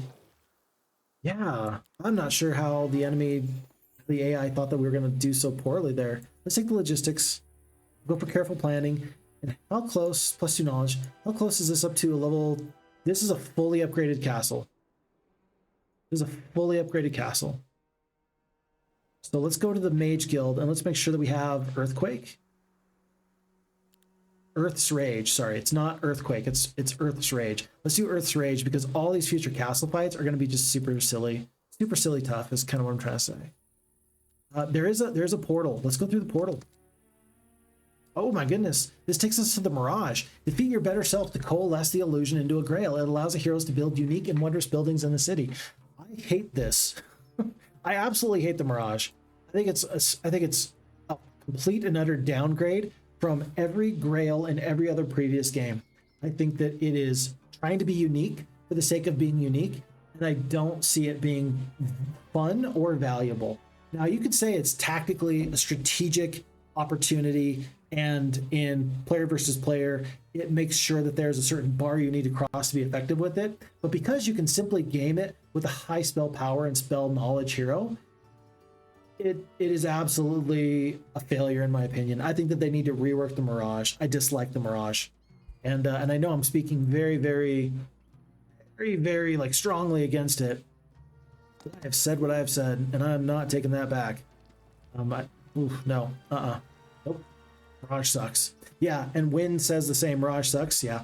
Okay, I'm glad I'm not the only one. Win also says, oh yeah, I think I remember why I picked the duelist one. It's because it's essentially a stronger counterattack for you when you're attacked. And you can blast enemies with range, so you never have to take theirs either. So these guys are pretty good at defending your arbitrators if some unit lands on you. What a good way of looking at that. I like that. Okay, no, yeah, that's perfect. I'm good for that. Yeah, they just seem like good quality units one way or the other. So yeah, just want to see them do the very best they can. Should have not waited. Yeah, should have let the arbitrators get their full damage off there. My bad. Skip, skip, skip, skip, kill. 16 to 19, they might have been able to kill the full stack if they were able to do full damage. We're not giving them focus points, so they're not going to be able to just jump right on top of us. 15 to 19. Okay. Okay. All right. All right. These guys are dead. They're dead. This group might use their infuse armor ability to shake off the... No, to shake off the slow. They didn't. I'm very surprised. I thought that they would. Because if you do infuse armor, then you can actually counteract any slows. There, they go from slow creatures into normal speed creatures.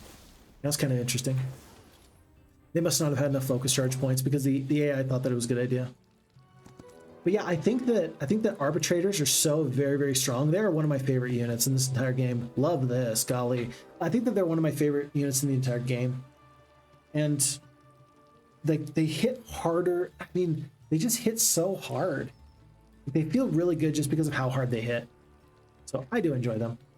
And I think you can definitely build your entire strategy around them. Judgment, that's nice to just pick up Judgment. Heavenly Blade, super sweet spell. Radiant Armor, very good for that. This is all good, but especially the tier 5 spell here, tier 4, tier 4, tier 4. Yeah, good spells. Very good spells. 4 scholars, we will take the spell power. And I don't know, we ended up in this area until I see a blue enemy somewhere. I'm just going to kind of mosey around here. I'll just continue to mosey, which is the southern or Texan way of saying we're just going to walk around until we find what we're looking for. Phixfox, what are you looking for? I don't know. We're looking for something, though. Defeating these creatures, we're going to pick up this. Our true home, friendly schism. No, we don't want that. Yeah, comprehensible. We're going to go back to this pile of books, and we'll pick it up first thing in the morning as we continue to clear out some stuff. Pandora's box, and so on and so forth. What would be cool is if there were mirages around the map, and each offered a unique challenge for you to tackle, which wasn't super brutal, and completing them would reveal a piece of the puzzle. I like that a lot. That is such a nice idea, because if it's a unique challenge, maybe that is what Vammy was talking about earlier, where maybe it's like a creature bank, that it changes the forces from playthrough to playthrough, like from Mirage to Mirage. Yeah, and you have a unique challenge or a unique army composition to deal with. You get to go to the Mirage, you get to see what it is, and then you can fight it. If it's just simply you, it just feels bad. Basic Siegecraft. Perfect. Catapult deals additional damage. That's exactly what I wanted. Very good. Yeah, I feel like they need to rework it somehow. There just needs to be a rework. It has to be. Because it's so very creative, and I don't want to, like, whoever made it, they're probably, like, if they hear me saying this, they're probably feeling really, really bad about themselves. They shouldn't feel bad about it, but, like, it's creative, but it's not what I want to see have happen in the game, to be honest. Relentless Assault, so +1 speed initiative. Ranged damage of friendly creatures is not reduced by walls during a siege. We're going to take that. Grants a unique siege ability, allows to attack a hex and all adjacent hexes. No, we're going to do that. We are looking for Expert Siegecraft. If we get Expert Siegecraft, this fight becomes instantly just so much more doable. If we don't, then we're just having a really bad time. Losses are great. Free experience, very good. Killings. I will lose the forces, that's fine. Tons of nice spells, very cool. Very cool. Twilight, we've been missing that. Impending Fate, good to see that. Sleep, always a nice spell. Okay, we're doing great. Yeah, I think we are ready to fight blue as soon as we can find them. I'm guessing that they're not here in the middle of the map. We probably need to start rushing towards, like, the other corner. I had to guess. Oof, jeez. Jeez, man, we are wandering into some stuff here, aren't we, though? Overgrown Bory Ruins. I just don't need to deal with my... I don't need to deal with it, so I won't. What is this? I've never seen this before. Once per game restores all creatures' growth in cities under the player's control. Yikes. Let's take that. Oh my goodness. That I didn't even realize that was a thing. I'm gonna accept these results. This is fine. Once per game restores all creature growth in all cities under the player's control. So like, hold on, like right now I got 45 here, 45 raw Shoth in my top castle stack. If I click this, 90, jeez. So it just doubles. It's a one-time double. That's cool. What a cool adventure map object. Now, it's broken, but I like it. Like, I love that I've gotten it. Maybe all those games that you and I lose as we're playing these playthroughs, folks, maybe that's the reason why we keep losing, is that the enemy finds these and we don't. Could be. It could be. Gonna keep the last coin. Wait, how many of these Pauper Glory items do we even have? We've got... I don't know. I think we're going to find some nice artifacts pretty soon. I will let go of all tier 1 spells in exchange for all tier 4 spells. +1 damage is not that good at this point. I'm mostly in upper tier creature territory. Okay, we'll do it like this. Backpack, Wayfarer's Movement. Okay, Living Maze. Wait. Permanently increases each visiting hero's chosen attribute. Oh, I thought it was all attributes. It's not that good. Eagle Armor, +5 luck and morale. That's probably worth the common rags. Even though we've already got max luck, max morale pretty much anyway. We'll ignore that for now. But Win says there's a pool of maybe 10 challenges total and it gets randomized into like 4 or 6 Mirages through each playthrough. Yeah, that would be nice. So then that way you don't know exactly which Mirages are going to show up and cause you the most grief, right? Yeah. Because if they're the same every time, then some factions are just going to be better at it than others. So we probably would want to avoid that. Summons. So Call of the Deep. Wow. So Call of the Deep. We now have friendly creatures' ability to summon 50% more units. So we got 50% here, and we got 50% from our heroes' subskills. Okay. So if we want to summon, like, now's the time. Now is totally the time. Okay, you've still got to do some work. You're not there yet, my dear. You're not there yet. Definitely need her to get one more level. Here. Because I've got to get up to expert. I have to get up to expert. Got to get up to expert ballistics. Expert siegecraft. There we go. And this is why. Phalanx. Defender's towers deal negative 50% reduced damage to the friendly creatures during a siege. That is so good. Like, it's super good. I can't go wrong with that. It is worth going out of my way for pretty much every single time. So, I don't have any regrets about that. At this point, we've picked up plenty of extra stats. We're at 13, 15. I don't know if there's an enemy hero guarding that castle or not, but at this point, we've done everything correctly. She's a good hero. It's day 3. I'm going to have her pick up... I'm going to have another hero pick up that. Let's have this hero go grab everything that they can. Send them down. Including skeletons? Including skeletons. And I think that we're good to go. Take out orange finally. So now that means that really I'm just trying to explore and find blue. I'm guessing that going through the desert is actually the best way to go. I'm in this new biome I've never really been in before. Tree of Knowledge. Lost Library. Once per game gives 10k experience. Okay. Sounds good. And Dimension Door over there. I haven't really been using my adventure map spells very much. Losses, I don't care. They look fine. Experience, attributes, we'll go for defense. What's this? +12 spell power, -4 knowledge. Don't love that. I'm okay without it. I'll take this though. Losses are fine. More spells. We got everything I need.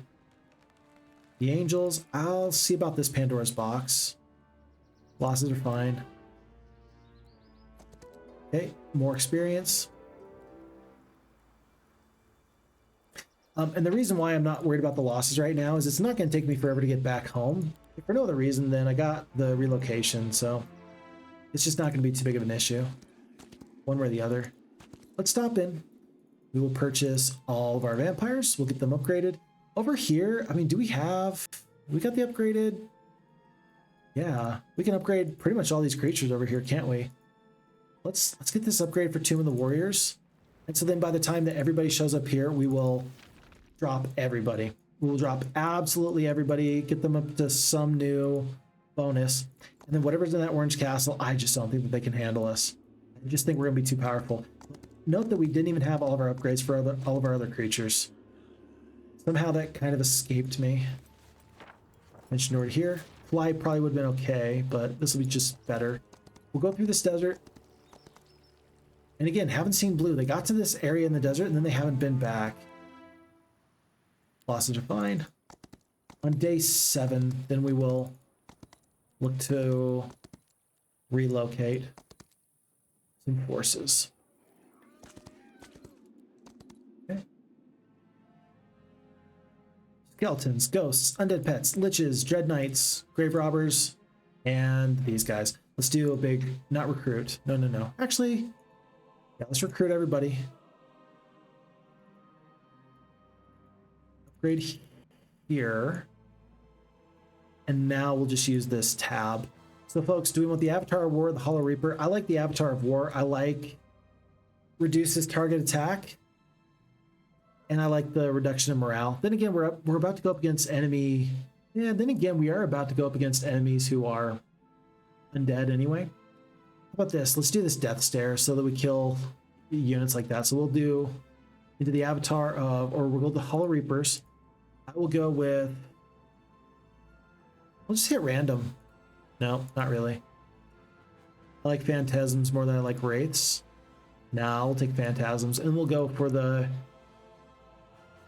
Rangers, Kennel Masters. Let's just go for Merchants of Death.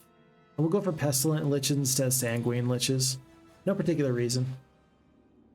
No particular reason. But at this point, with 32 vampires, if that's not enough to defeat this force, I don't know what is. Don't know what is. Other things to consider. All friendly creatures treat terrains as native. All friendly creatures treat terrain as native. Okay. Abyssal Envoy growth is up. Let's do that. Let's enact that law. What do you say? And I still think that this is the end of orange. Let's just make sure about it. With our Siegecraft, I don't think this is going to be a problem at all. Yeah, the losses are so totally fine. I'm just going to accept this. Is this the end of orange? Looks like it is. Orange is deleted. Expert Insight. Okay. All right. Starting players captured. Orange is out of the way. They have been eliminated. And now that means that we have this whole extra fighting force that's kind of coming up to my other main hero, and we can just hang out and have fun and say hello. Where is blue, though? On day 7, again, we're going to do the relocate. +1 kill, better early, and the other variant, better late. Okay. Yeah, that makes sense. That early on, being able to just kill one full creature goes an awful long way. That does make sense to me. Blue is not here. Where is blue? What is blue even doing with themselves? There's another pig. Let's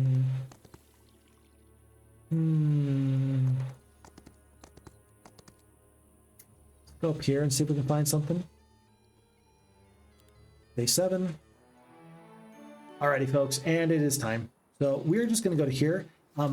After having captured this castle, I'm going to leave anything that's upgraded. So these two creatures, I'm going to leave them back. Nobody else is upgraded at the moment. Yeah, nobody else is upgraded. So first I'm just going to, I'm going to purchase my secondary castle over here. Everybody's purchased. I'm then going to relocate from here to there. Okay. Down, down, down.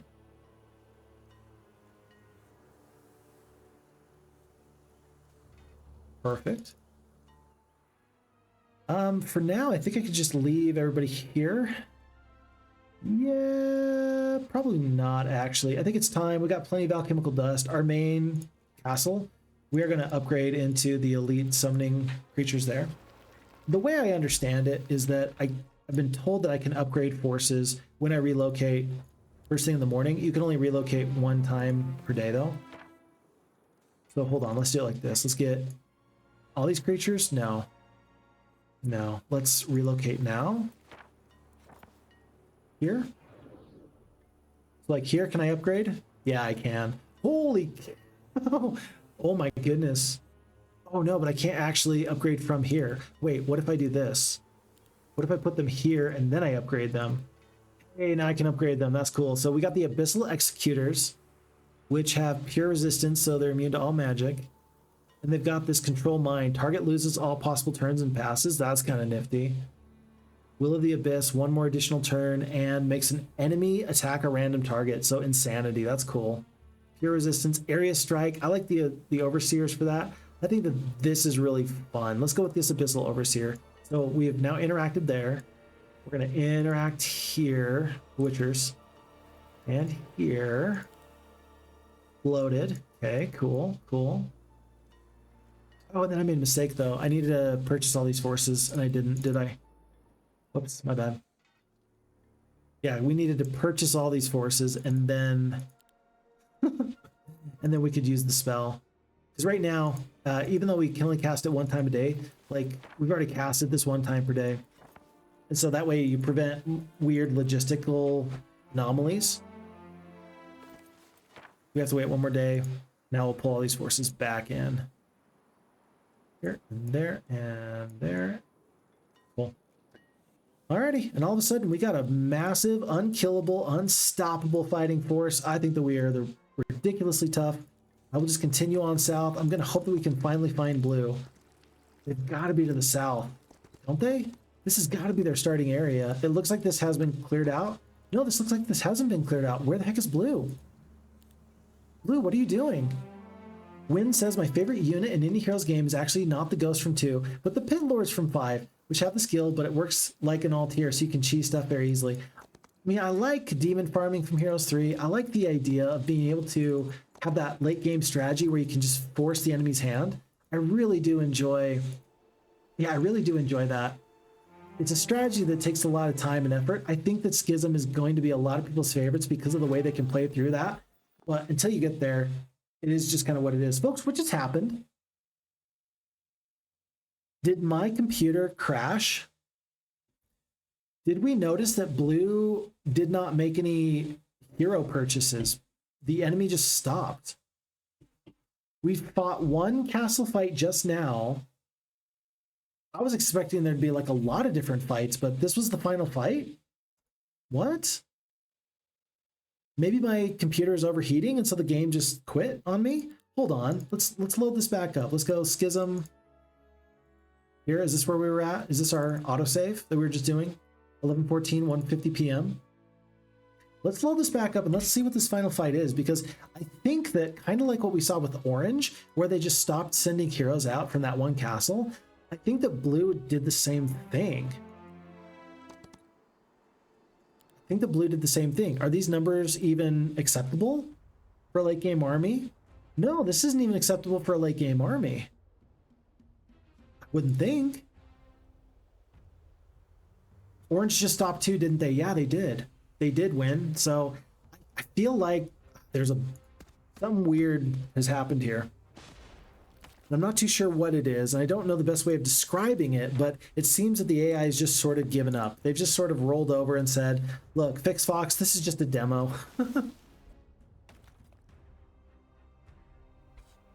Phixfox, it's a demo. Don't take it so seriously. If you want to play against a really strong competitor, play a real person. It's like, yeah, I guess, but it's kind of unexpected the way that everything's just kind of happened here. So, I mean, this is an easy fight. I mean, we are rolling through this. There's not even an enemy hero. This is just units. So strange. I don't know what to believe about this, but it is worth noting that at this point with this huge hero, the avatar stats are nuts, the damage is crazy. Like, we still kind of hit this late game fantasy. The biggest thing I'm sad about is that midway through, we just kind of stopped trying to get these Abyssal Overseers upgraded. But we learned the important thing is that you need to sacrifice 500 hit points worth of creatures to get another creature. Hold on, what about this? What about this? Oh, the avatar doesn't leave behind a corpse, but if they did, we could summon from that. That'd be kind of cool, I guess. I believe that'd be pretty cool. Oh well. Okay, all right. Well, that'll be it. One thing, I do wish that the catapult salvo, I wish it had like a designated spot in the bar. I wish that you had to choose when to use it. It's not my favorite. I'm gonna stomp my own units. I don't care. Oh, I don't. Great. I don't like it that I can potentially forget to use my catapult salvo. It just doesn't feel like it's a time and a place where it's necessary for me to have a skill issue. I just don't think it's a skill issue point that I need to worry about. Whoa, hey, the enemy's using that. That's pretty good. All right, not bad, not bad. They're gonna raffle stomp their way to an easy loss, and I don't have to tell you folks, that was it. That was it. Okay. Alrighty. Well, I guess that the AI just kind of turns off after a couple of months. And again, it is the demo. Maybe, I don't know, what if the developers have AI that works at different stages? Like at month 1, it acts a certain way. By month 2, it acts a certain way. And by month 3, it acts a certain way. That'd be very, very interesting if you had an AI that it switches programming or patterns of behavior over time, just so that way it was the very, very best. That'd be interesting. Very tough to do in the sense that that means you have to do multiple AIs for multiple situations. But I could see it being worthwhile to make an AI that gets progressively more aggressive over time. Progressively more aggressive. Yeah, that's a word. Back again, checking in. LOL, since I can't text you when you plan being done. We're done. We're done. That was it. That was surprisingly it. I mean, we won, which is great, but that was unexpected. That was unexpected. So, yet again, we hit this stage that says, thanks for playing the demo. I appreciate that we played the demo. This was good. Good. But the scenario is done. We've reviewed what we have, and we're all done. So, folks, that was it. And feels like a letdown, doesn't it? That feels like a letdown. Feels a little bit like a letdown. I do wonder if that's my computer overheating or something, or if that's just like the game not being programmed to do so well so far out. Maybe there's just so many complications. There's so many calculations that the game is trying to make that it just can't handle it after a certain point. I don't know. But all the same, that was a fun Schism faction playthrough. That feels pretty good to me. I like getting the additional information. I learned a lot here. Hopefully you learned a lot too. So if you enjoyed that, let me know. And if there's places and times I can improve, please definitely let me know about that. So that's the end of that video.